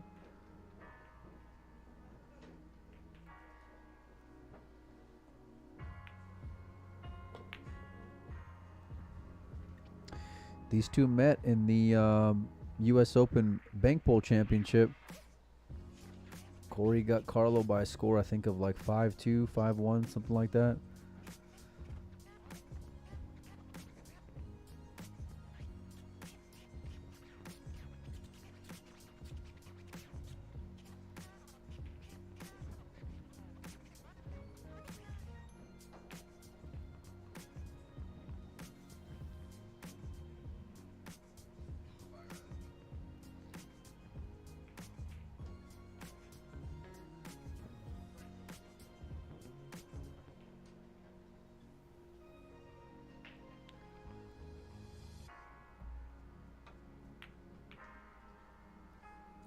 Good shot from Corey. It's tough to tell whether Carlo can bank this ball. Tell you what, though, he's going to give it a swing, and I would too.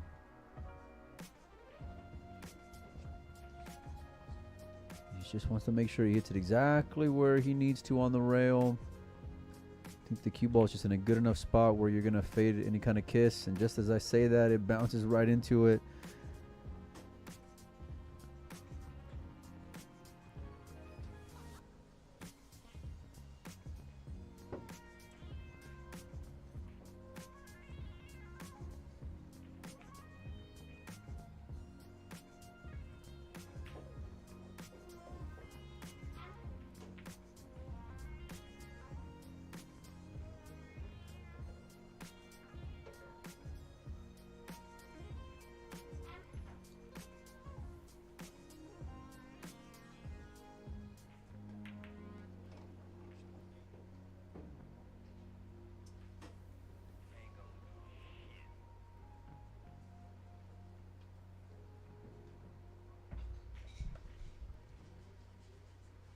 All right, now what's Corey going to do here?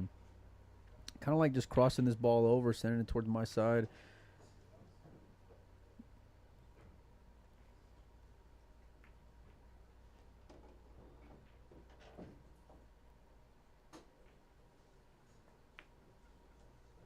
You can bring the cue ball back and forth across the table where you're not going to sell out any kind of cut on the two. You might sell out a return bank of your own, but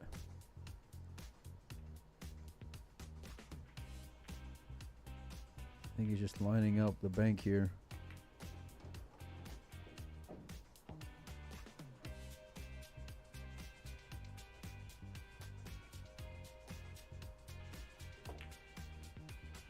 He's a little wide, and the cue ball got away from him.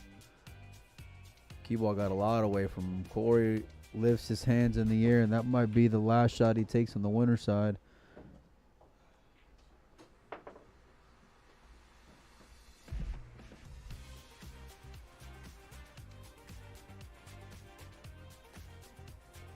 Carlo playing for two. He's on the hill. He's on the hill in games, needing 2 balls to close it out.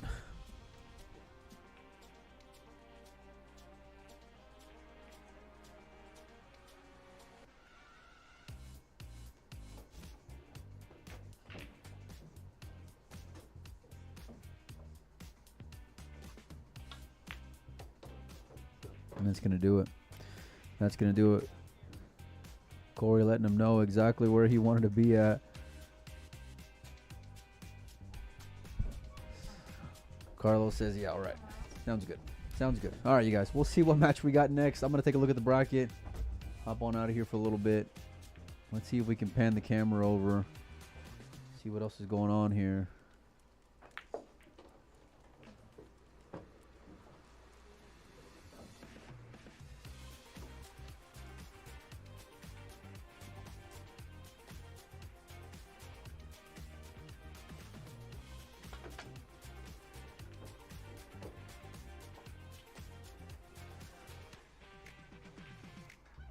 Taking a look around the room. Who's playing over here? We'll keep it on this matchup for you guys. Let me see who's playing where. Maybe we can find a matchup for you guys.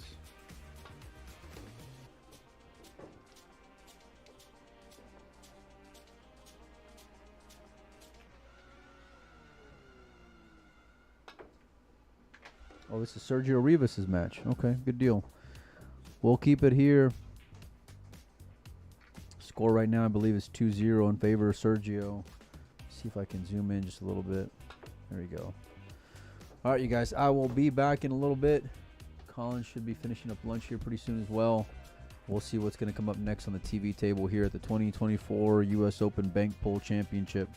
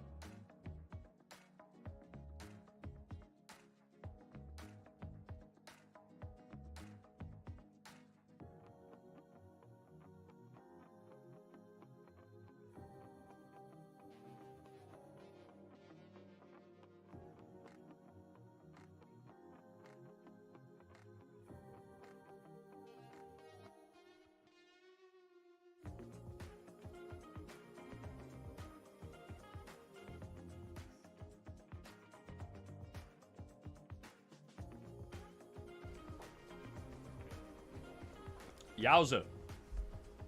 Guys, Oliver Ruger is up on Roland Garcia. 3-2, and Roland is squirming. That's Roland's hole right there. And Oliver's got him right up behind that 8-ball. With a ball right in Oliver's pocket. And no lane to kick to. Look at him. He's looking from up here. He's like, where can I put the cue ball, man?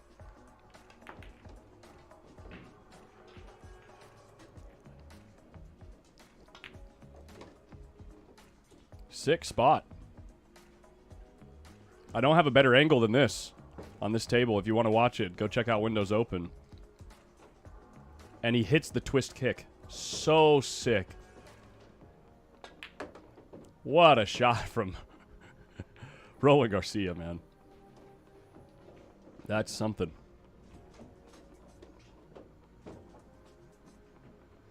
Carlo Biado just hitting some balls right now, staying loose. We're going to have probably first thing tomorrow morning, Carlo Biado versus Tony Chohan. Maybe second match, actually. Billy Thorpe maybe slated to be on the TV table here.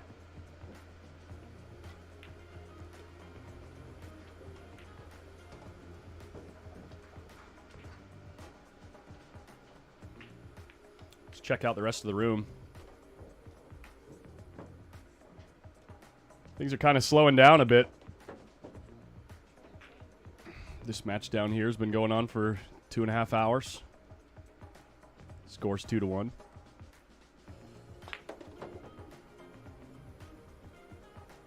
Tyrell Blowers in his match moving through.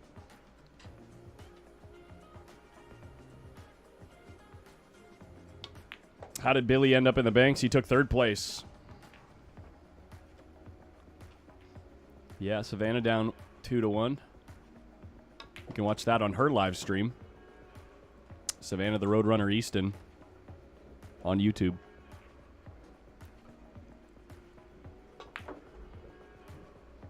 That's right here.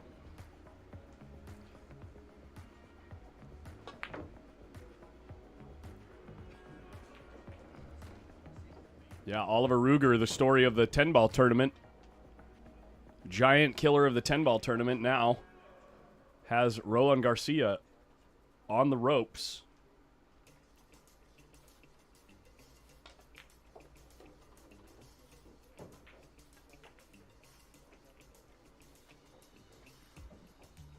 Looks like Roland has a shot, actually. Let's see if Savannah can finish this little run out.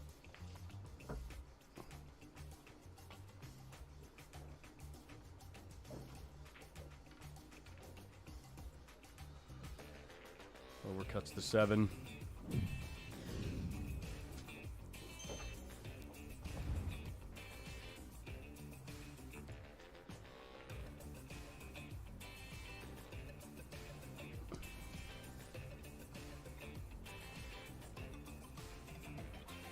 That's right, Biado got Corey.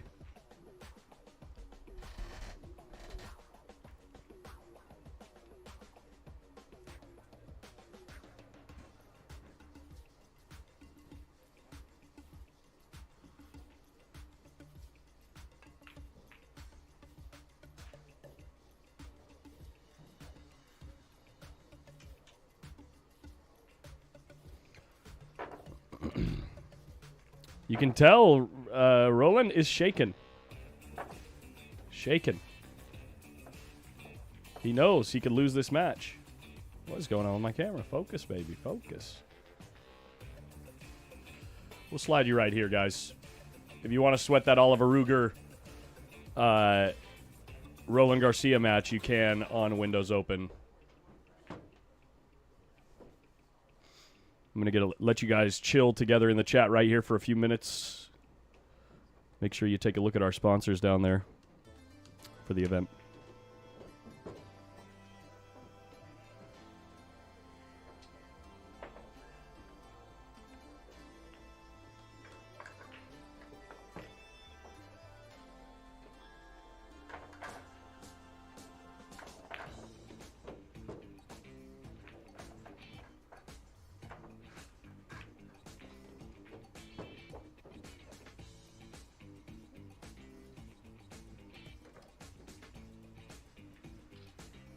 Oliver Ruger, the negotiator.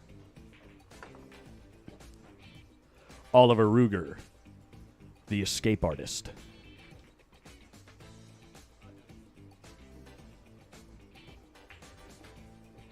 Oliver Ruger, Houdini. That last one sucked. That last one was no good.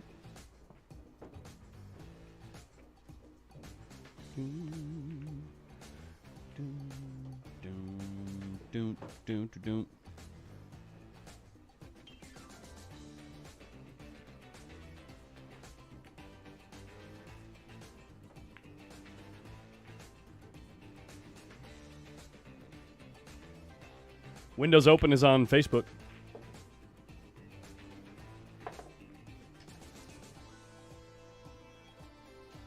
All right, we'll go back full screen here.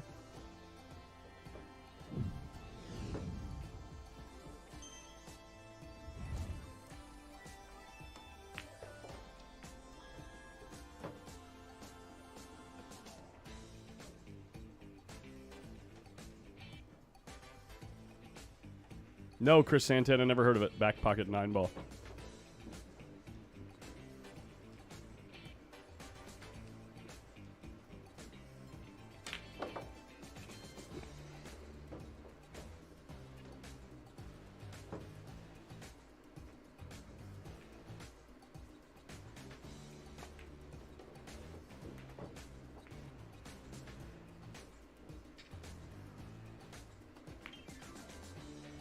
I love it when folks just walk right through the playing area.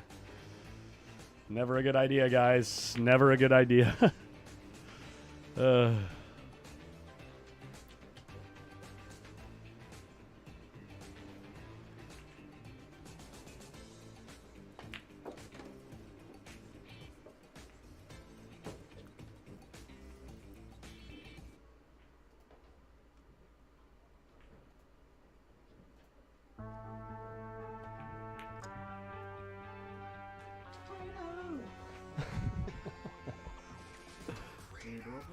Yeah. You see this? See what's going on over here? Roland Garcia has been looking at this shot for about 5 minutes. Really? Yeah. It's 1-1, and Oliver's up 3-2.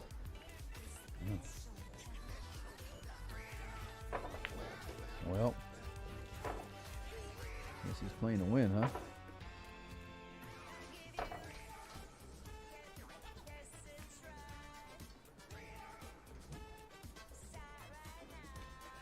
Freedom!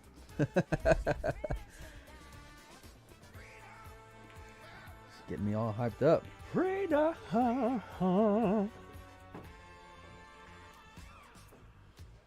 Oliver the Pistol Ruger. The pistol. He's not much of a pistol. He has more like a long-barreled rifle.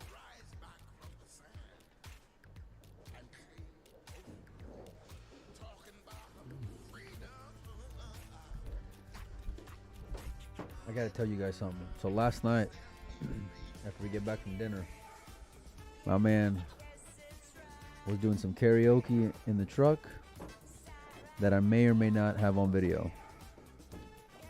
Fuck my life. Pardon my language. I may or may not have gotten a video of it.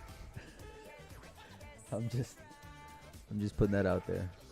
We're just gonna keep that in the back pocket for a little bit. All right, we're just gonna keep that.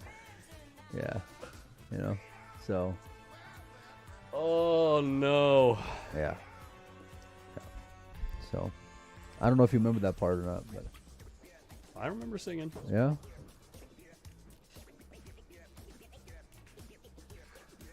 Look at the way he twisted that ball.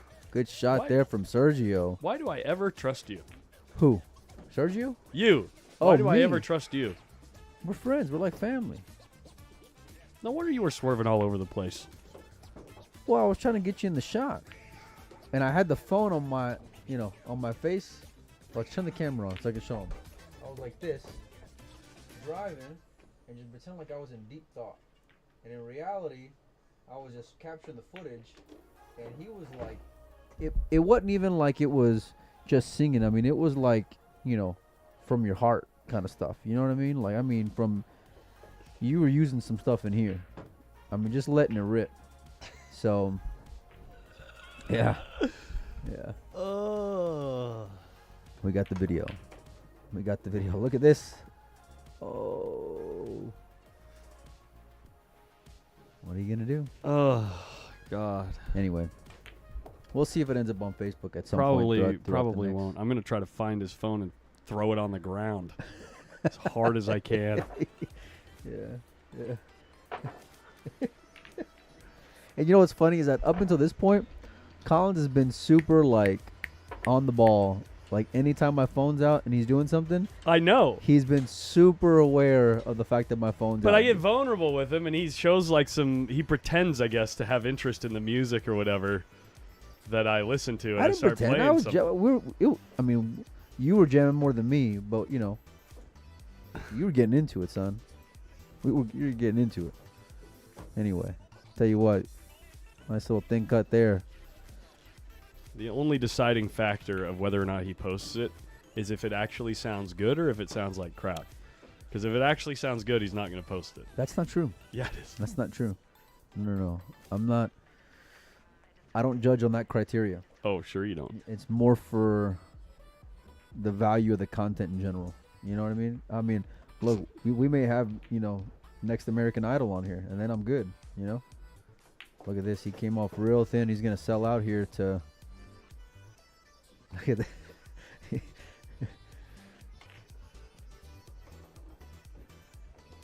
Gotta, like, nip this a little bit. Trying to hold it for the 9. Steven, I'm not sick of him. I'm sick of this booth. Not really. Nah, we were doing pretty good. Yeah. It was fun. Went to go eat at Table 34 last night. Nice restaurant. Yeah, it was a good spot. And then after we played some One Pocket, it's usually how we've been ending the night, you know? Yeah. Make sure we hit some balls for at least a little bit. Make sure we chuck some money on the roulette table. That's given. Came off a little hot there. For the game. Oh, that's it. Okay, excuse me. I didn't know what the ball count was. Look at Roland Garcia's on the ropes, and so he sends all the balls up table. It's 3-1? 3-2. Oh, 3-2 in games. Well, tell you what, Oliver is no slouch in any game, but his One Pocket game is It's really probably his best game. Underrated. It's probably his best game. And he doesn't even like One Pocket. I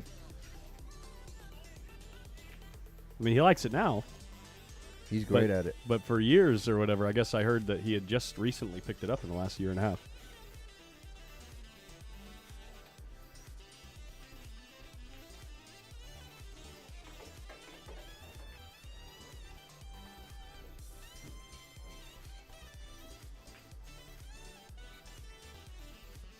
Up next on the TV table will be the Billy Thorpe match.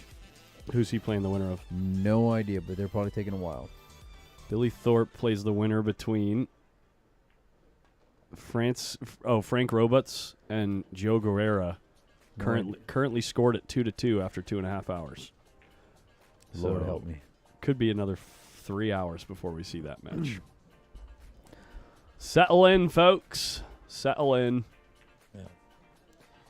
You know, what are you going to do? We could take a little break. Guys, do you want to take a break? Or do you want me to just leave the camera rolling?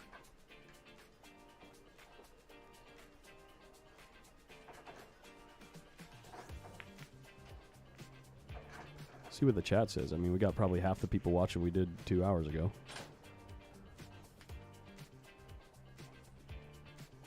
How many people are watching? 1,300 plus 900 plus 200. A little over 2,000. Okay. Well, leave it on Oliver. We can't really see the table well. You can check out that match on Facebook. On Windows Open. I got it on there, but... And really, that's probably the most compelling match. Savannah's streaming her match as well. Yeah, all the other matchups are But- kind of like grinding games. You know Yeah. what I mean? Like send the balls up table and You know what I mean? It's just... pick them off one at a time. You know. We could just leave you guys with Sergio Rivas and Kali'i. Yeah.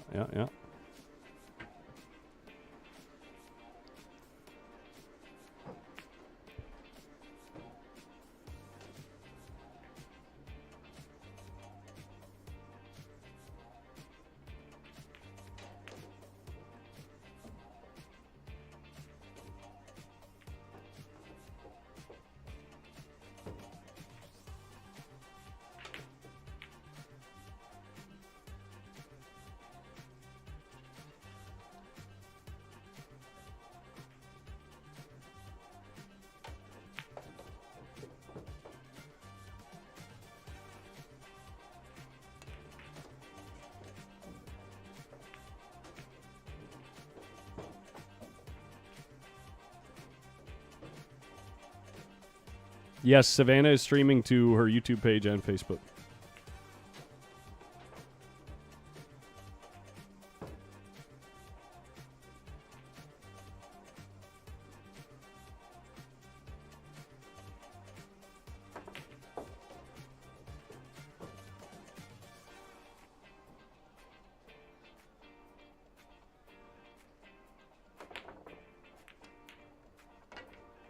Oh, Sergio. Dog and a ball. Never feels good.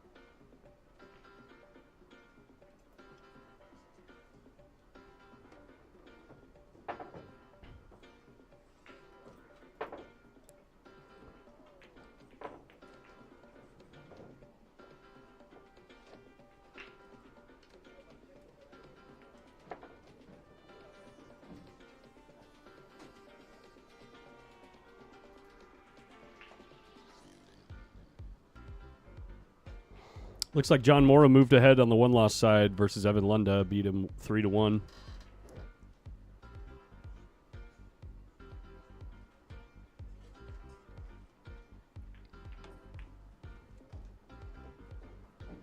Savannah Easton is Hill right now, guys.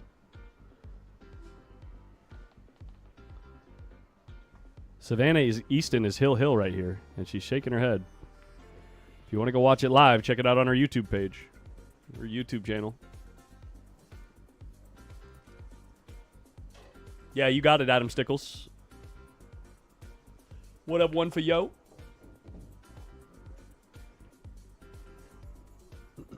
What up, what up, what up?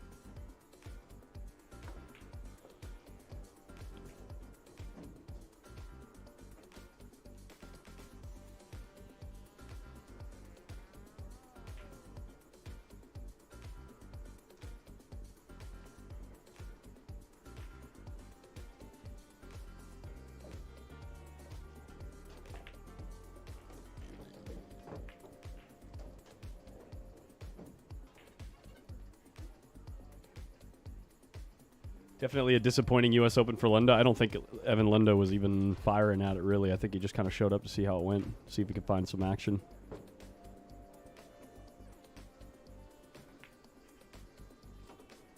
Joe Guerrera up 3-2 on Frank Robuts.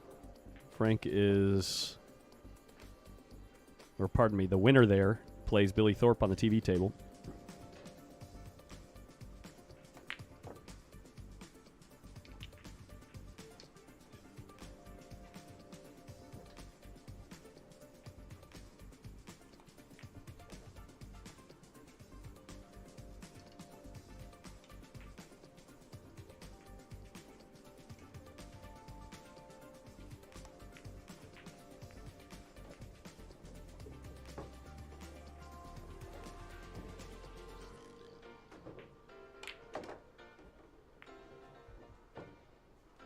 Let's just quickly glance over, get a quick update here.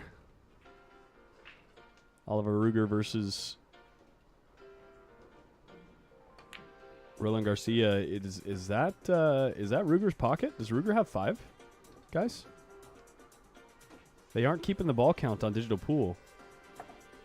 I think that was Ruger's pocket, right?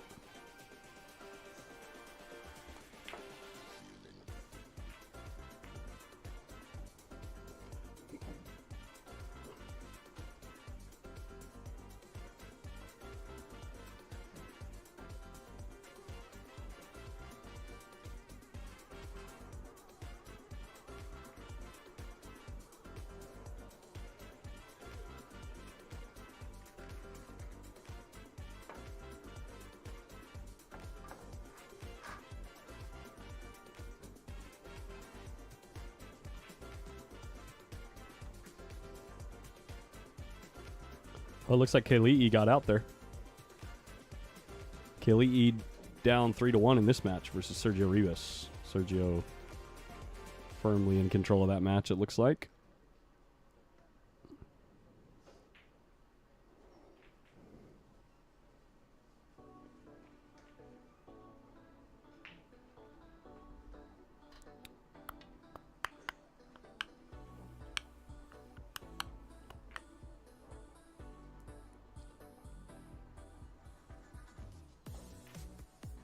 Guys, I think I might leave you here for just a few minutes.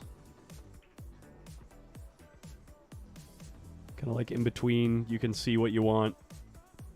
Look around the room. Everyone take a break. You can see what happens with Oliver Ruger. You can kind of sweat this Sergio Rivas thing.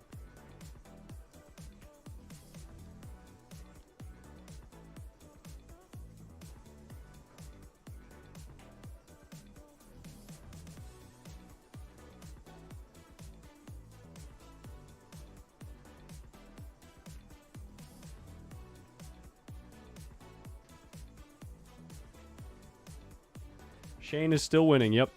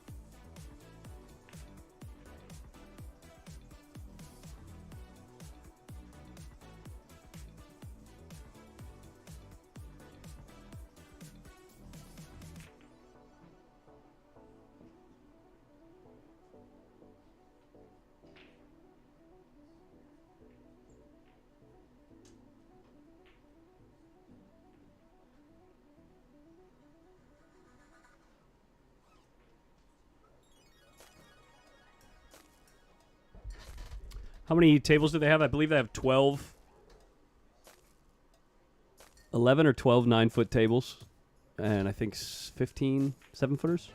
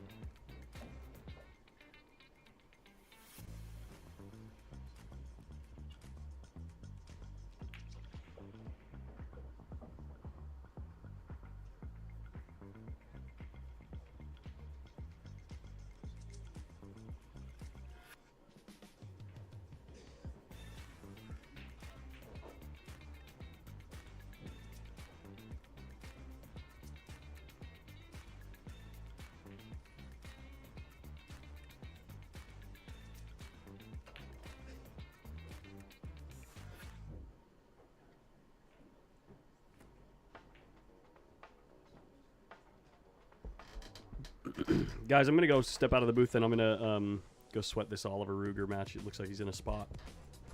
I can't see it from here. If you want to sweat it, go to Windows. Pardon me, Windows Open on Facebook.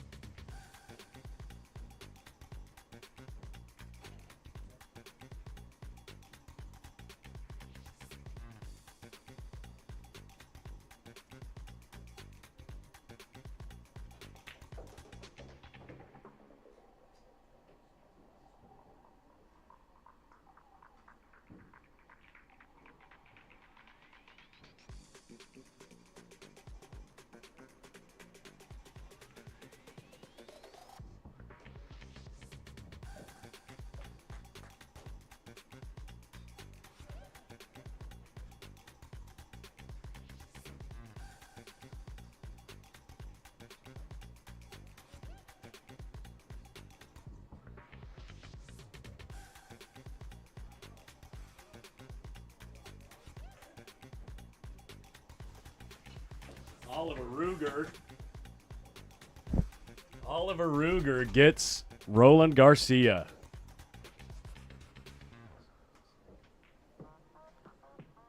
Oliver Ruger gets Roland Garcia.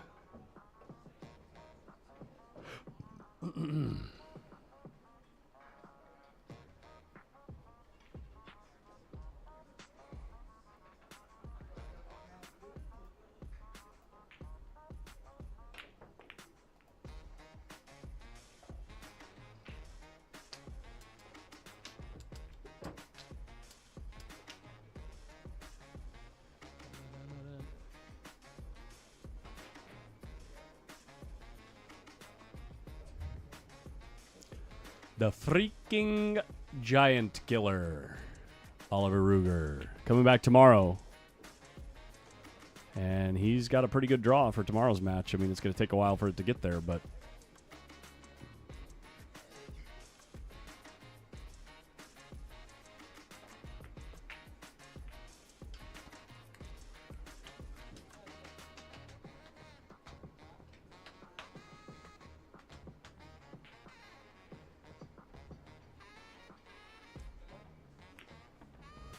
Is that okay? Or do you want to be like, maybe like this?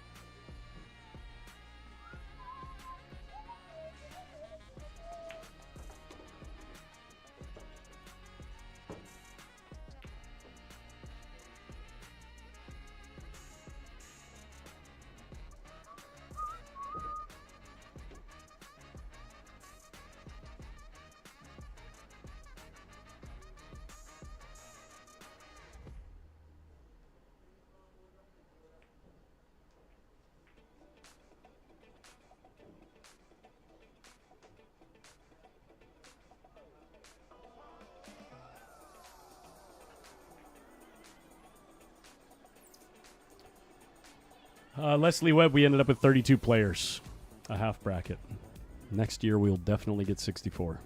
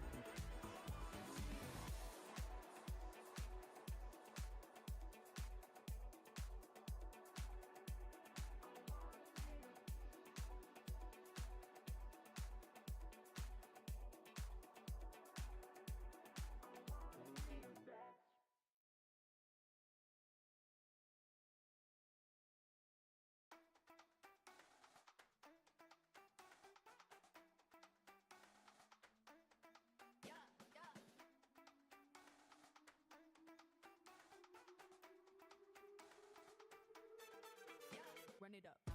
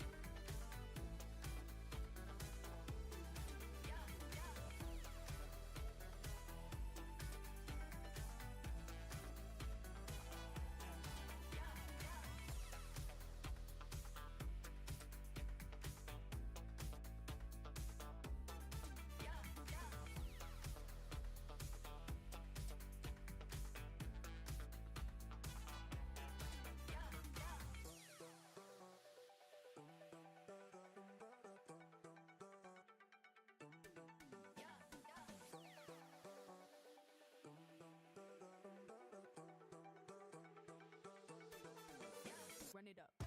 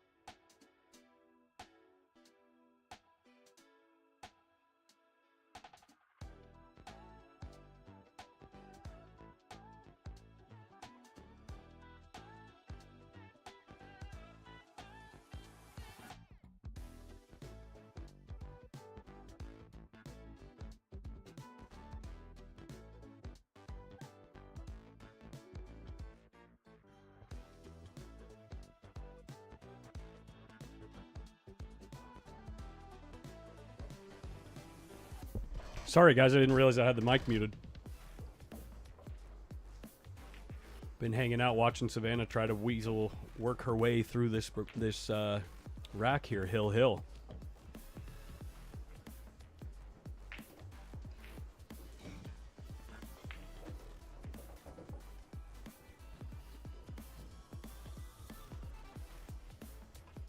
That's right, Vulcan. There you go.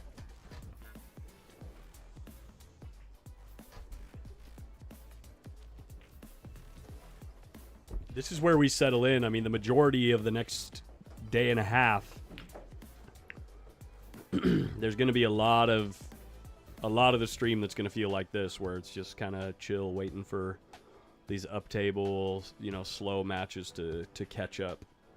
And then once we get down to the nitty gritty with the final 16, probably the pace of play will change. The games will become really interesting and compelling, But this is how every one pocket tournament goes, especially with race to 4 on the winner's side. I mean, it's a lot of pool to be played.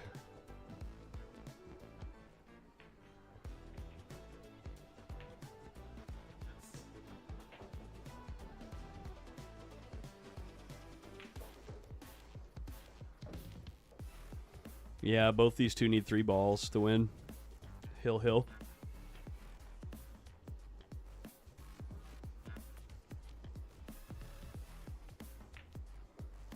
Yeah, gotta respect how hard Savannah's trying and how concentrated she is.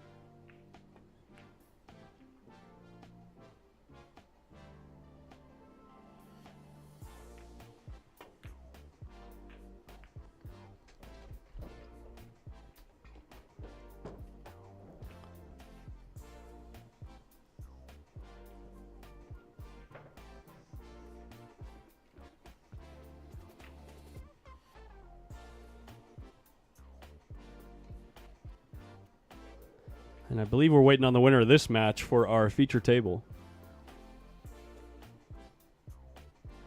Let me confirm that. Yeah. Still at 3-2.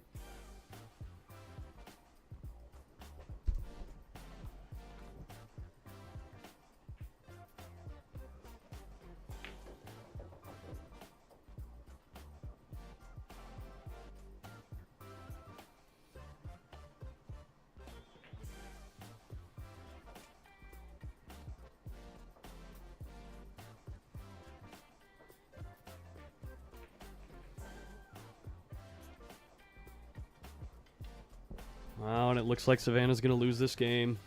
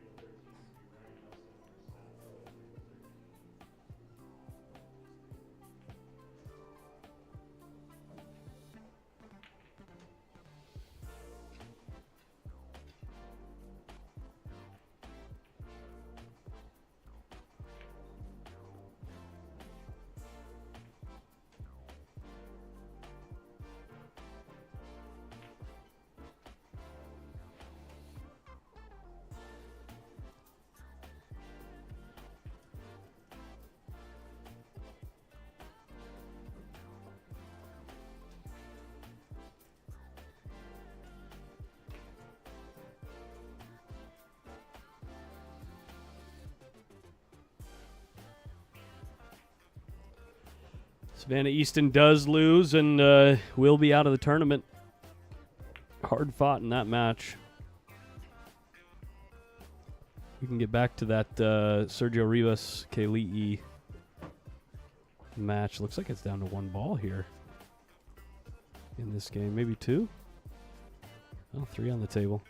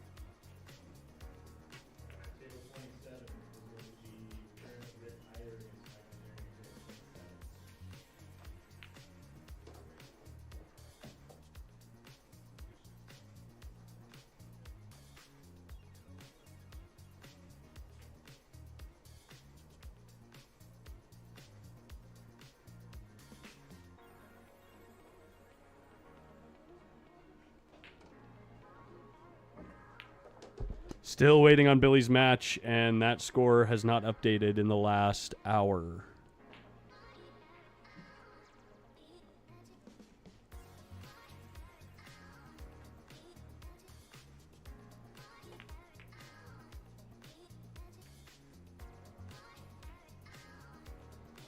Is jumping the cue ball off the table allowed? Yes.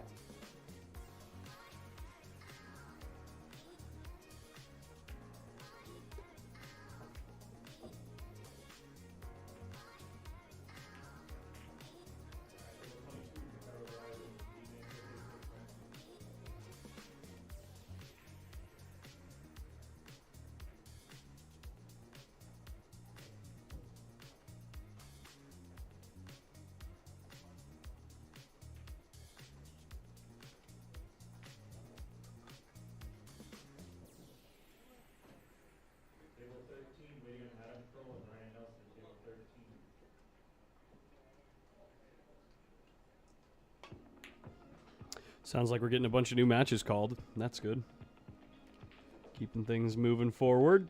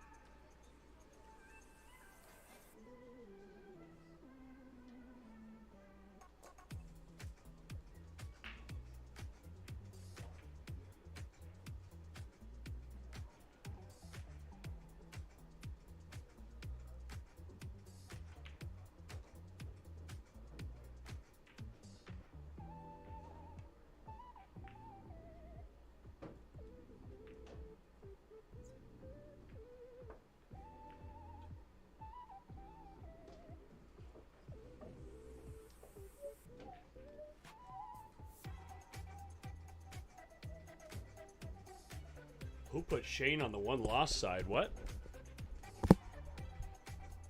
Shane is not losing. Shane has not lost yet.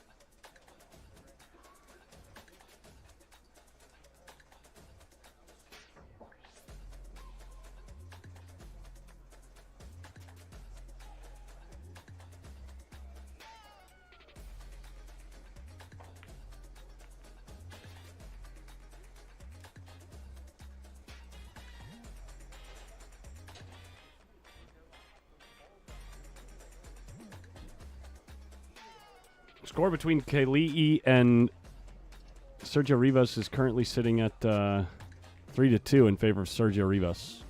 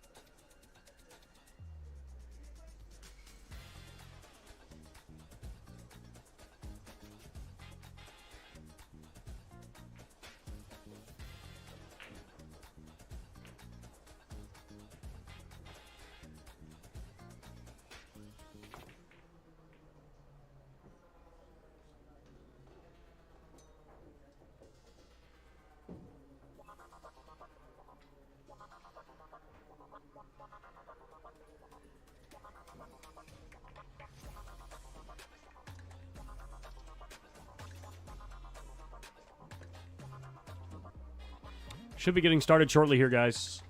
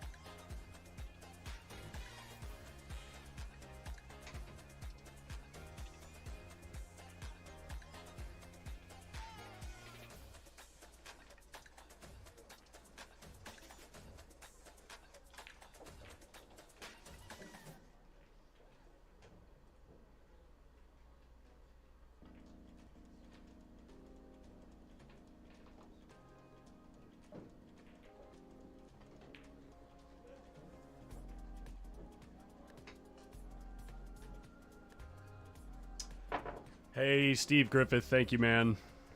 Thank you for the Venmo love. Thank you, thank you, thank you.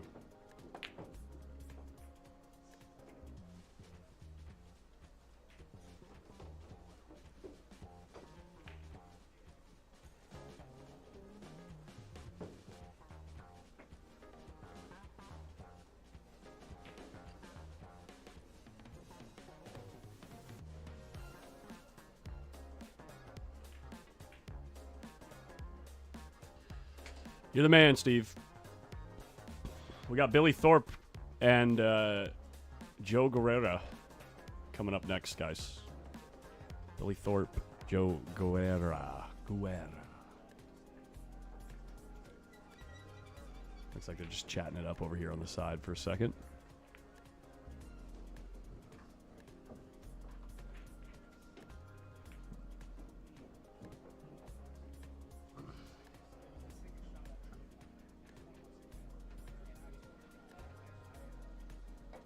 Let me go ahead and use El Baño before we settle in.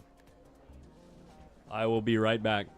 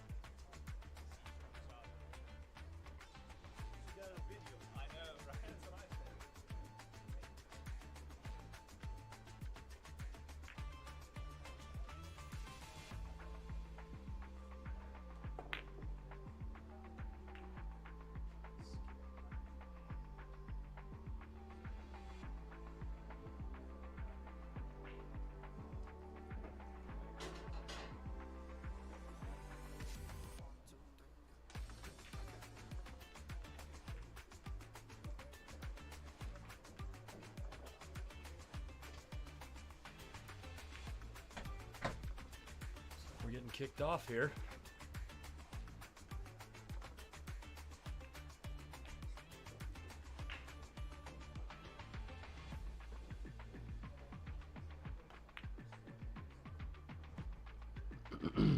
Was an interesting break off. It looks like somebody got pretty aggressive on the escape from the break, and now Joe Guerra making a real nice shot there.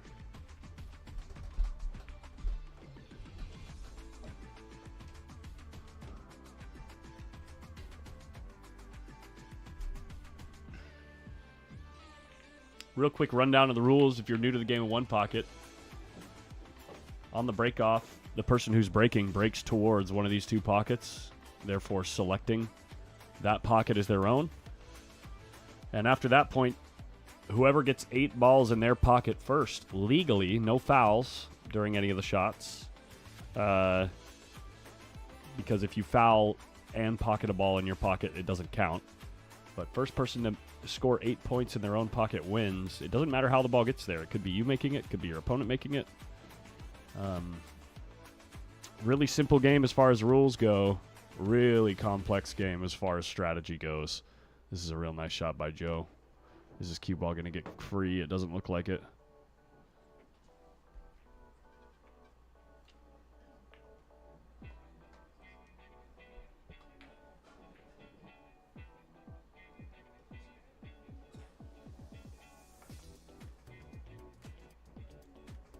I like this, banking this into the stack. Yeah.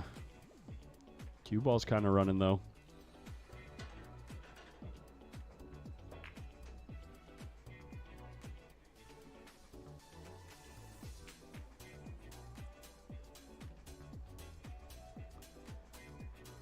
Billy might shoot at this 4 ball.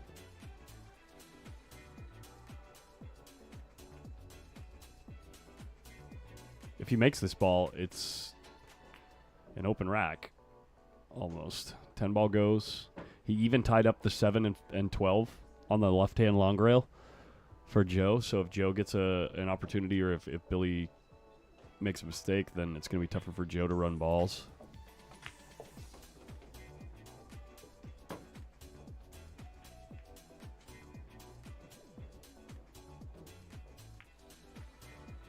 That's real nice. Doesn't really have a great continuation shot, though. Maybe combo the 15-11. Unless the 11 goes clean, imagine. The 11 goes clean. What a good spot to be in if you're Billy Thorpe.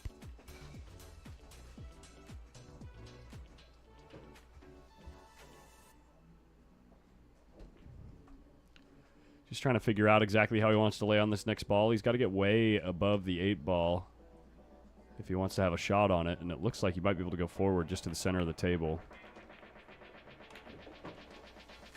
Now with this shot, you got to play the speed of the 6 ball, because you're playing the 6 ball to bank into this 3.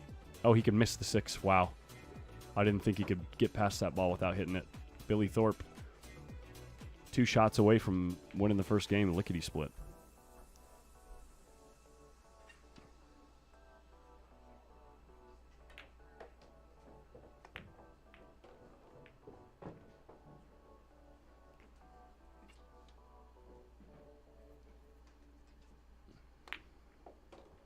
There it is.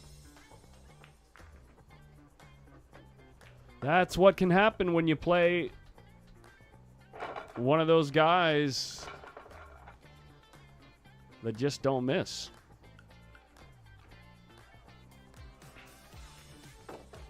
Yeah, the breaker chooses the pocket. See, where Billy's walking up table right now. He's going to break. So since he's breaking this way, he's stating, I want this pocket.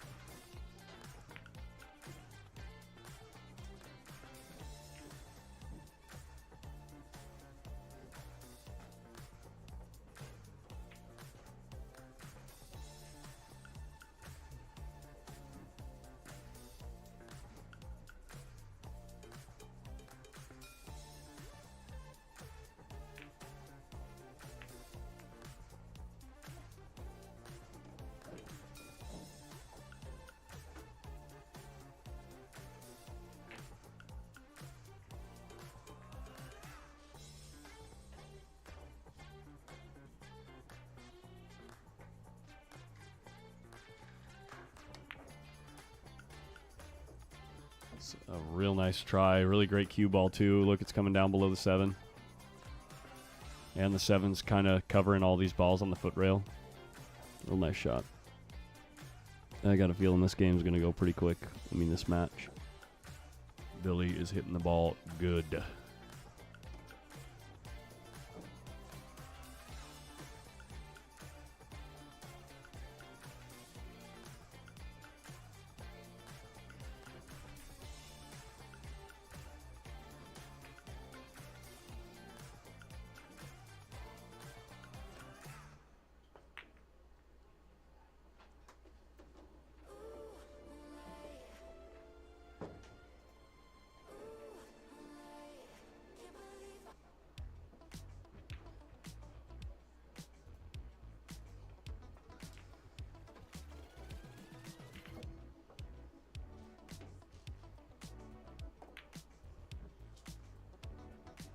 Real nice spot to lay down the cue ball. Is the 12 going to find the hole? No, it doesn't, but it's going to create an immense amount of pressure on Joe Guerra.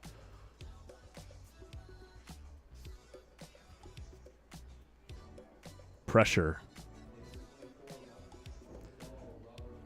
Literally the only spot on the table that's good to leave the cue ball, or at least bearable, is either tucked up in here,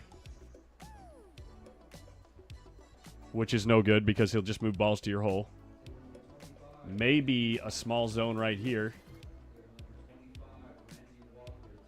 And then right here. You want to know where's a bad area? All of this. All of this is bad. Can't leave your cue ball anywhere in that area. Good luck.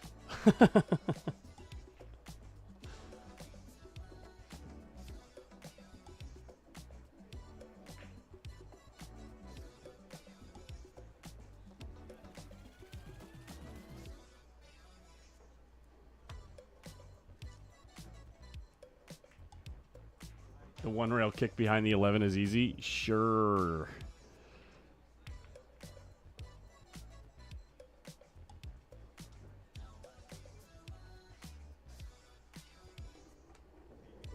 Yeah, that was easy.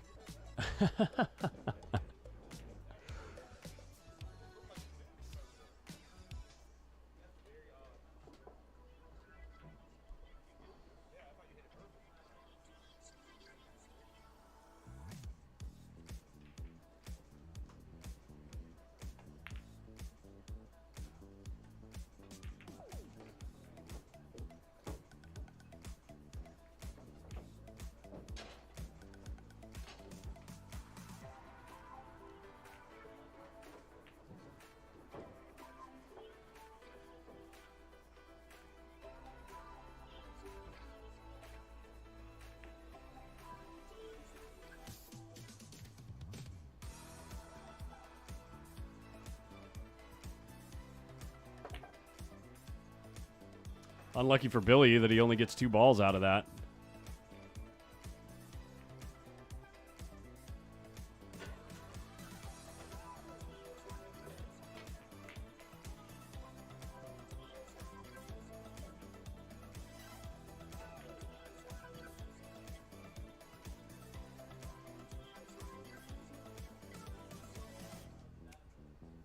I don't think you can go after this too. If you're Joe, you got to be sure you're making this ball.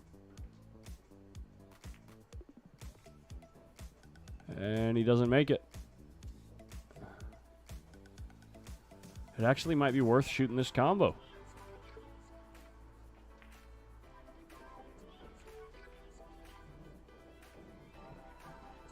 He's taking a look at it. Got to put some right spin so the throw doesn't mess up your... Yeah, a little bit of throw. What the heck was that? How did that happen? How did that happen? What?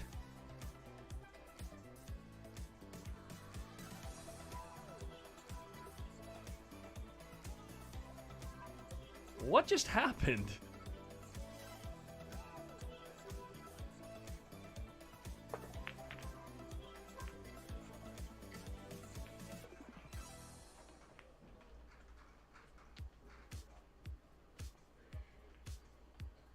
Oh my god.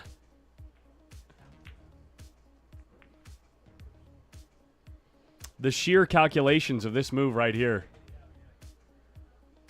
Combo, cue ball into the rail, off the 6, off the 4, and down right in your opponent's hole. Perfect shot.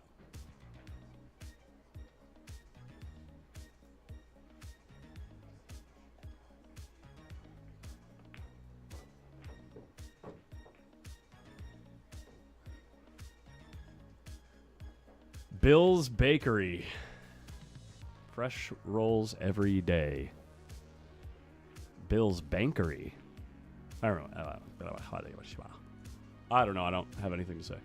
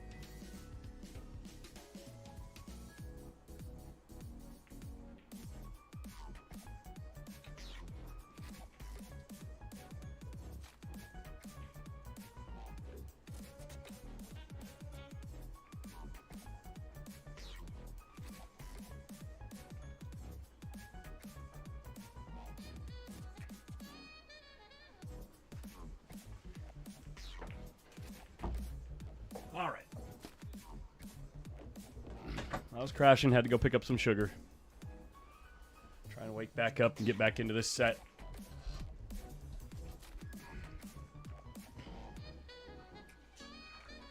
Looks like maybe 1-0 here.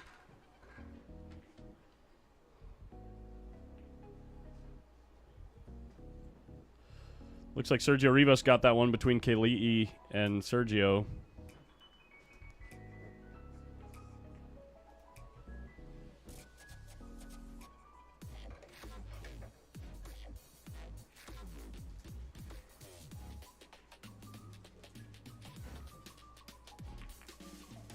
Looks like these two boys are not updating their score on Digital Pool.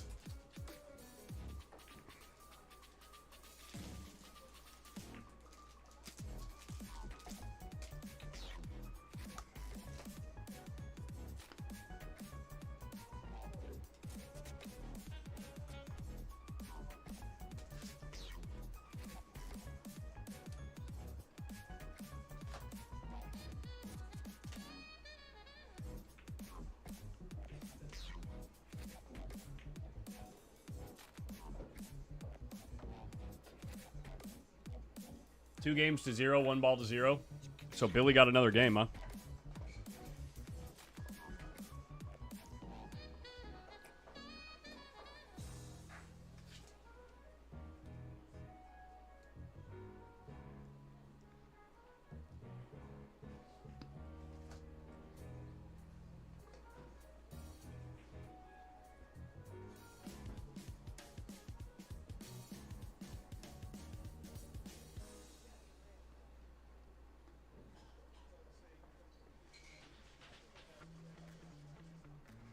What a lovely kiss off the 7 ball. Real nice shot there by Joe.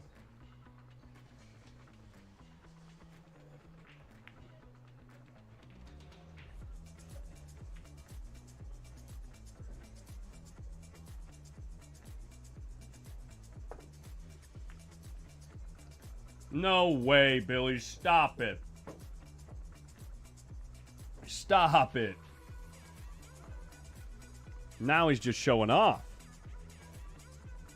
The twist back kick. Harem.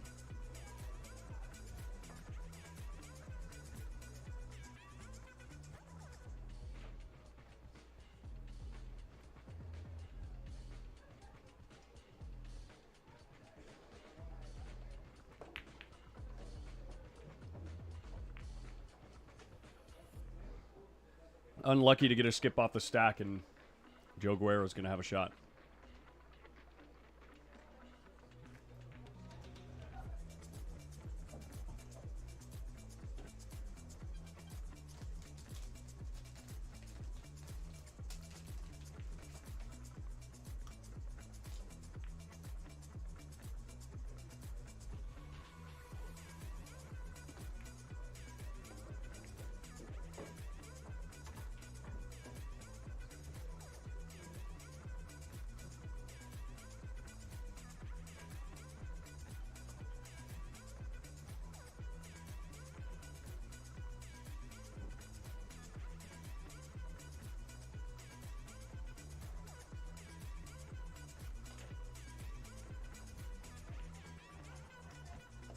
Kind of tough to get these balls out of here.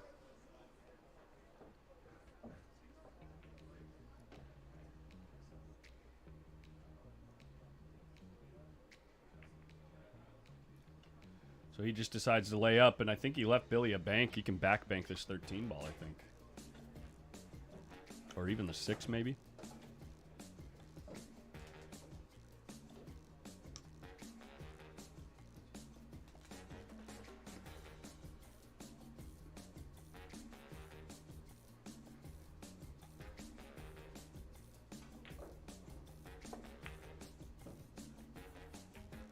Plays the 2 off of the stack into his hole, lays the cue ball up on the opposite short rail, and we're firing again. Billy just finding all the creative offensive shots.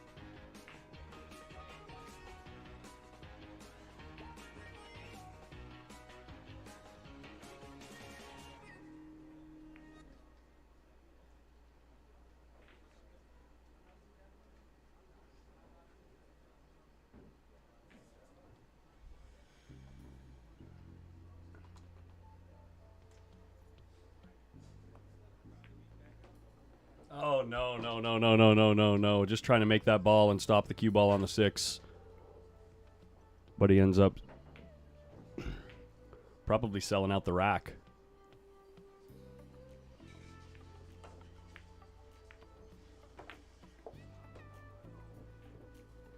Gets his cue ball above the 6. Being able to access any part in the table from this angle.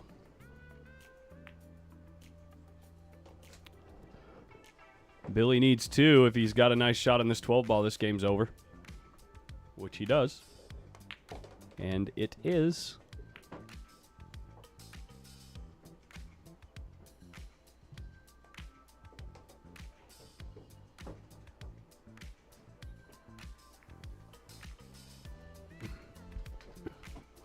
Absolutely overwhelming prowess. Overwhelming one-pocket prowess.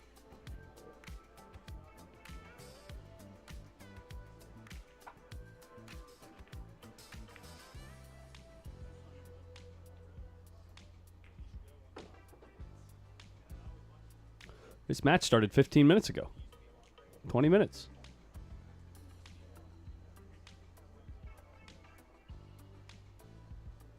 Right? Well, little scratcherino. Little scratchy.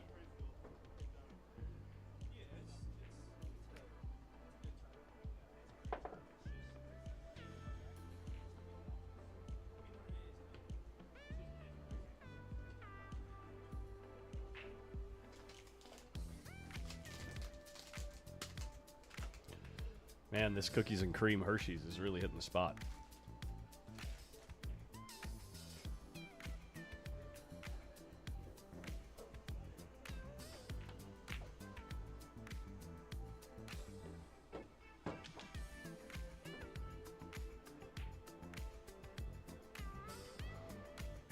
Somewhat decent move there, but he does leave Billy a bank. Billy's going to bank this 11 at the 4. The 2 ball is going to corral the cue ball towards the 4. And he can follow his cue ball to try to protect whatever he sends to his pocket with the 2 ball. I like so. I like so.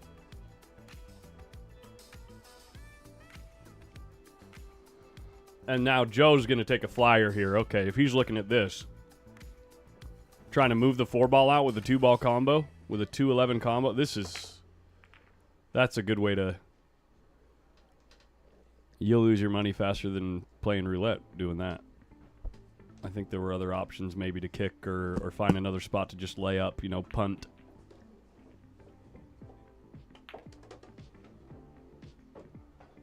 But hey, it worked out.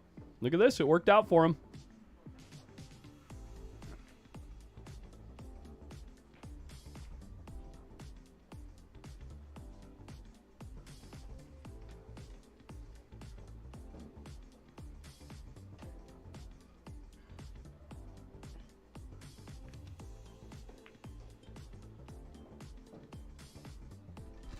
Billy needs his cue ball to giddy up, keep that 8 ball covered.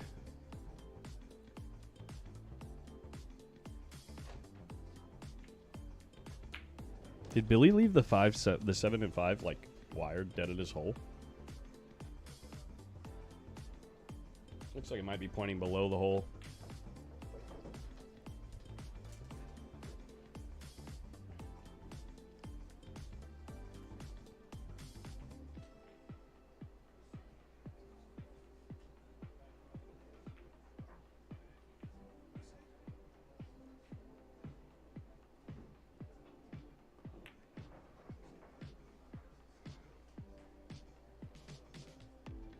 Pretty good shot at the bank here. It looks like the ball is straightening out as it goes down the rail. Yeah, I guess that would be the pocket to break towards if you know that the ball coming down the rail will just hug the rail and go in.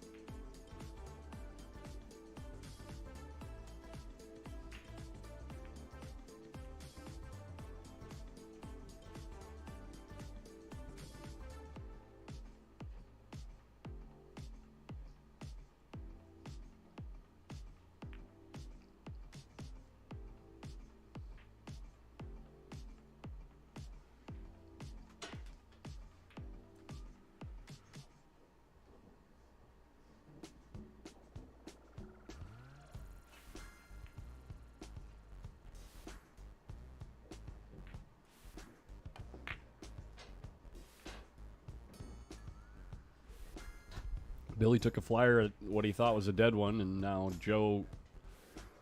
I mean, if Joe doesn't want to get skunked in this set, he's going to have to make at least 4 or 5 balls here.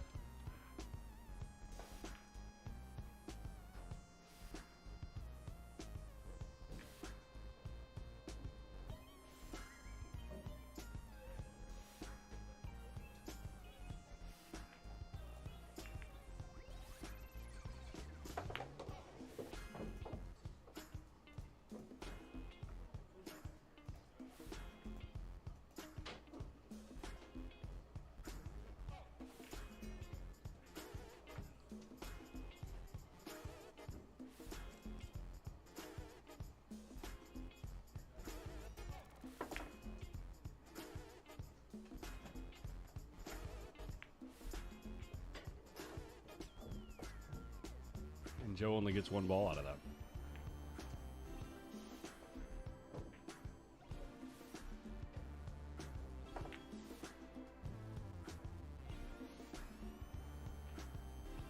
Look at this shot from Billy Thorpe. Ball's not going to fall, but he's got it protected. Did Joe get 2? Joe got 2.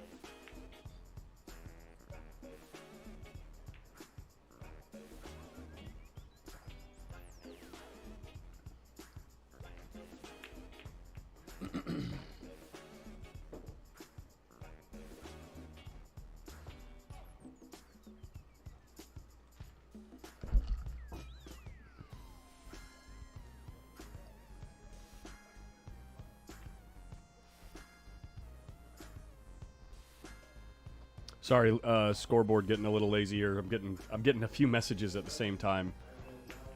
I should wait to take care of them. We can wait until after this match. But Joe Guerra doing a good job of keeping the balls on his side of the table and keeping a leash on Billy here. At least for this game.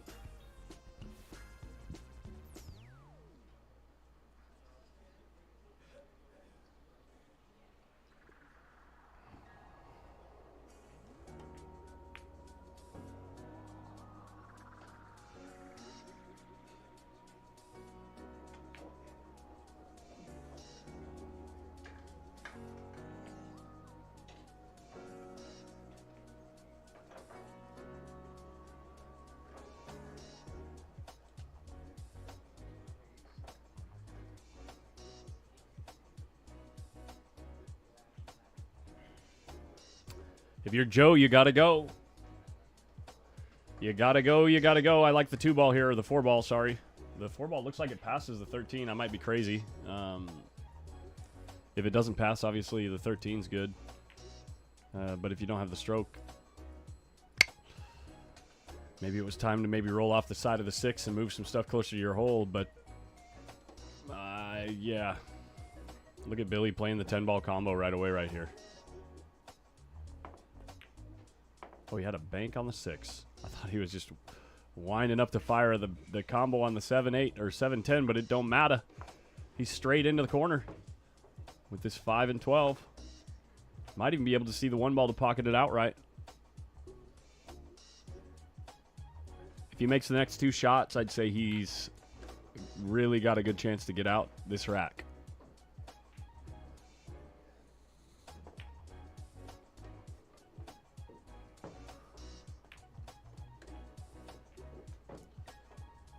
He needs 3, right? So you got the 1 ball, it's a gimme, but when you get positioned on the 7, can you nudge the 13, or are you just going to have to take your medicine and take the bank on the 13, put it in the hole? So it takes the medicine, wants to get pretty straight here.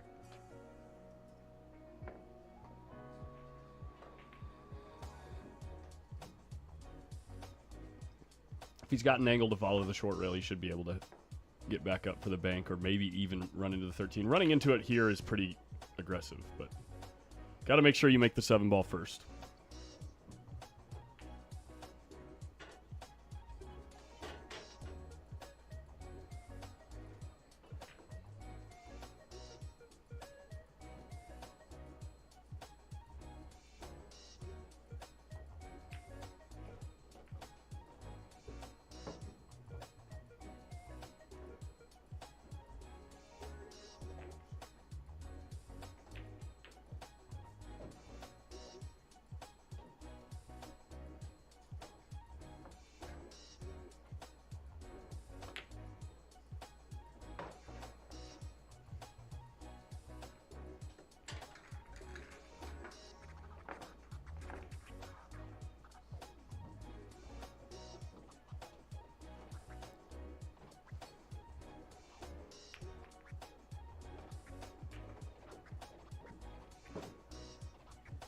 Billy is just firing at everything. Firing at everything.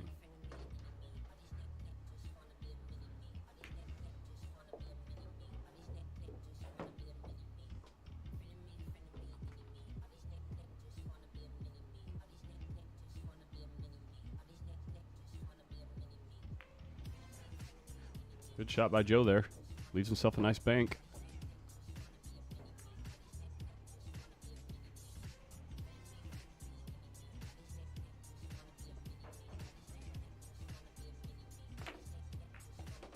Man, real nice shot there, too. He's in this game.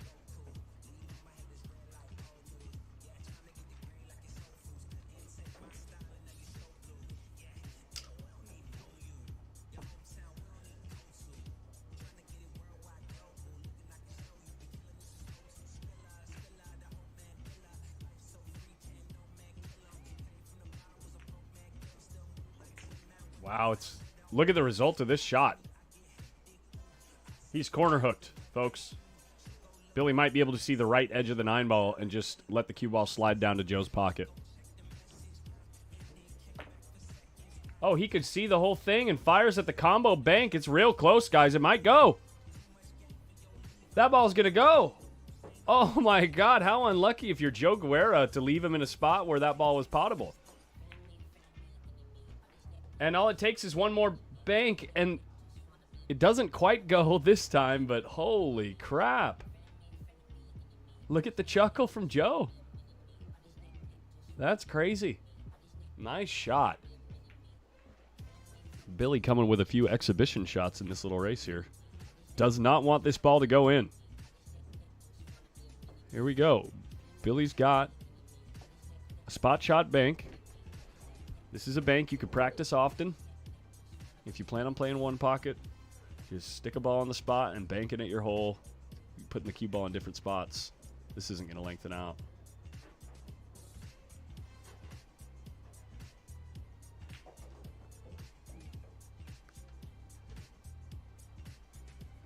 Did he double hit the cue ball? No, his cue ball didn't go anywhere.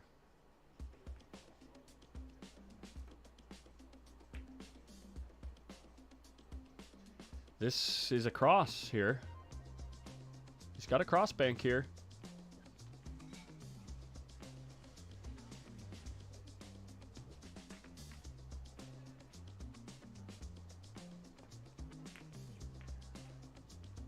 Needs it to drift.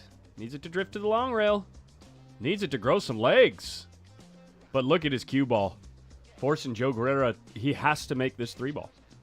Joe has to make the ball. There's no other choice. It's called a trap. What are we doing here? You got to shoot the 3. And you got to go. It's got to go in the hole.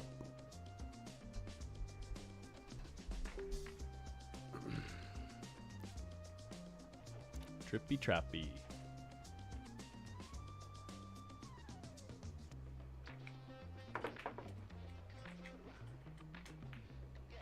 That's going to be the set, guys. Joe Guerrera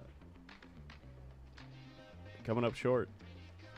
This ball is definitely cuttable, barring a catastrophe with a scratch. And there is no scratch. Here comes the handshake. Blazing fast. Ladies and gentlemen, Billy Thorpe just shooting at everything and most of it working.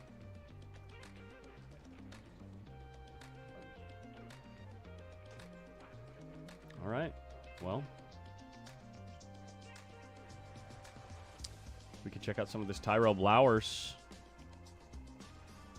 Is that Tyrell Blowers, John Mora, maybe?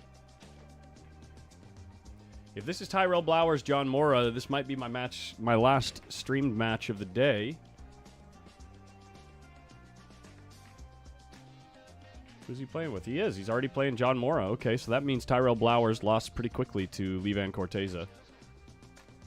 Let me get this centered up properly. Listen properly.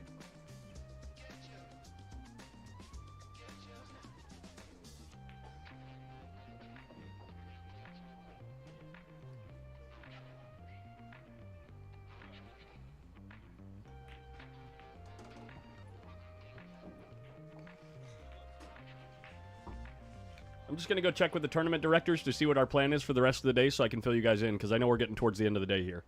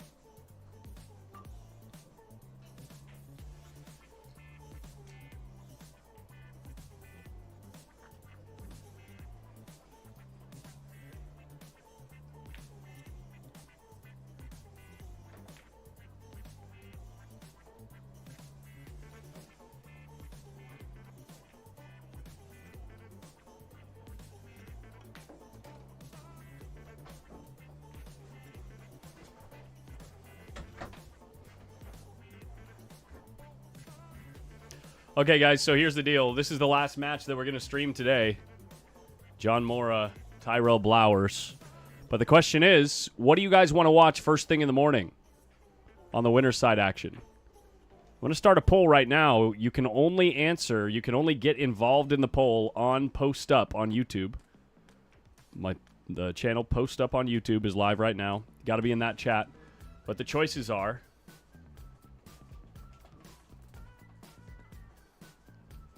SVB versus Sergio Rivas, Carlo Biado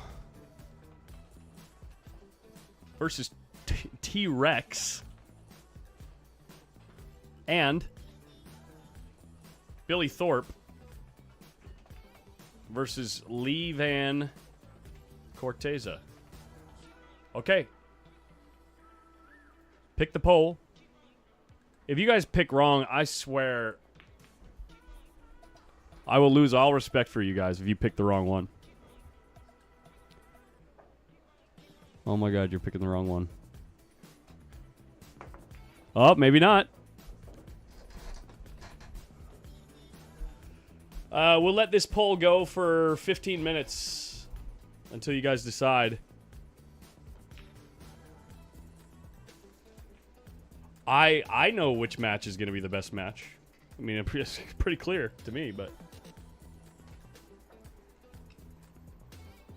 you got to get in on the Post Up YouTube chat in order to have your input be heard.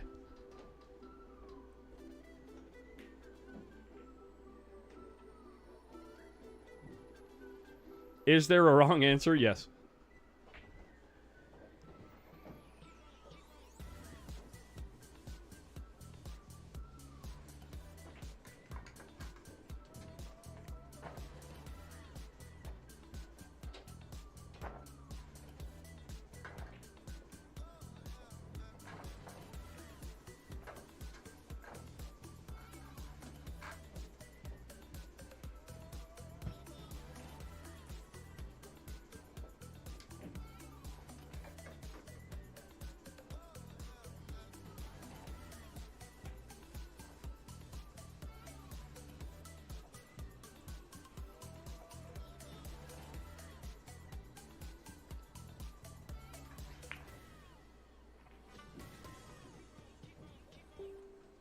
How'd you know, Shannon?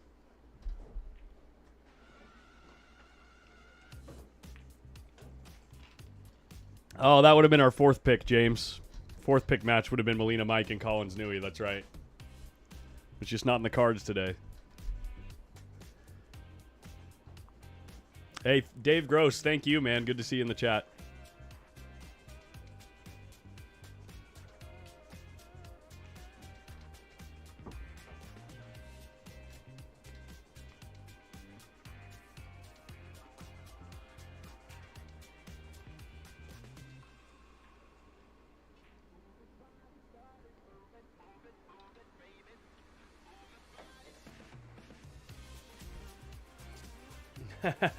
Shannon.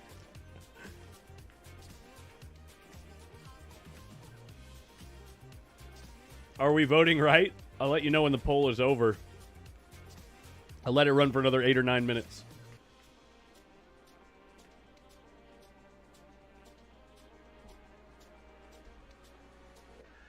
Split screen SVB and Carlo Biado's matches. I haven't really been feeling the split screen vibe for this tournament.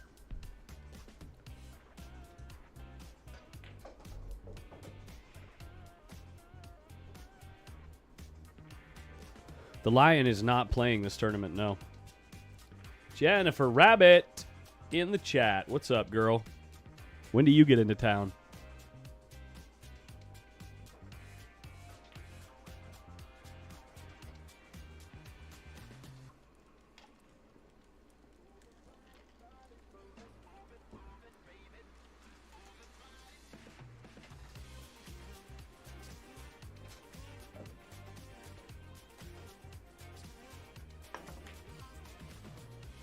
Okay. I'm going to get the chat out of the way, go talk to the TD, and then I'll come back and sweat the rest of the match with you.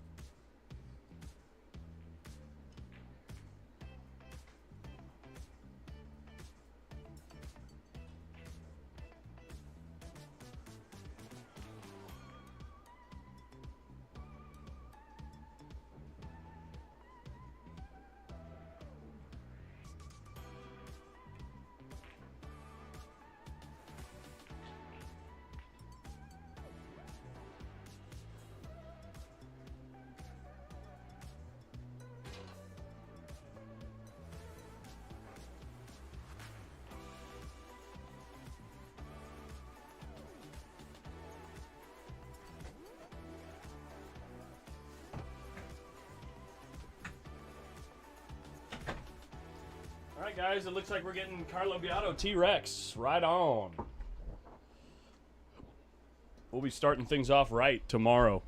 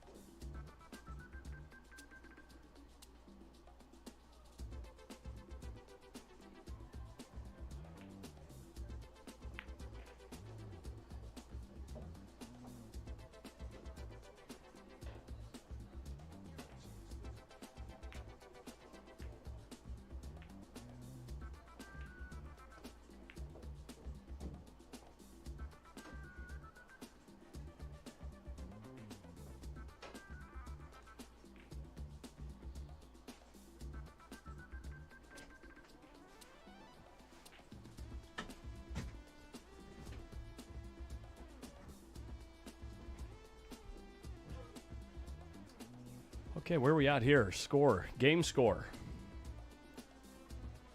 In this here one-loss side match, race to 3. Game score, first game. Looks like John Mora in the lead, 5-3.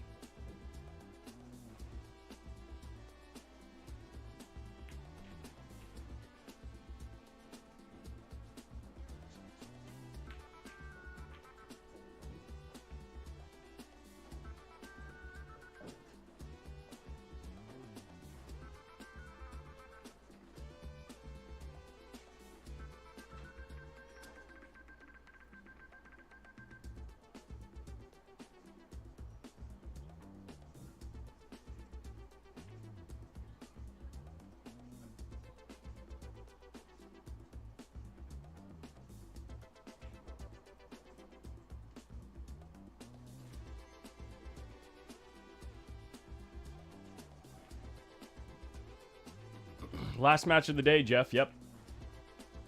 Last match of the day for the live stream. First day in a one pocket tournament is always about like this. I mean, it's pretty slow goings. You know, tough to keep all the action on one table or near one table because some of the matches, we've already had probably 3 or 4 matches today that took 4 hours. Let's see, we had, and they were all races to 4. We had 1, 2, 3, 4,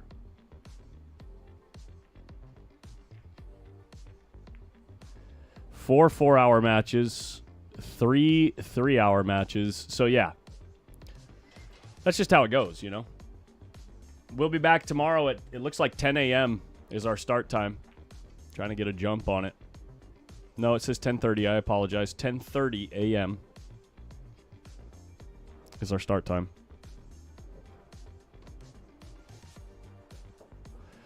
We are getting a little bit ahead of the game today on the one-loss side. 1 round ahead of where we normally go because we do know tomorrow can take quite some time to get down to the Final Four.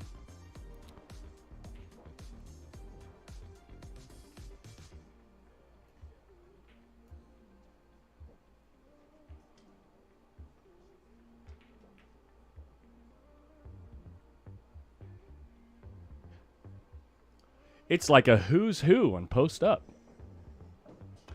That's right. You've been watching the videos.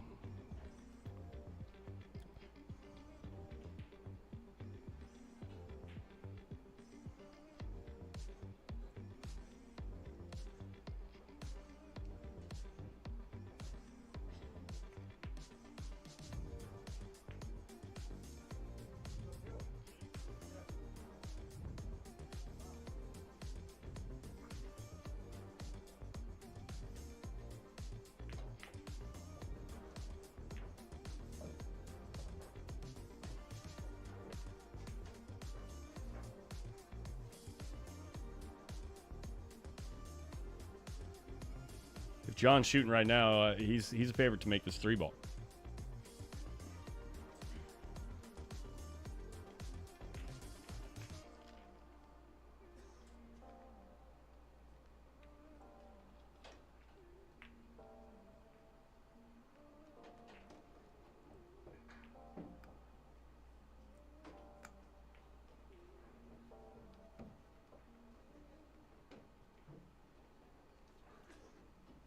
Hey, thank you, Jeff. Thank you, man.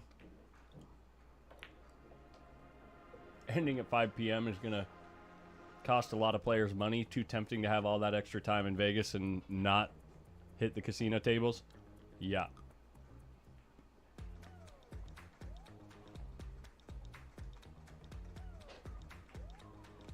Look at this shot from John Mora to try to finish the game, and now he's got an open shot on the well, not really that open, actually. It's super thin on the 14. First game, guys. You can see the ball count underneath the table. It's currently John needing 1. John's got 7 here.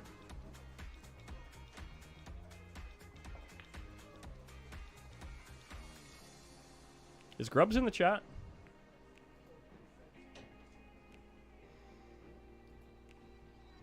I'm a little scared to make Grubbs a mod, but there you go. Don't abuse your power, Grubbs. Plays the 4-railer, and it's looking real close. A little short.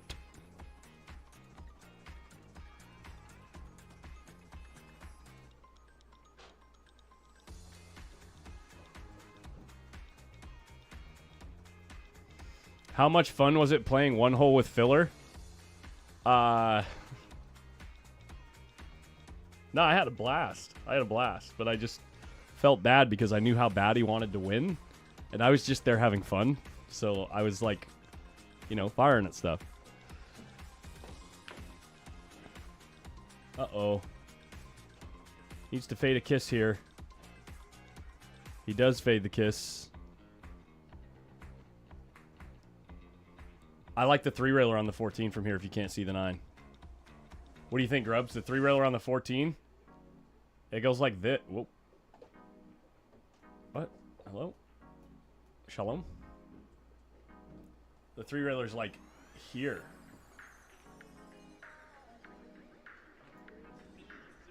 It lengthens out a lot off of the second the third and fourth, sorry, second and third rails.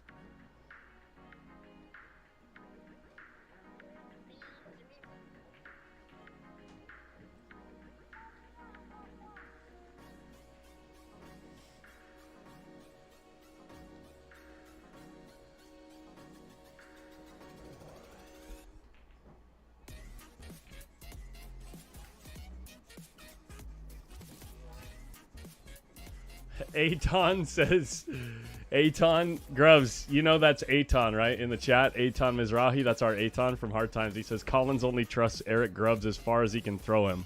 Far.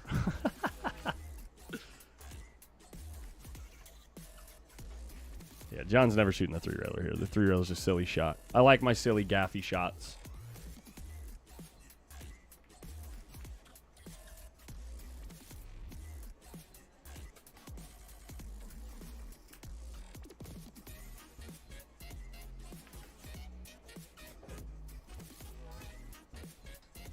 Hey, Mike! Is he making fun of me? You making fun of me? You what?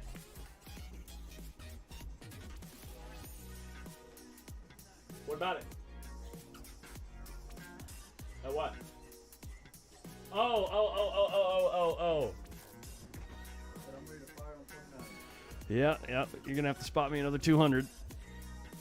Okay. Just until Brandon gives us our jelly. Are we live? Look at this. Yeah. Look at Tyrell Blowers kicking this 13 ball in. What's the score? John has, look.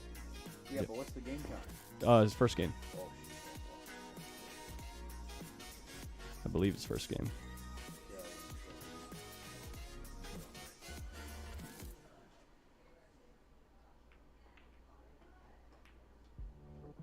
Look at this bank. Pretty good stuff from the youngster.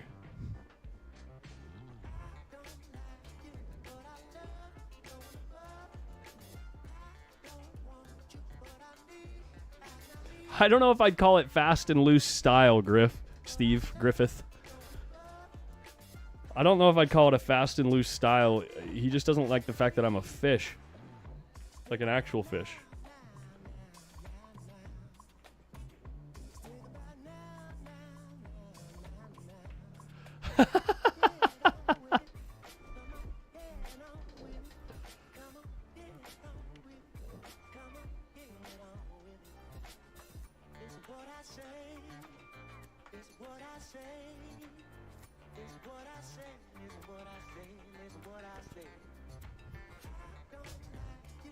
Everyone roast Grubbs for saying your without the apostrophe R-E. Grammar. Come on, man. Didn't you make it past the 6th grade?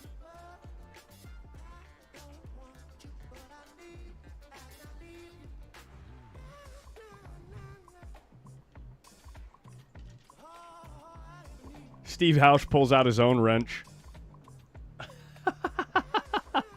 I mean, Steve Hausch, John Hausch. Sorry.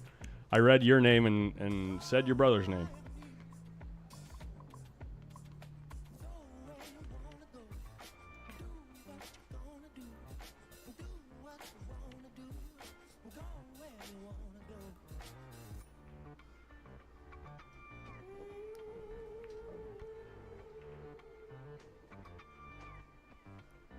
Boom, roasted. Illiterate mods, par for the course.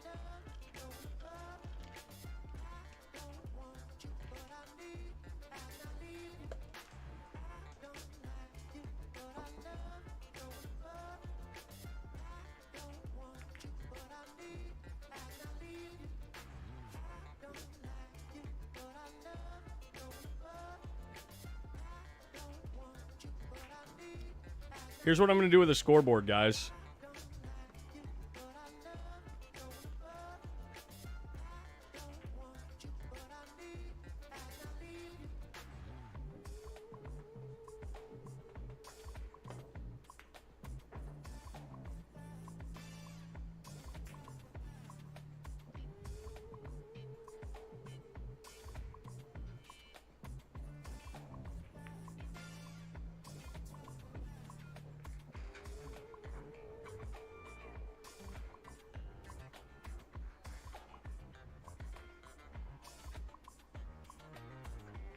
You know what? We'll get rid of the chat box and throw it down here.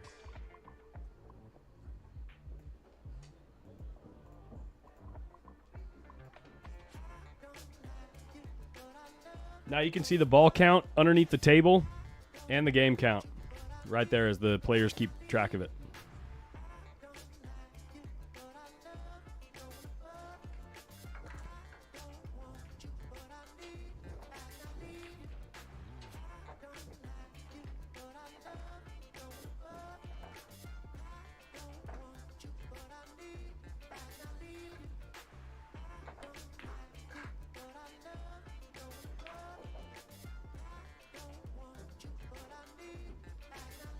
Yeah, here's how we do it. Here's how we do it.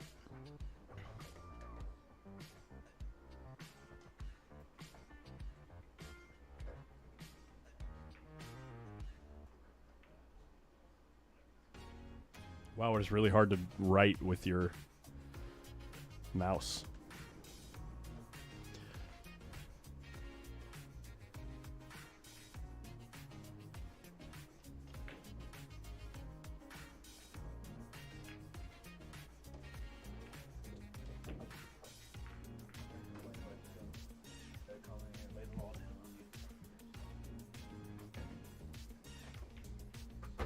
What do we got here? But you don't like my What are you ball doing? count and What are smiley you face? doing? Come on, John What Moore are got you the first doing? game. We're having fun there with we the go. chat. Let's go. Let's go. Come on, John. Who's mad at me? I can't name names.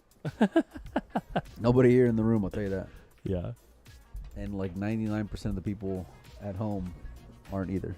Okay. Yeah, you know what I mean? It's So like it's that one guy. that one guy who just wants to be known. Yeah. I'm going to send a message. Send a Let everybody know.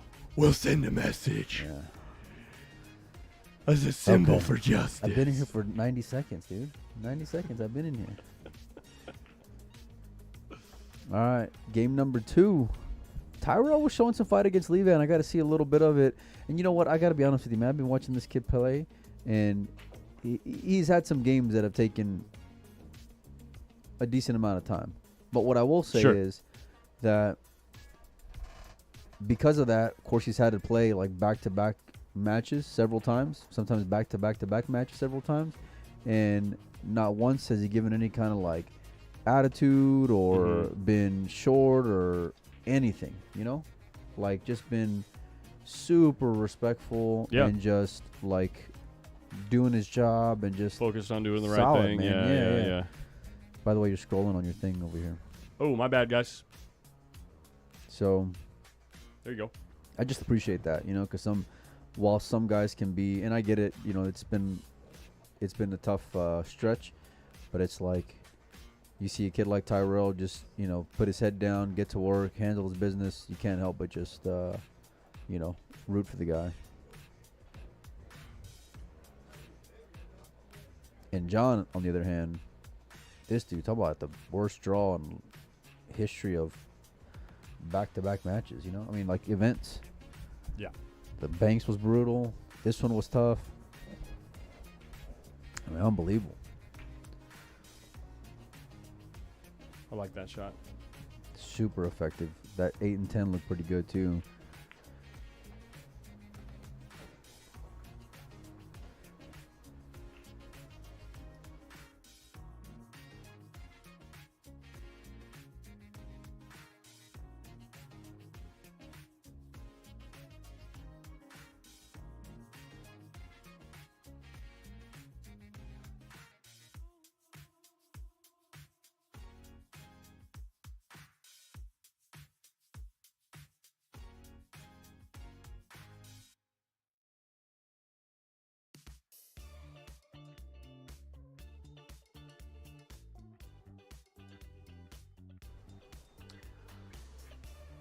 He's not dicing this, right? So that if he's going for this, he's trying to lay the cue ball up by The 15. yeah, but it's like that 8 and 10 look good. Maybe it's not as good as we think. He got such a nice full hit. Look at the cue ball. Beautiful cue ball. I mean, that's Wow. that's the best part of the whole shot for me. You know, Wow. the incredible. It looked like a real severe angle, and to hit it that full to where he didn't have to go back and forth.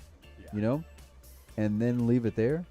Yeah, Daniel Davidson, I'm not sure. I don't think Mora has peaked above 800 yet. I think he's been in that 590 or 790 something range for a while.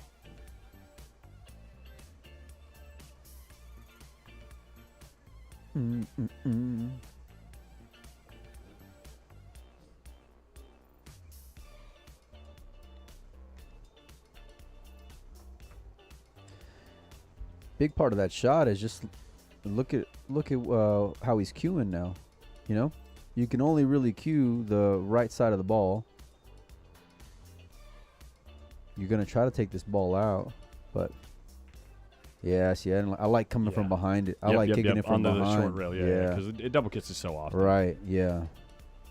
It's not worth the risk, you know, especially for a guy like John who can.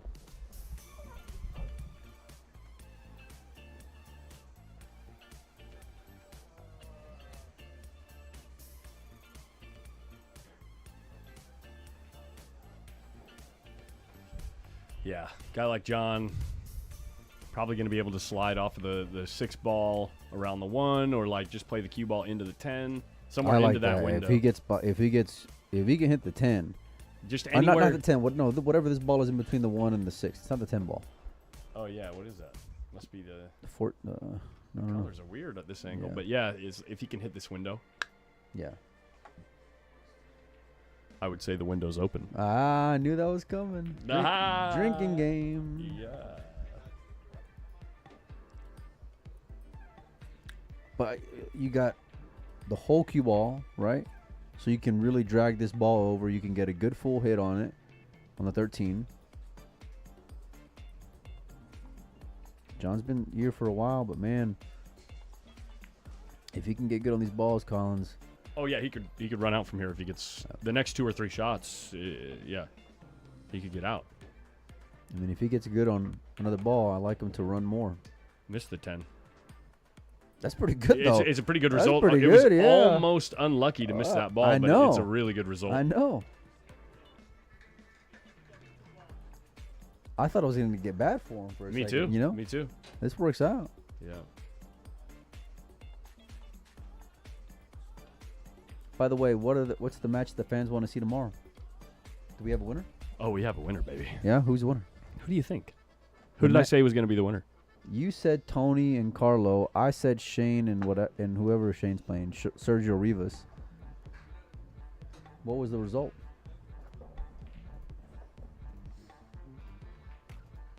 I think people just love watching Tony play. Yeah. Good Lord, you guys say a lot in the chat. I'm scrolling way up. There it is. He's back cutting the 6 ball, and he's going to open up the whole world here. He went through it a lot. Little kiss back off the 7 helps him. Figured he would have gotten better. 51%. See, you thought you were stealing whenever you were up by 12%. But I still was. I was up by 20% in the end. 51% Carlo Biado, 31%. Oh, there's three choices there. Yeah, okay, 31% SVB. You were stealing. And 17% Billy Thorpe, Lee Van Corteza. All right, you better make sure you put this ball down here.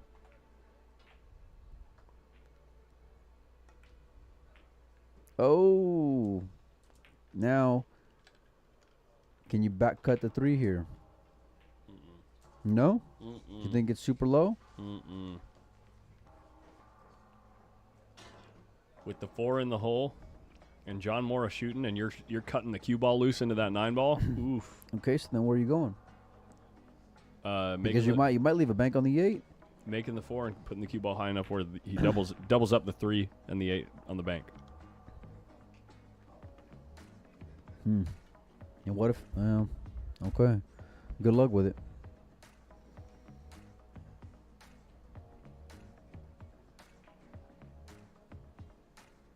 No. Not this. Did he corner hook him?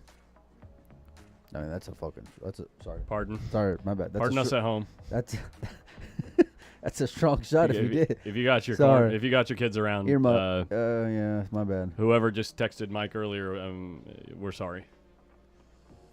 Oh, they didn't hit me up. Oh, really? I just saw the message. They didn't hit me up. Yeah.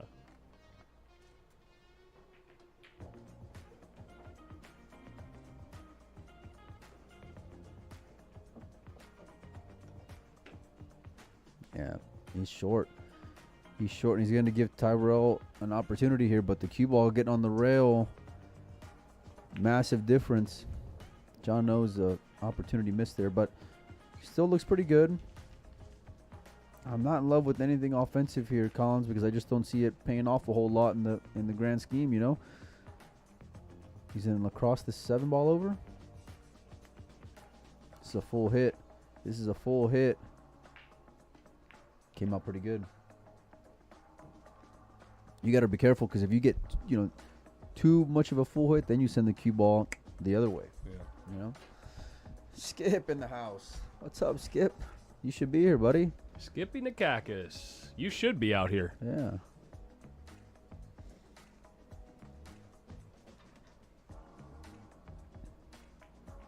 Good shot here. Nice full hit. Wants to be right on the 7 ball. Effective enough.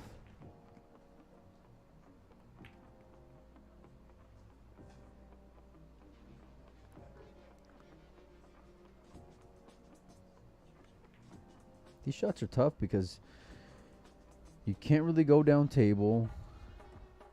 It almost it makes your skin crawl moving balls away from your hole, you know. But I don't see a whole lot of cover here.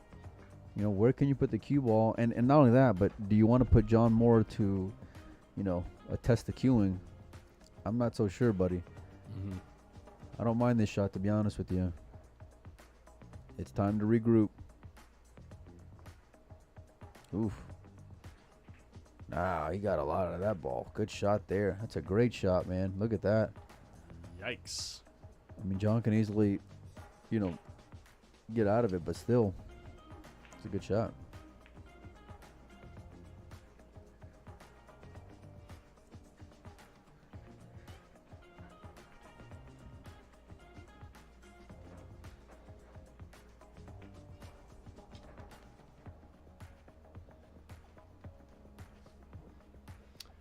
How many times have you practiced this kick?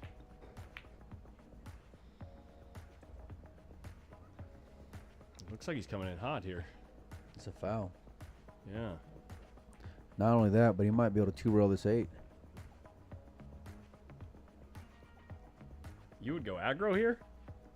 I mean, I'm not saying I would, but it's there. Maybe I just been watching Tony shoot too much this week or something, you know? If that 10 and 11 were only locked up, you know, the fact that they're in the open like that and they're free. I was actually looking at this shot. It's not going to turn out as good as he was hoping.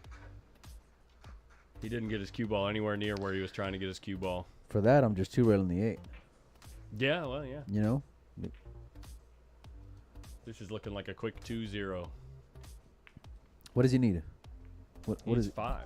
He needs 5? Okay, well, he's got 4 sitting pretty good. And he can actually, never mind, he's good. He can do whatever he wants here. Yeah.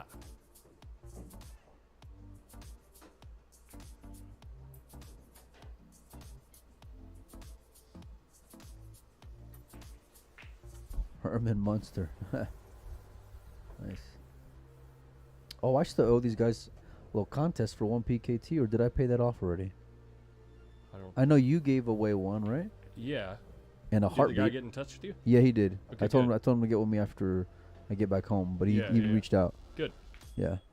I think I owe 1 more though. Yeah, you were going to pick one. He just had a little skid right there. Whoa. John had a skid there, right. John just had a little skid right there. Speaking of stuff, don't I know it? It is. I know. Yeah. Especially when you got to do it all day, every day for 2 Here we weeks. go. Here we go. Here we go. But I enjoy the hell out of it. All right, you want to make sure you get this A ball out of the way as soon as you can. It definitely won't be the opener, but that's the area of focus. I like for laying sure. up with the 7 and getting a nice, nice.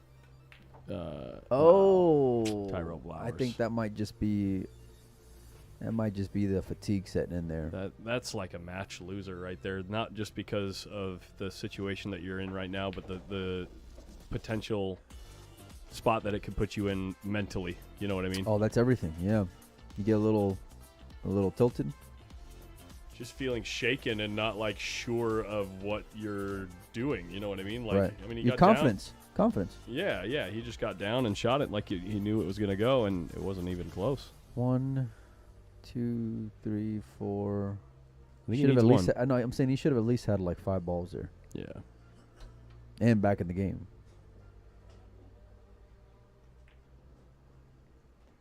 And this is part of the beauty and cruelty that is one pocket. You know, 1 minute you're looking real good and you're sitting Mhm. good, and the next minute Yep. you want to go play in traffic or something. You know. So. Yeah.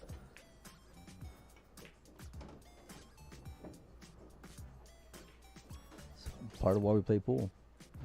This should be his last ball for the game. Just to get up 2-0. Yep. All right.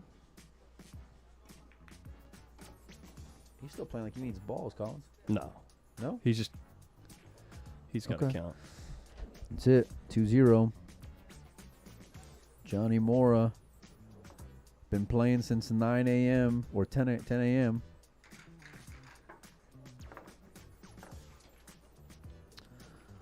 Collins or Mike, will you go over the rules one more time, says Ike. Well, Why don't you give it a shot this time? 15 balls on the table. I'll show you. Almost there. We're getting there. So John's going to break from the upper left-hand corner because he's been putting that 8 ball behind the 1 ball consistently. So John's going to be playing to the same hole he just played in the last rack, which is that one. He's putting the cue ball on the opposite side, right over there. There's 15 balls on the table. The first one to make 8 balls in your hole wins. That's it. So if you foul, you owe a ball. If you don't have a ball in the tray, you put a coin up, and you end up going in the negative. I wonder if that 8 ball being there is for sighting the side of the ball. It is. Oscar and I. If you make a scratch on the, not a scratch, you make a ball on the break in your hole, it's a re-rack. Yes. So what I learned from Oscar is you take either the 1 or a couple of stripe balls, right? You put a bright colored ball on the top, bright colored ball right here, so you get the contrast with the 8 ball. Right. And then where I break from, which is closer to the rail, and what Oscar taught me is to aim completely full through the 8 ball, and then just a hair towards the 1 ball. Like once you're aimed completely full through the 8 ball, you just adjust maybe like a little less than a tenth of a ball towards the 1 and hit it with inside spin, and it spreads the balls just like that. Couple things you want to accomplish on the break. 1, you want to get about 2.5 diamonds away from the pocket, which he's in that area. Number 2, though, you want to make sure and get the cue ball on the rail, which he did not do. So a little off on that one, but a lot of threats that Tyrell has to fade. I think he can come off the top of this 3 ball though and start working to get out of John's break. I'm thinking anyway. He's looking to see if he's got a dead ball here, and by dead ball I mean a ball that's aimed towards his pocket.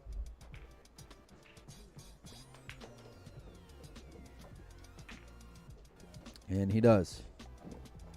He's not going to get rewarded, though, because there's no shot thereafter. He kind of just... He got rewarded with the move on the 7 ball, though. Well, yeah, but... Hey. Steady. Okay, now I kind of like banking the 14 ball. 2 rails, seeing if you can get it to hit that 15 ball up top. What? The 14 ball, try to hit it, and I'm trying to make contact with the 15 if it... Yep. Yep. Here, the 13. Yep. Oh, is it 13? Okay, that ball then. 13 ball.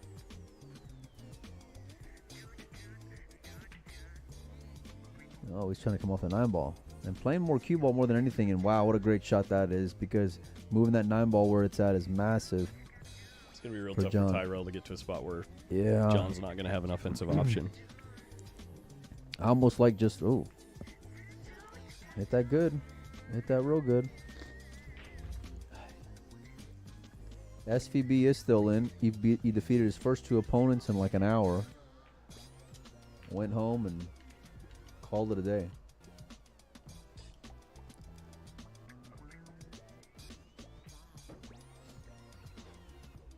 Excuse me.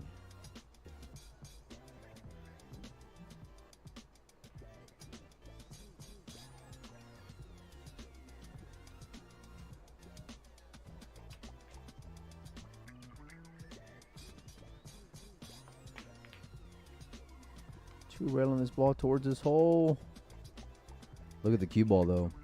Does not want those balls to tie up.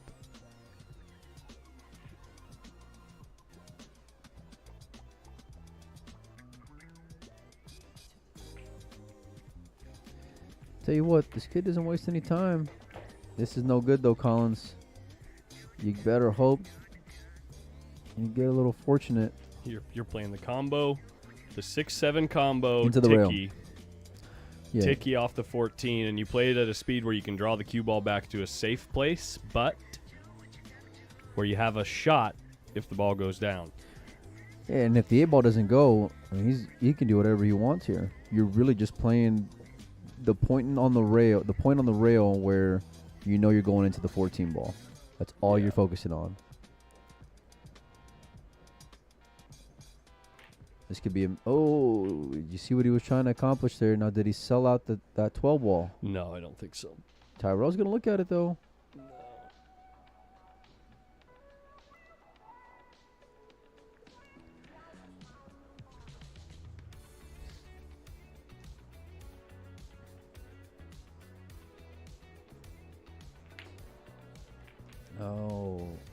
Oh, okay. Ball went down. That's pretty good for Tyrell.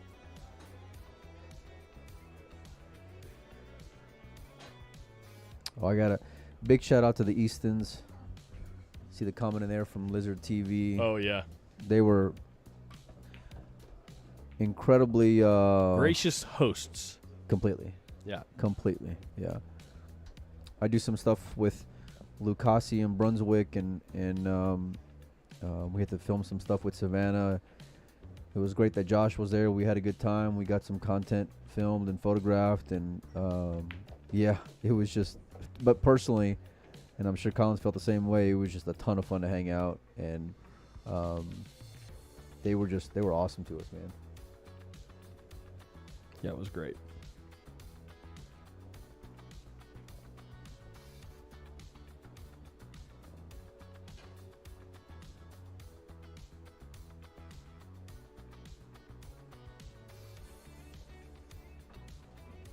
And of course, it was always great beating Collins.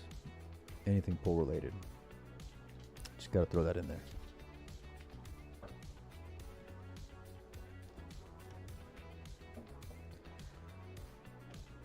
There we go.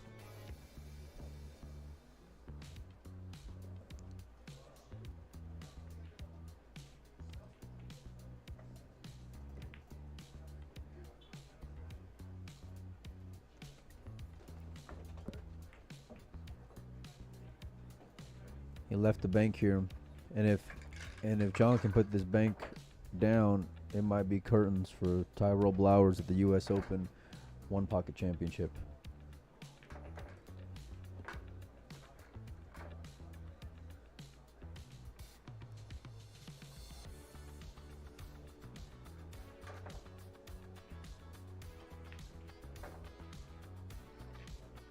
I guess he can't get to it. Now can he? I wonder if he can hit the 2-1. That's what it's looking like, Collins. Oh, that's right, Ike. That's right. I mean, I can say I'm undefeated against Josh Filler. You know, on film. Yeah. You know, not too many people got that on their resume. All thanks to Collins. And You're welcome. Yeah. I'm a team player. You were the MVP. I am a team player. Hey, guys, my self-esteem needed that. The other scoreboard, they were not updating the ball count. That's why I had the camera angle in a spot where you could see the balls in the tray. But we'll do the full deal for this little run out here. All right. Everything's in the open here for John.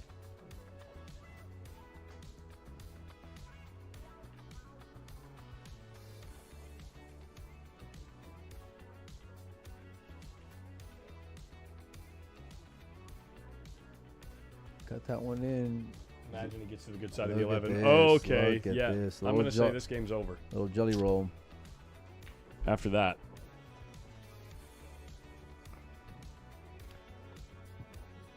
The curse in full effect.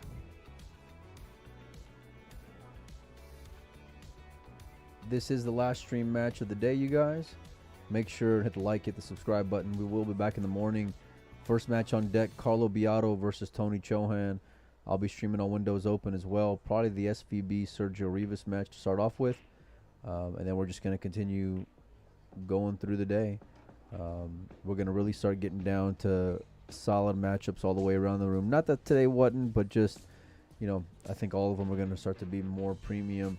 And yes, the cream is going to start rising to the top. Yeah, that's what I've said a number of times, actually. I mean, typically, especially in one-pocket tournaments, day one is a little bit slower paced. You know what I mean? Yeah. A little bit, you know, just kind of waiting to see how different matches are going to pan out, you know? Does he have a shot here? I think the 13 goes.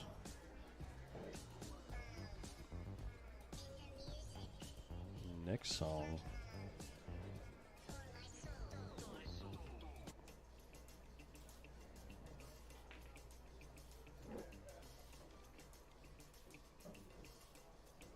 You're shooting the combo here, Mike.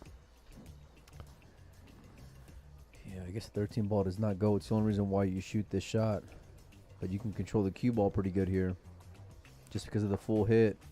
He missed. He's not going to leave much for Tyrell.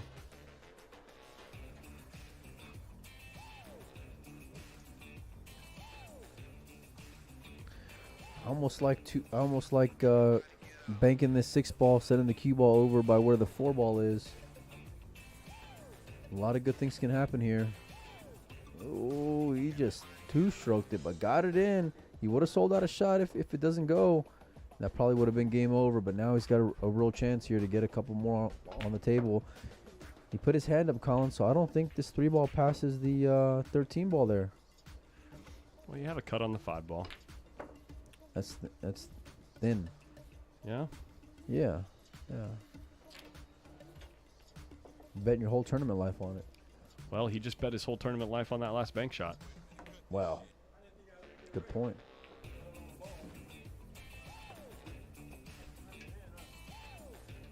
Playing for 5. He's got 3 in the open. Draw back here behind. Oh, the 13 ball. Should be 5. Oh, what is that? The 12 ball. Or does John have 6? Hang tight. John's got 5.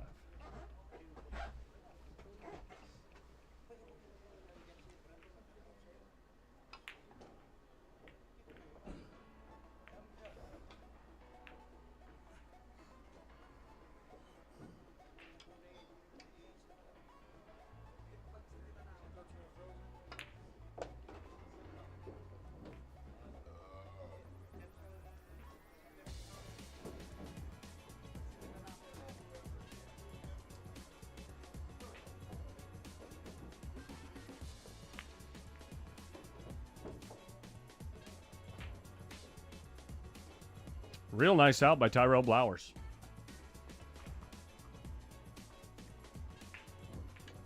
Wait, does John have 6 or 5?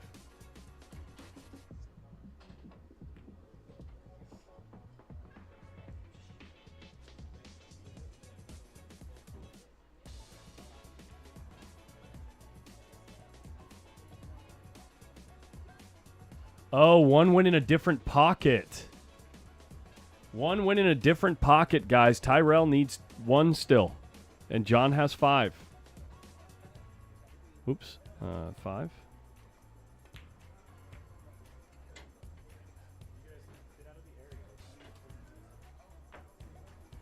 I forgot about that. One went in a different pocket. And now John Mora has a chance. And honestly, he has an angle where he can follow to this 10 ball.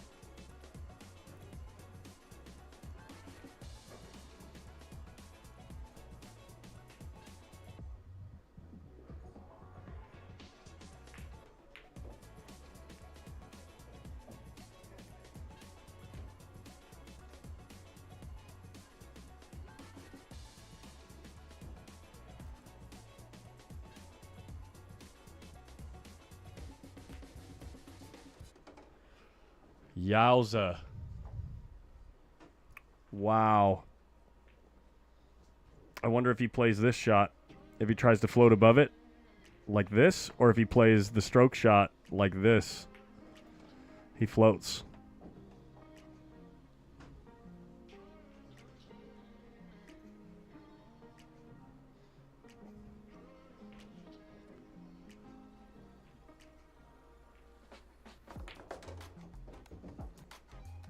And there you have it. Tyrell Blowers putting a nice effort there in that last game to try to steal one away, but it doesn't work out for him.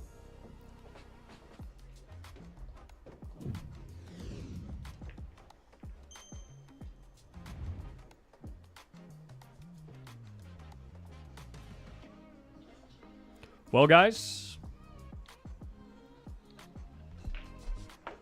that's going to do it for the rest of the day. The remaining players have all, I'm pretty certain that the majority of them have been involved in matches that went over 4 hours. So unless you want to watch another 4-hour extravaganza, we're going to be moving on. Coverage coming back to you tomorrow morning at 10:30 a.m. Pacific.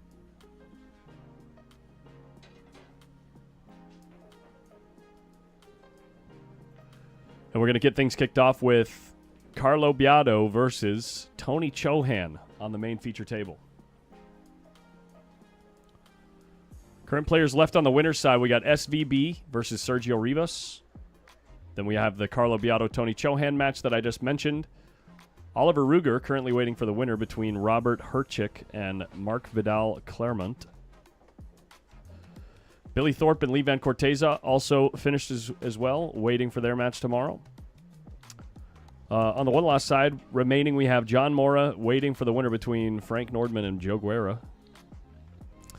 We have Roland Garcia waiting for a match to complete between Ivan Belmont and the loser between that Robert Herchik, Mark Vidal Clermont match. So a lot of waiting to do there for Roland Garcia. Except, actually, I apologize. Roland's playing tomorrow. So, yeah. On the one last side also, Mark Najarian. Corey Deuel waiting. Kalei waiting as well. Ed Hobbs, Ryan Nelson. A few of the players left on the one loss side. So, yeah. It's a fun stream today. A little bit more chill. A little bit more chill with the waiting game going on, but we had some action-packed moments. Tomorrow, the drama will increase, and then, of course, for the final day, we're going to have the final four, I believe we're getting down to tomorrow. We'll confirm that, of course, as we go through the day, but, yeah. Action-packed on Friday for sure. Thanks, Frankie. Later, Shannon. Later, Lords. Rod Connor, see you later. Torture you, good to see you. See you later, Jackie Tucker. Have a good night, guys. We will see you tomorrow morning.